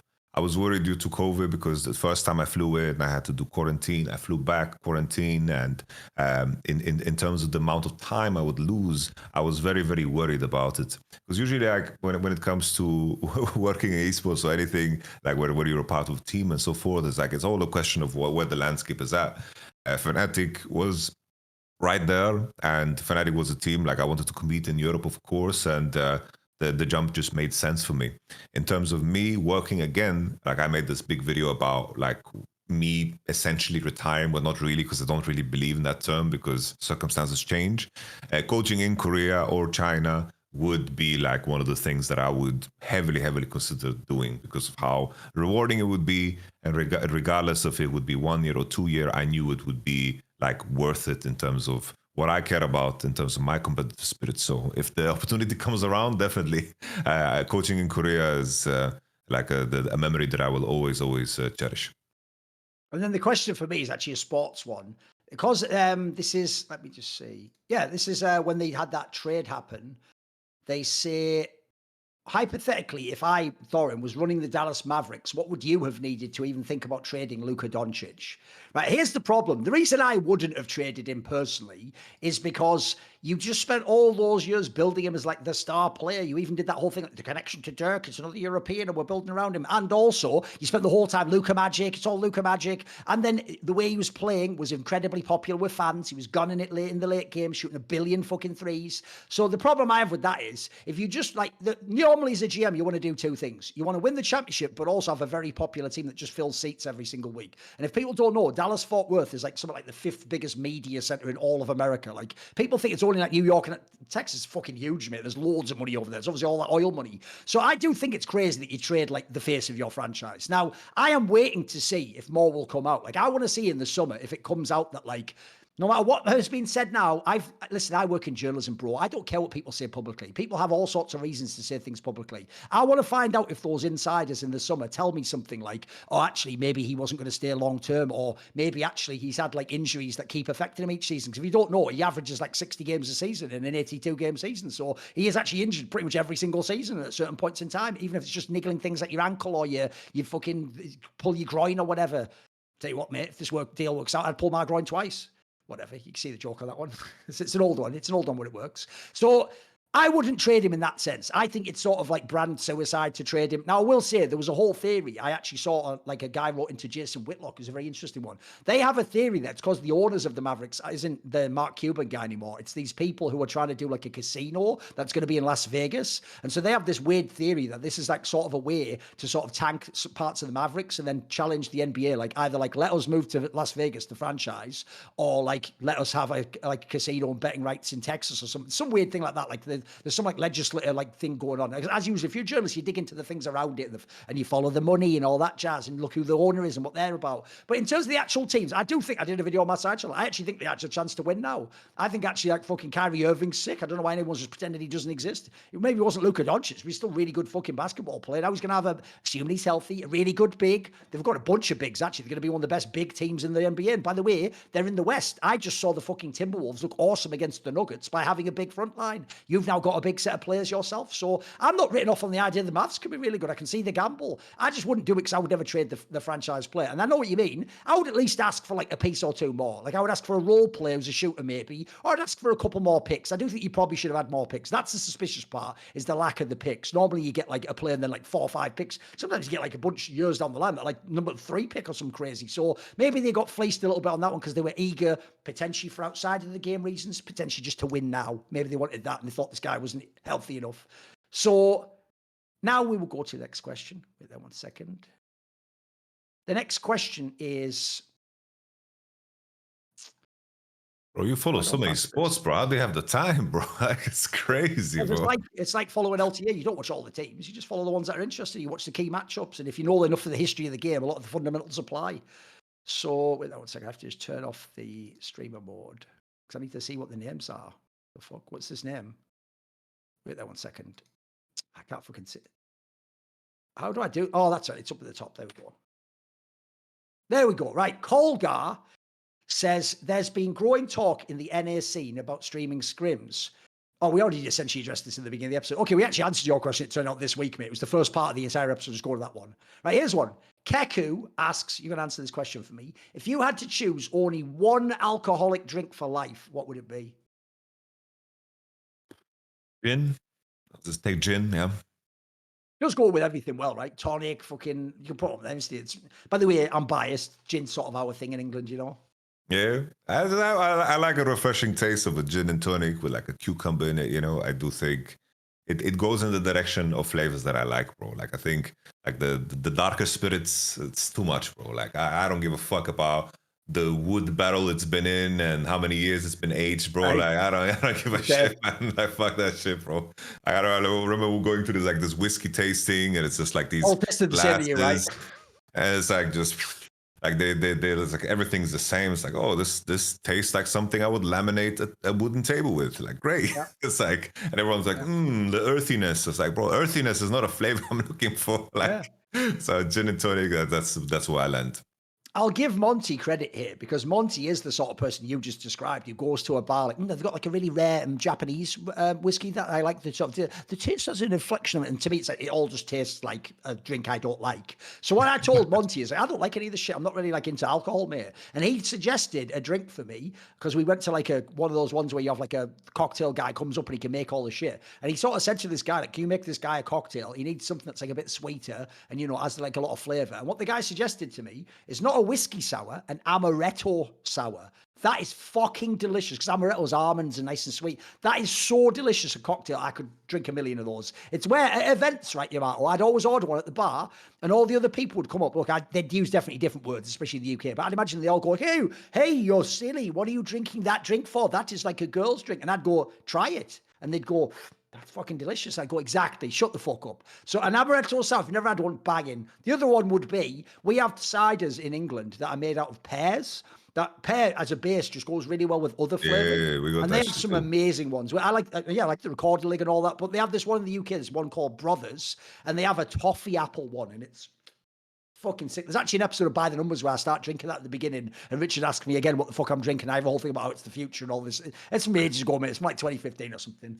Okay. Big Boy says, can you tell some more ridiculous pro player stories that are only possible without naming any names? Well, technically, Big Boy, I can tell some pro player stories that are ridiculous with the names. in about 1 hour, 15 minutes if you're watching live. If you're not, certainly we can. The question is, it's hard to think them up on the spot and then think how to take the names out without revealing the identity. Do you have one, though, like one where it's just like there's no identifying factors and some player just did some crazy shit? I'll think of one. Can you think of one? Oh, shit. So many are coming to mind, but I'm worried about, like, it's a minefield. It's definitely like a minefield. Go first. Yeah, go first. I'm able to pick one where you'll never, ever guess the details. There's zero chance. I don't have to worry about it at all. Back in the day at E-League, there was a thing where E-League was done by Turner Broadcasting, like a massive TV cable network channel in America, the #1 basic cable channel. And basically, because they had so much money, people don't know how much more money it costs to make TV shows than normal things. So they weren't just giving like millions for the prize pool in Counter-Strike. They also would do stuff like put you in the W Hotel in Atlanta. That's like a 4-star hotel where, like, put it this way, Yamato, to even order chicken wings at night, it's like $10 like room fee to bring it up to your room. Like, but that's the level they're on. No one's going to complain because you're only in there if you're like a rapper, a fucking sports star, someone who's on TV. So they were putting us in there and the players in there. So we would each week have these different players come in to play the group stage who were the best Counter-Strike teams in the world. And a team came in, and I obviously won't reveal the names and you'll never guess, and I doubt they'll ever even hear this. A team came in, and because me and Richard were there, and at the end of the workday, we'd go down to the bar in the W, and it was an awesome one, right? It was this bar that like had a patio outside in Atlanta, by the way. It's quite hot weather, even until like October, etc. So you're all sitting outside, cocktails, beers, vibing, music in the back, a little bit of music going on, you know, chill vibe. You can order food. Everyone's there for 7-8 hours. Some of the people, no matter what country they're from, drinking culture, you just stay out there for 5-6 hours, have a few drinks with the boys. We get to that point. Everyone knows this happens when you're on like the beer crawl, where there's those guys that always have to have more, don't they? They can't just go, well, 5-6 hours of drinking was fun, off to bed, responsible of that. Their whole shit's like, so who's going out? Where's the clubs at? What's going on? And then I said to him, bro, like, because not a lot of people know this about America. America ain't like Europe, bro. They don't just have like loads of clubs that are open at 4 a.m. They have clubs that close at like midnight and shit. And they have like bars that are closed at like, I think it's like 11 in LA or something. You're like, what? Like, what year am I in? Like, this is the 1980s. So as a result, they were going, come on, there's got to be somewhere we can go. And I said, bro, there really isn't like a nightclub that we can go to on like a fucking Thursday night or something. But I said, I'll tell you what though, how eager are you? And they go, oh, bro, anywhere that serves alcohol and we can just, you know, have fun. I said, well, what if I was to tell you there's a strip club we could go to? And they were like, oh, yeah, bro, yeah. And by the way, this is the year, 2016, when people have started making 15, 20K a month salaries in Counter-Strike. So they're all wearing the Yeezys, bro. They've got that like stupid ass, they don't know how low rent this is, that one Louis Vuitton bag that everyone has with the Louis Vuitton symbol 1 million times on it that just says that you've just got a little bit of money, but not loads of money, but you think it shows you have all the money. By the way, the top rich people don't even wear the one with the brand on, you idiot. They are supposed to just know from what it is. Oh, that's a so-and-so thing. So anyway, because they've all got this fucking money to spend, I go, one, it's going to cost money though. Like, we can't just go for free. You're going to have to pay for the fucking dances. And two, I've got some good and some bad news. There is a strip club open, but it's not actually the ones you guys have ever been to. It's this one called Magic City, which is very famous for being where African Americans go. And the strippers are all African American too. And it stays open way later, bro. This place stays open to like 6 a.m. And this is maybe at like 2:30 a.m. at this point in time. And so we go there. But I also tell them, keep everything in check. Do not fuck around in this place. Because, by the way, this place is not like, again, it's a way more wild out of it. Put it this way, in that state, supposedly it's illegal. This is why it's actually whack to go to a normal strip club. It's illegal for the stripper to touch you or for you to touch her. She has to dance in front of you. I know it sounds mad. Even a lap dance, she dances over you. In this club, there must just be no police there, mate, because they would just grind on you. This was like, I'm in Eastern Europe. Oh, I'm telling too many stories of myself there, but I'm in Eastern Europe now. Holy shit, this is fucking hell. So we're in there, right? And it's so rammed because it's like the only place open and all these people are there. By the way, there's literally like sports stars with their entourage. There's fucking rappers with all the fucking stacks of money, all the crystal, all the shit of music videos. And it's so crazy in there that these strippers, to make just mad money, aren't even just going to the tables and the private booths. They're coming up to us at the bar and saying, I'll do a dance against you here at the bar. Like, I'll just grind on you at the bar now for like, $10, $20. And this is where the story goes fucking mental. This is why I'm going to tell the story, because you'll never know who the player will. I'll never reveal it, even under torture. There's two players there, and then one of them goes, I'm going to get a dance. And I go, Sure, go for it if you want. Just tell the woman, come over here, like, can I have a dance, please? Ask how much it is. He does this, and this is where the story goes fucking crazy. This is the scene where if this was like a movie, Yamato, the music would drop suddenly when this happens, and you would get so fucking scared for me, the main character, the protagonist of the movie, esports itself. So listen to what happens. He starts getting a dance just out in the open. She's grinding on at the bar. She's doing that thing going all the way. I touched the floor, you know, all that shit. The ass is up, fucking crazy shit. She's grinding like a morph. She's fucking, listen, she's hustling. She's working for them dollars.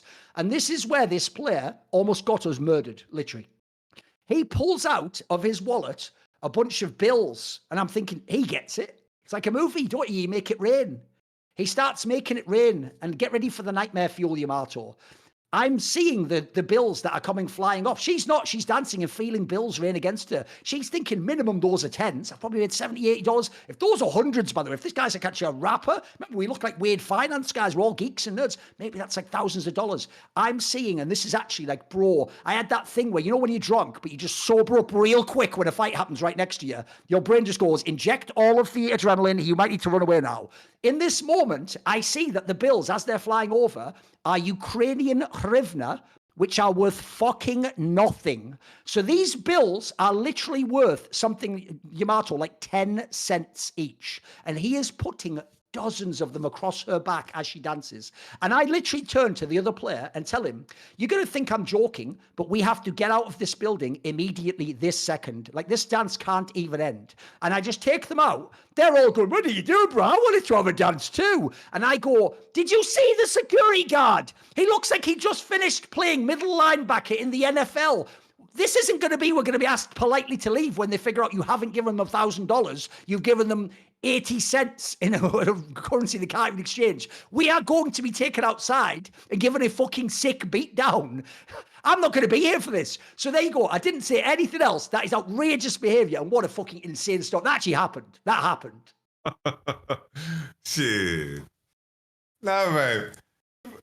Fuck, I don't think that's like a common, like, that's a mistake, you know? I figured you get a pass. He was doing it like trolling, bro. Because they were like pros, they were just sort of like being silly, like, she's going to fucking thing. And I was like, are you off your mind? What are you doing? Also, by the way, I'll just say this openly. Actually, Atlanta is an open carry state, by the way. People could just have guns on them, by the way. So there's nightmare fuel, I'm telling you. It went from being, this is fun, to like, this is very much not fun. Let me get the fuck home and into my bed.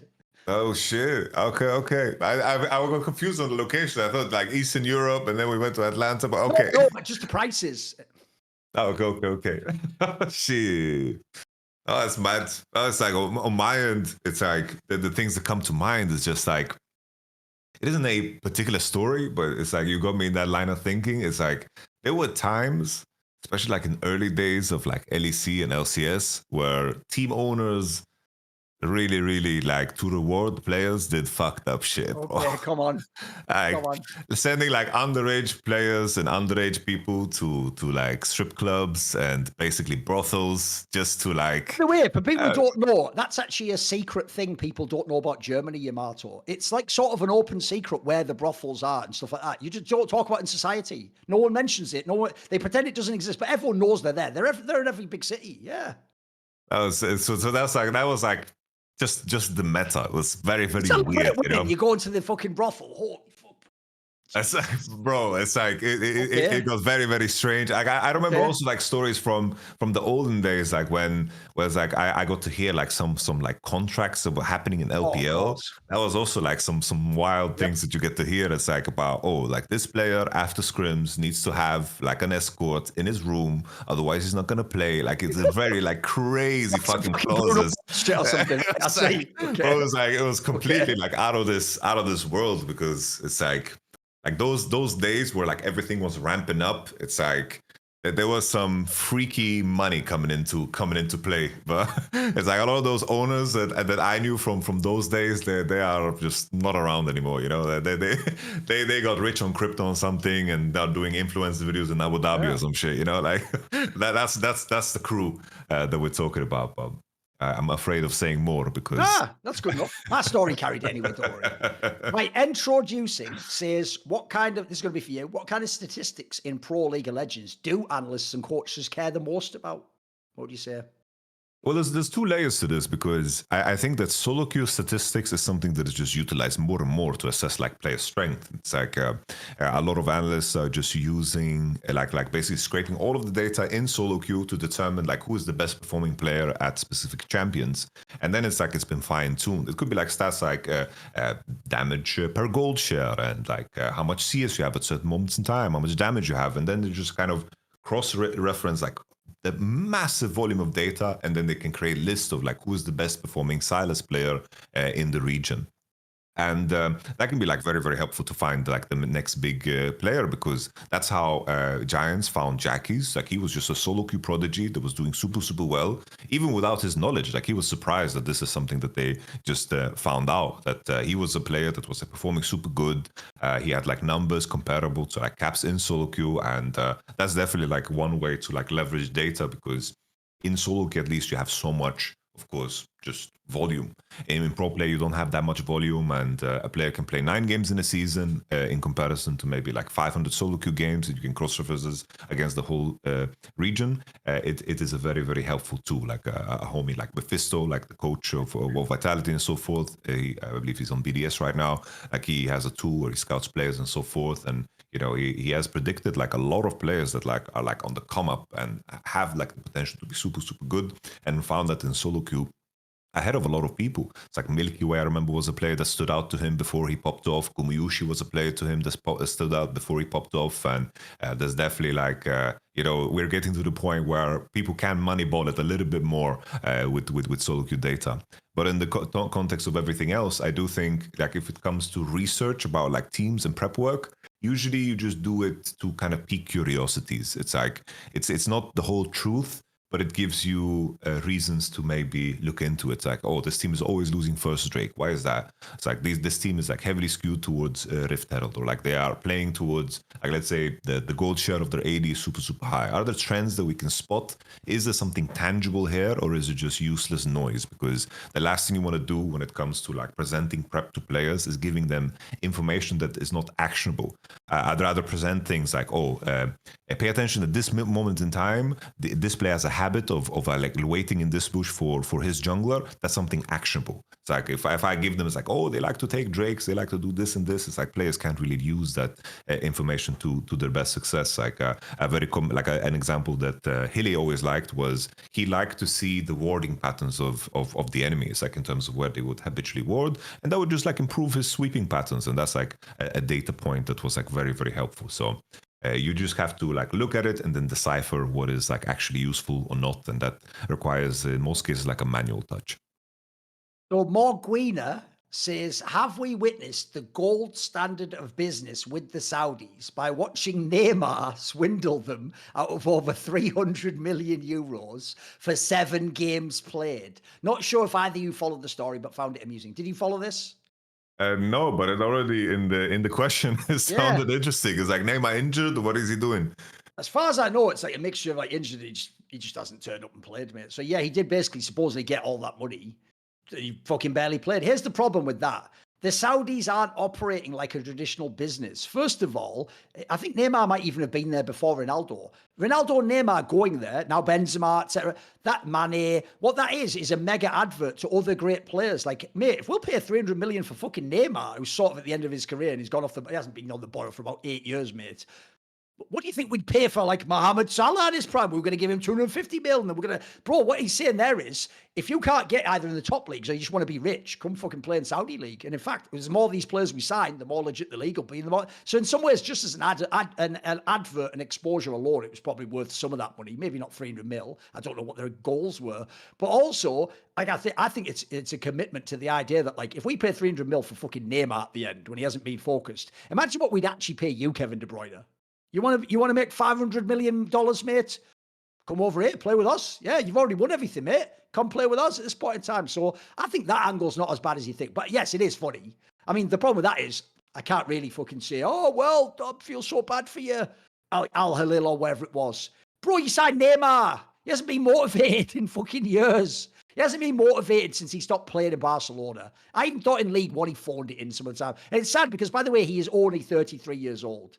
This guy had so much fucking talent. It's unbelievable. So, yeah, whatever. It is funny. I'll give you that. It is funny. We've got a lot, so we'll burn through them. This is one, Yamato, where I'm going to ask you, but if you think it's at all political for you or dodgy, just say you don't want to comment, I'll just give my own take. It says, Okay. as a humble young man seeking knowledge, I'd like to know, what are your guys' thoughts on Jordan Peterson? Are his philosophies and ideas interesting to you? Also, what philosophical teachings in general do you resonate with the most? Any you would recommend? You take whatever that you want.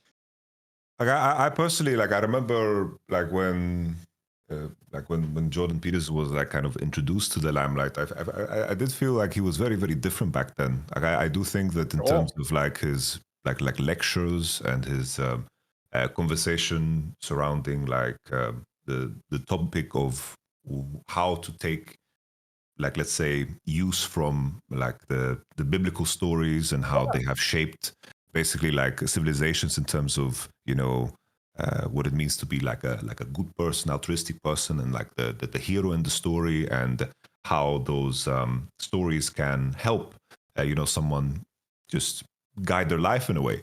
I did feel like somewhere along the line it just turned into like the usual grift in terms of the topics, in terms of like what is important. I think most of the time it's like when the focus is on things that are just completely pointless, I just kind of lose hope.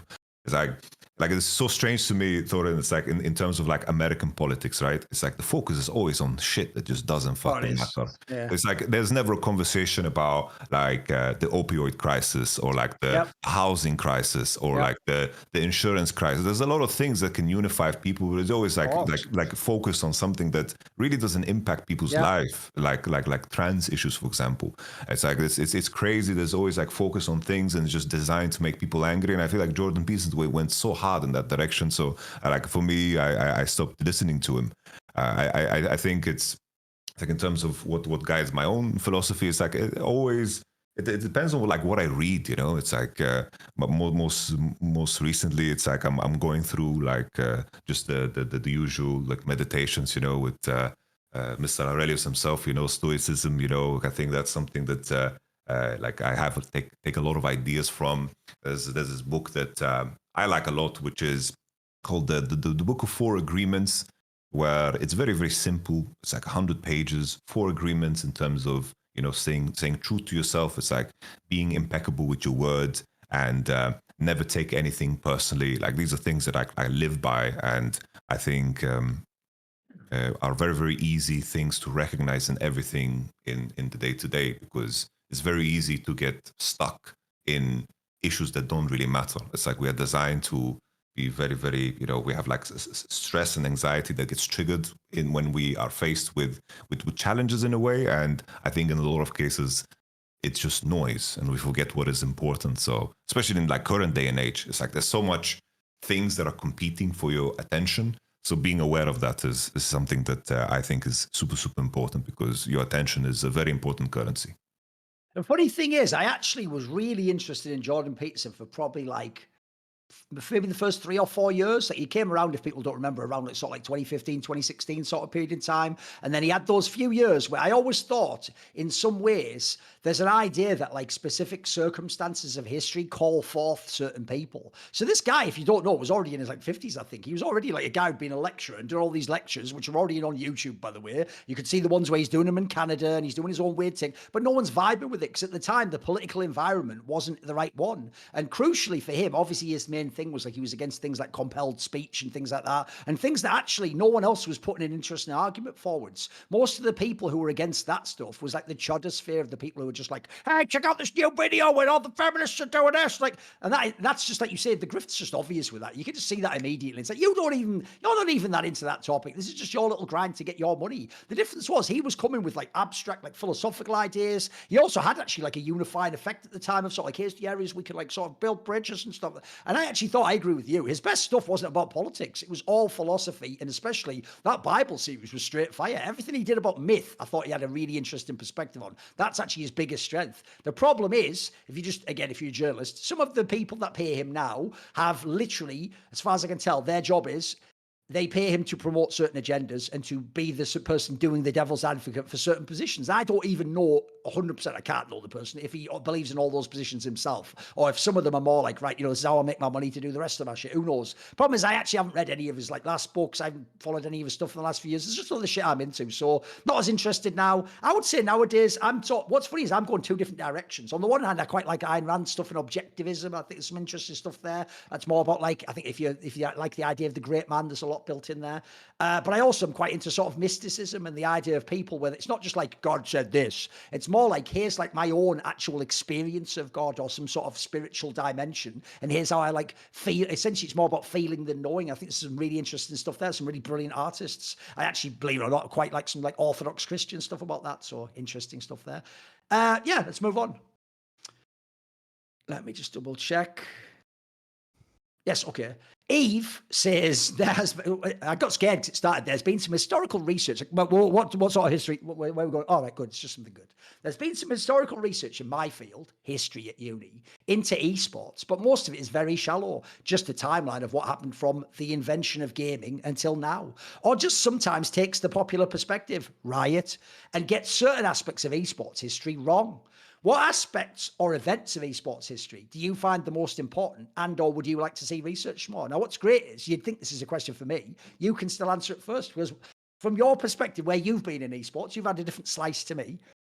What would be if someone was to go and write a book about something in esports, or a deep dive or something, or they write a thesis to explain to the world, what are the things in esports that you think you would put forward as this is some important shit? We should have all the historians on this. What would you pick?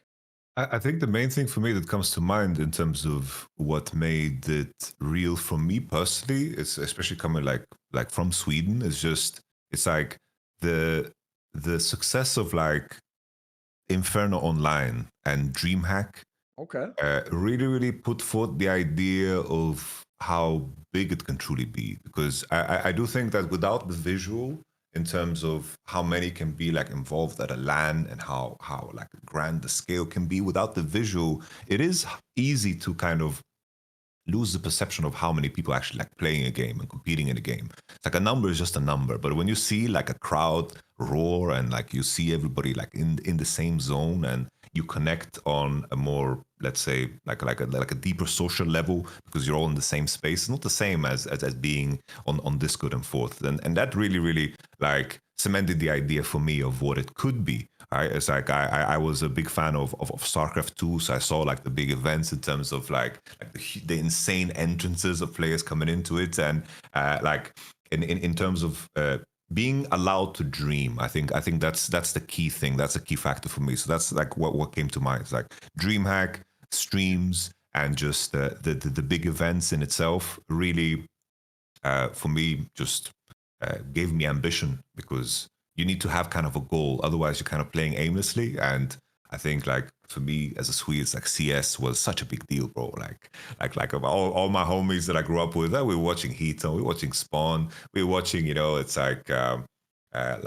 Wally was one of my favorite players. There's that video where he just I think he aces Pentagram on Train, and that's one of my favorite esports videos of all time. I watched that shit 18 years ago. Yeah. 1, 2, 3. It's just fucking crazy, that video. He just goes up in the sniper tower. So I think those moments really allow me to dream, and I think that's crucial from, let's say, an anecdotal point of view. And I think it's the same for a lot of people too. Right. Obviously, I could pick loads of things, but I'll just pick a couple. So one would actually be that I've made a video about this once. It's just been really misunderstood, is that there is actually no rhyme or reason as to how the next big genre and the next big game in esports is decided. But there's an interesting detail about it, which is, as far as I know, every major genre in esports game is actually a mod of a different game and tends to be done by a different company. I did this whole thing about it. If you don't know, Overwatch was basically TF2, which was Valve, and technically before that was in Quake. And then Counter-Strike came from Half-Life, but Half-Life itself was based on Quake, the engine. And then you go League and Dota, that was originally Blizzard in Warcraft 3, and then that went over to Riot and to Valve. And every game was this weird thing where it's actually, because in the modern day you don't do this, you don't allow modding in modern games, you just play the game. But actually back then, mods was where people would find, because essentially the genius of the mod is this: you've already got a player base, they've already bought the game, so then when they try your game, there's no cost to it. But back then there was no free games, so this was a way. I always say the reason Counter-Strike became huge huge is every person owned single-player Half-Life because it was the game of the year in 1998. So then Counter-Strike was free for you. You just downloaded it on your modem and you could play it. Retail didn't come out for like a year or two. So that would be one angle. And then the other big one, you've sort of touched on it there, would be the StarCraft explosion in Brood War in the 2000s, because there's never been anything like it in the history of esports. Even StarCraft 2 was nothing like it in Korea. League of Legends is nothing like it in Korea. It was on a level you will never see again. I mean, that's not a joke. There was actually a tournament. It was the Korean Air OSL 1 that Flash lost to Effort, where it was a 3-2. It could even be a 4-2 because Effort won one game and it got reset. Where, cause Flash at the time was the fucking god, was number one and was in all the finals. The Effort guy got raised up like a fucking animal on a fucking, like an elevator pad. They brought Flash in. He drove in like a 747 and then came out of the 747 and came to his PC and played the final. Like, you've never seen anything like that. You've seen like a CGI drag. You've never seen something like that, bro. That is fucking... And so people will never know how huge a social phenomenon it was. When I was in Korea, people told me everyone knows Boxer and StarCraft because everyone played StarCraft when they were 12 years old. None of them knew the modern day players, or they didn't even know, maybe they know Faker now because he's popular, but these people used to be huge. If you don't know, people like Flash in 2007 were making like $300,000 a year salary, right? You have to understand, like, Forrest was making $20,000 a year salary. Flash was making 300,000. So it was literally on two of the biggest channels. That's what OSL and NBC were. They were on NBC and on GameNet. This was one of the biggest social phenomena ever, but it came and went. And there's still something like that. Esports is still kind of cool in League, but it's not the same social phenomenon that it was back then. It was actually incredible. And back then, yeah, everything tied into it. They marketed them like the K-pop stars. It was so fucking huge. It was so great. And it was also just an awesome scene to watch. It was this closed little system of just Koreans playing every week in a studio in Seoul. There was no online play. And you battled like the tennis Grand Slam majors where people go crazy to kill each other to win those titles. All I need to know is they had a bazillion OSLs. Like, say they had 30 OSLs. The most ever won OSLs, 3. That's how hard it was. That's how fucking hard, and how hard Koreans played. So yeah, I'd just say that. I could go to other stuff, but we'll do that. We'll move on. We'll make this one quick. So Breaketh says, with all the cons of Fearless Draft that have been brought up, such as, we'll skip all those. What are the things you would like to implement to make Fearless interesting for you? Like, do you want blind pick as a 5th option? What would you want to change? Is there something that could improve Fearless for you? I do think the blind pick angle in Game 5 would be like interesting. I do think that the concern would be it would be so rare that by the time it happens, probably would be kind of whack, you know? Like, I don't think it would be like the level of precision that we saw, for example, in Korea, when there was just a set drafts over and over again, and then the blind pick. I think practice would be a little bit too weird. I'm personally kind of happy with what it is. I think the main thing as a point of improvement is just like LEC. We played a bunch of BO1s. It's like if we're going to play Fearless, commit to Fearless, so the teams can just streamline practice. I do think that if it's just a question of like how deep and how hard do you want to challenge teams. It's like adding bans, removing bans, adds layers of strategy, but in terms of like moving it where it is now, I think as a concept, it's good. Like that it's hard Fearless, I think that's good. That bans are still there, I think that's good. Like when we had these soft variants of Fearless, I really, really hated it because it didn't really achieve anything because you kind of traded drafts back and forth. So I think for what it is, it's hard for me to imagine like any like major changes to it. How about yourself? I don't give a flying fuck. Yeah, I would improve Fearless Draft by throwing it in the fucking bin. Or you know what? LTA can play it, but no one else. We're going back to the normal draft. In fact, I've told you, if you want to fuck with me, then fuck with me. I'm making 0 ban drafts. There you go. You just pick whatever the fuck you want. Enjoy. See, I want true Yu-Gi-Oh! I want to see the heart of the cards, motherfucker. I don't want some, oh, he's too good on it, ban it. Mate, if I'm too good at it, fucking deal with it. Then let me be the greatest in history. Let me live. Let me cook. So then the dog, this is a good question. You ready? It's sort of one of those bullshit ones people ask on LSD, but get ready. Would you rather live in a world without either stealing or lying? What would you pick? Oh, damn. Yeah, it's a pretty good one, right?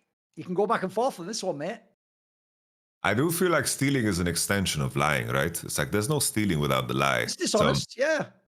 So how the fuck do you steal without lying? Because then it would be in the open. So I do think that I would lean towards lying because then it would be obvious. Because I do think lying, especially now, like now in terms of like how fast the media cycle is and how everything just moves on and people just get away with shit. I do think a world without lying would be better.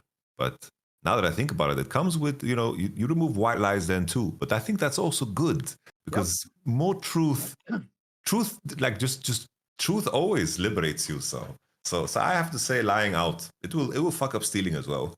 It's funny because I think everyone's going to say stealing. I would also have picked lying. If you don't know, it's my number one thing in the world I despise because I do think it's the foundation of almost every type of crime. Because I think actually to even do other crimes, you have to lie to yourself in some way that it's acceptable to do it. So I actually think also logically, I'm just going to put this out there. If you can steal but not lie, then when we catch you, what are you going to say? And we sort of solved that one right there. Isn't part of the problem that you lie once you get caught. So, and then even that angle that you're going to say there, that's where I'm philosophically different to most people. Most people, especially politicians, believe that white lies are good.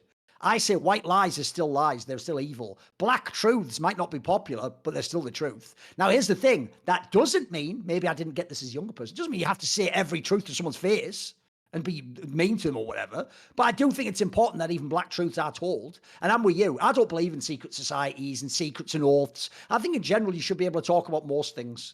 So yeah, I would say lying for me on that one. Right. This is a quick one. Bot Pounder 420.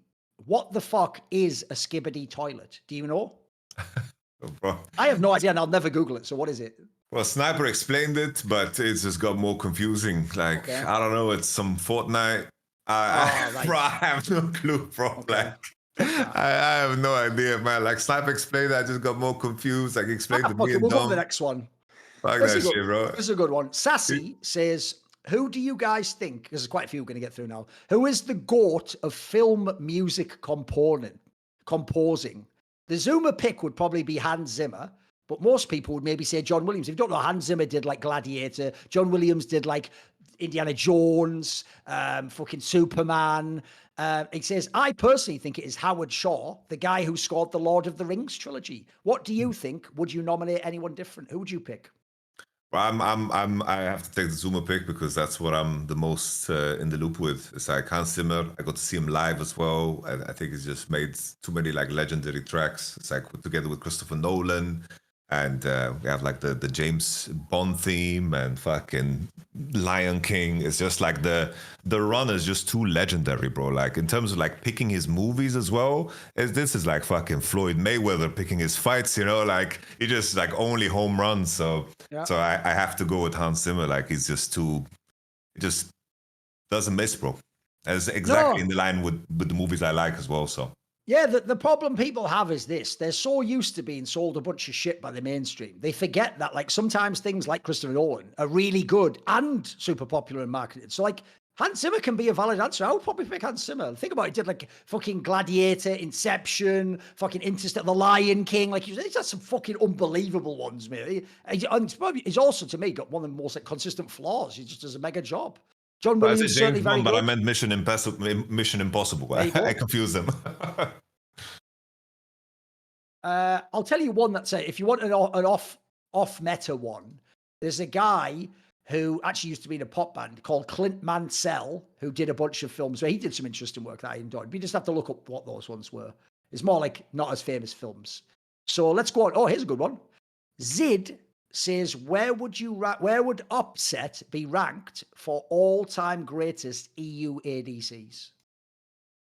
Ooh, I think that the first two names that come to mind, right, in terms of like the competition, pretty much is just like Sven and Rekkles. I think it's like Hans Sama as a player has also had just like his career has been pretty impressive considering his like first year on Misfits as well, and he has like just the titles. Is there anyone else that I'm missing in terms of this conversation? I guess Forgiven could maybe like engine them. I do think that Upset, there's just it's like the pain point is it's like the argument people make for why Upset might be bad. I don't agree with them, but they do apply in a conversation of who is the greatest or not. Because in the end, it's like you need to in order to be one of the best, you need to be given the opportunity and you need to seize that opportunity. And Upset, definitely there's moments where I think he deserved more opportunities, but in the end, it's just a question of like what has been done in the games. I think Upset has been a part of bot lanes that are like up there in terms of the conversation of being like best in the league. I definitely think Upset should at minimum be like top 5 all-time EU, minimum, absolutely minimum.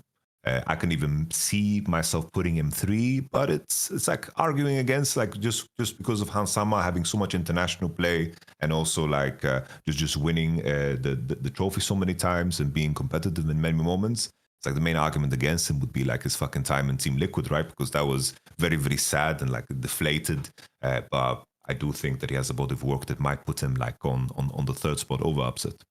Conveniently, this basically plays into the genesis of how I ever became a skeptic and a critic of Rekkles in 2014 on the original Summoning Insight, if you go back 10 plus years, which is I was never a fan of the ADCs where their style is more like, right, you know, the team's based around the solo laners. I'm a bit of a passenger. Then in the team fight, I carry and I do the damage and all the rest of it. Like, I like the guys who can also win the lane and be the star and stud, and then you just play through them. So the problem is, I always say for Greatest, I do a different thing. I've said it on past episodes. Greatest, I assume everyone agrees, includes resume, includes fucking championships. So if you're doing Greatest, that's different from Best. I say Faker is the greatest League of Legends player. I think Rookie is the best. It's different. Best is just how you played, how skilled you were, how good you were as a player. It's not about championships, titles. You can play in the worst team and be the best. So what I will say is this.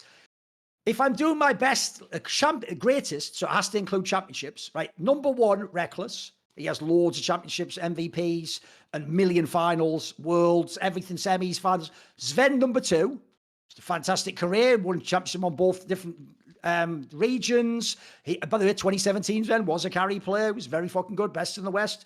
Then I would put number 3, Hansama. Think of all the championships he won these last few years. Fantastic. Sometimes played through him. Then I'd have to go Forgiven, just because, look, he had the world's top 4. I thought also he was the dominant player. He was the best player in the league at times. And then I'll put Upset 5th. If I'm doing best, though, so I'm just talking about body work, how you play. I'm not as big a fan of the passenger style. And as you'll find out in that video, some of the Rekkles things even I found out were wrong. Actually, he was even more like, he didn't want to carry, essentially, even when he was on carry champion. So if we're going best, I'm going Forgiven first. I've never seen a peak like that. I think he was actually unbelievably, exceptionally good. I'll say Upset second. I think he's the successor to Forgiven. Then I'll say Sven, because I actually do think in 2016, 2017, he was a boss. Then I'll say Hans, then I'll say Rekkles. So there you go. There's my list. Right. There's not that many now. We've only got a few. We can go through them quick as well. Depends.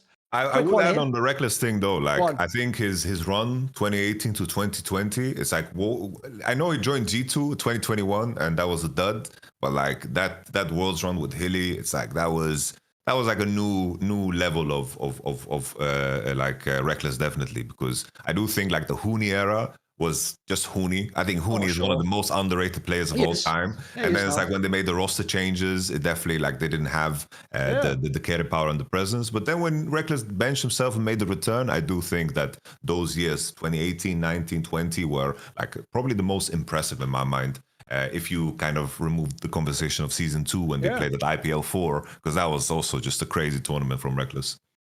2 details. 1, there's going to be some bad news for you about that 2020 run, because the 2020 run, by the way, that everyone always goes on about, there's even a stat that none of you know that'll blow your fucking mind. It's in the video though, so don't worry about it. It's in like half an hour. What I will say is this: what people don't know about season 8 Worlds, I can tell people don't go back and watch the games. You know, I don't just watch the games live, Yamato. I go back years later and go, I'm going to do a deep dive. Let's watch these games again with like 5 years later eyes or 3 years later. Here's the maddest part: because Caps was on the rise and everyone said he's the best Western player, everyone goes, lol, Rekkles was carried by Caps and he left. Bro, at that Worlds, Caps was fucking all over the place. He was getting his shit pushed in by fucking scouts. He was fucking inting. Rekkles was the best player in season 8 Worlds of the Fnatic players, that is. He carried a bunch of those series. He smashed iBoy. He was fucking sneaky, could do jack shit to this guy. He was great in the groups. He actually, unironically, look, they wouldn't have won the tournament, but like of the Fnatic team, he was their MVP. That was his best performance ever, in my opinion. That was the best Rekkles you ever saw. Right. Hellfire 206. Is Kingen the 4th best top laner in the LCK? Already sounds like an offensive question, so you tell me. Ooh, I just need to pull them all up. Give me 1 second. Yeah, Just pulling them up. I need to remember the names because this year I do think it's like pretty hard this year. Yeah. bro, we have some interesting players. Like I think even it's like Ferex are eliminated, but I do think like even Clear as a player is like pretty damn solid. It's like Kingen.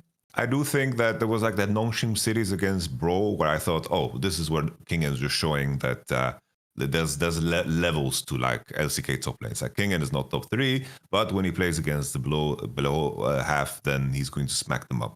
Well, that was only true for one series. It's like currently Kingen's form and Nongshim's form is quite like uninteresting. I do think I have more excitement for players like Siwoo, and I think that already like automatically just disqualifies him of being in the conversation of top 3 because I would put Keen, Zeus, Doran, Siwoo as well ahead of him.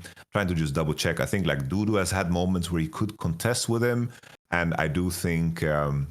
Like Rich, I wouldn't put above him. I wouldn't put Perfect above him either. Morgan, I wouldn't put above him either. So it's like King and Lance maybe like 5th, I would say, in the league. There's just, I have such a, like when I think of King and I just think of how he qualified to the World Championship, what he got away with when he played against T1 to qualify, that always will be like a rough one. But I also like him low-key because he was with Mowgli when they were at the World Championship, and Mowgli introduced me to him and Zeka, and they knew of me, so there's a hint of personal bias.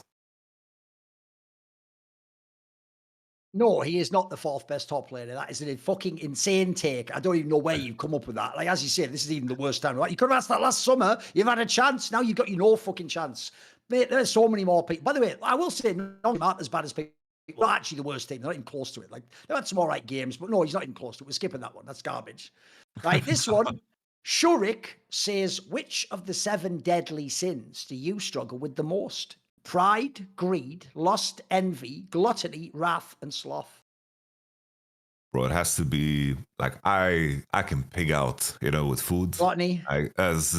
Like if there's food, I can eat it regardless of the state of my fullness. So definitely, I am a fridge destroyer. So gluttony would be my big struggle. I will say, I'll just copy you. Obviously, I can eat loads of food, but I actually will just say, fuck that question. The idea I'm going to tell you, a random shitter on the internet because you paid $5, what sin I struggle with in my life. That's supposed to be told to a priest, you fucking lunatic. Shall I show you how pink my arsehole is after this? Fuck you. Nobody thinks, dickhead. There you go. By the way, if you want to ask me questions, you can get fucking answers too. Right. Tallahassee Riot Supervisor says, who is /R that, and we're not going to do loads, we're going to do a couple. I don't want this to go 7 hours. Who is /R the European League of Legends that made you think, what if? Just give me like 2 or 3. What if player? What if player? Oof. But it usually means like, what if they'd kept their head together, kept the talent, what if they joined the right team? They could have been great players, I'm assuming is the premise. I guess the easy ones like fucking Rookie, bro. What if he had like some decent European. Okay, European. All right. And like Zoro Zero. Okay. Well, Zoro Zero is a big what if. Extinct. There's like some players from that era that just decided to not continue.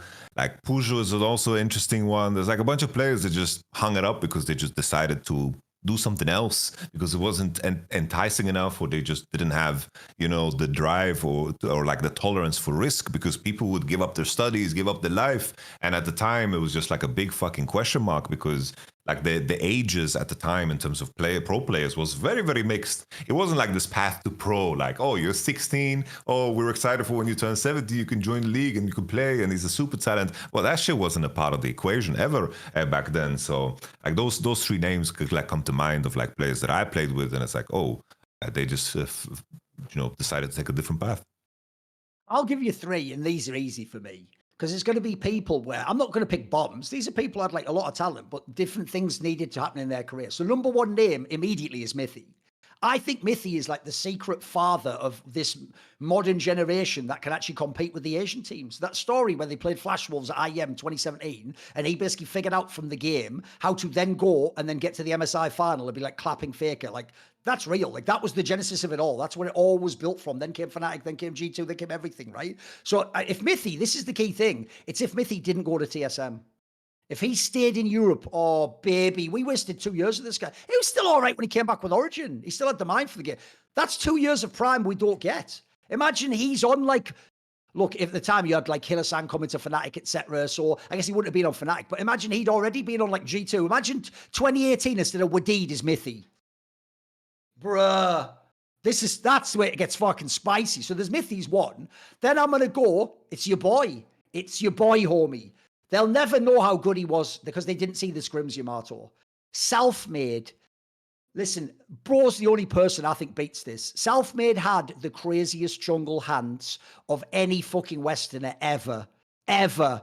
It was Bo before Bo. I think Razork's dope. Not Self-made's hands, mate.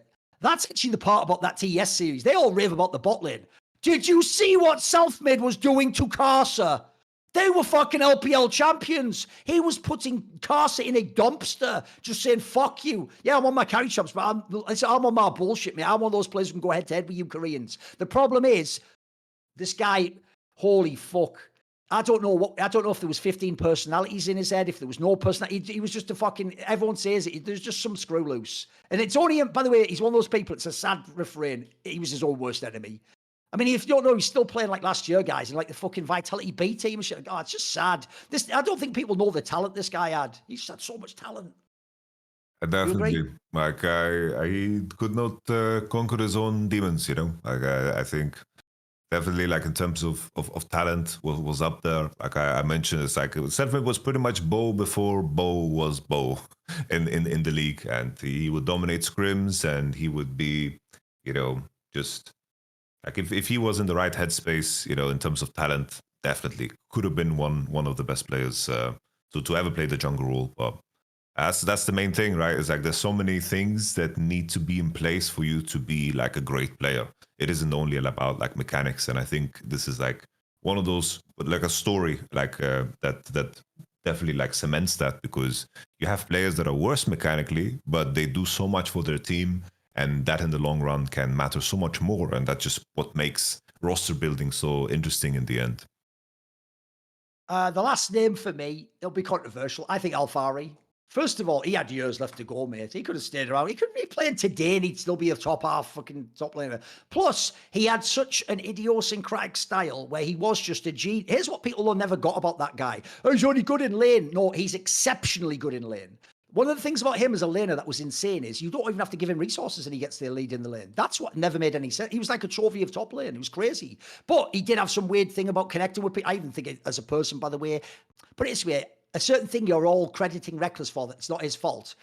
It's implied that's something that Alfari has also had to struggle with as well. So I don't think he necessarily connected with teams in the same way he was playing more of a solo game. I thought he was a brilliant laner, though. I think those are the players people misunderstand. Froggen in his prime. Some of these people, they can match the Asians at what they're good at. Like their little strength, it can be right world class. So he never had, look, he never got championships or any of that shit, but I thought he was a fucking sick player. So there's my what ifs. Right, we've only got a few more.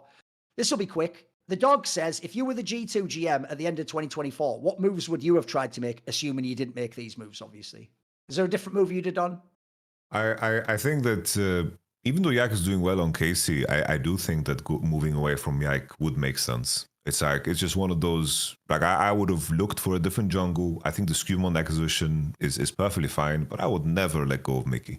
Never, ever let go of Mickey. It's like whatever issue they had or didn't have, I don't think like Mickey should be heralded at the same level of Caps what he is in terms of mid lane, because in terms of what you achieved internationally, Mickey was a massive driving force behind that.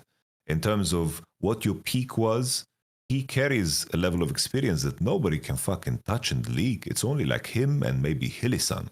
And to move away from a player that clearly plays still really, really fucking good, I think is something that they will never be able to recover. It's like when there's certain players, when they retire, you're going to feel the fucking pain. So it's like, I would look to change jungle. And if I wanted to change up the dynamic, I think like it's easy to say now, but looking at the AD carry position and see if they can change things up there, if they want to, you know, change their impact in of course the runs at the World Championship, because I do think Hansama is really good at what he does, but what he does is sometimes limited. And I think that if we saw a situation where Upset and Mickey was playing on this current G2, I think that team would be insanely fucking dangerous. It's like in a world where we could make a roster with Caps, BB, Razork, Upset, and Mickey, I feel like then if someone told me, yo, this is a roster that can rival, a 2019, 2020, I'll be like, oh, here I can begin to imagine things. I just bring that up because people were talking about that in the first, of course, beginning in winter in 2023 about that G2 roster, but people just didn't understand the magic of what was 2019 and 2020 to be able to even utter those words. Right. There's like 4 more questions, but they're actually not ones that are time sensitive. So we'll just roll those to next week. I'll just answer this question finally. Since I'm the GM, I'm like the Mavericks GM. I don't have to answer to you. I can do what the fuck I want. I can take out beloved champions. I can do whatever I want. So you ready? You're going to hate this. You're not Yamato, but the fans are going to hate this. Okay. Right. Yike. Yeah, you know what? It wasn't a yikes, but you know what? You have to move on. You had a good career, go elsewhere, be in like a contender, prove you're really good. But you know what? We're trying to win worlds, bro. So you know what? Bro, you up? Okay, see you on Monday. Jankos is back. Welcome, Jankos and fucking Caps. That's the synergy, bro. And we're keeping Mickey X. We're keeping the 3-man. And you know it. Oh, Hans Armour. You just won like every championship, mate. You couldn't do anything else, right? But I'll tell you what. Yeah, that's right. Upset's coming in. Broken Blade, Jankos, Caps, Upset, Mickey X. Cinema. There we go. And then instead of trucks, it'd just be, again, like e-scooters in Berlin. Right, that's the end of the episode. Thanks to everyone and all the sponsors and everyone who used the codes and bought stuff and got the 10% off and got their trial and all the rest of that shit. Obviously, in about 20 minutes, my video goes live. Maybe that'll cause a little ripple. Maybe it'll just be a fun video for a day. Who knows? By the way, shout out to, listen, you're welcome, all of you people out there who do streams and will now be eating from my plate with your React content and your own little 10-minute video on your Clips channel where you give your thoughts on what's going on and whether I am, in fact, the most evil person ever in esports or just someone who found the truth and revealed it. You're welcome to decide which it is. I will leave it up to the viewer. See you next week for another episode of Summoning Insect where we'll discuss the playoffs.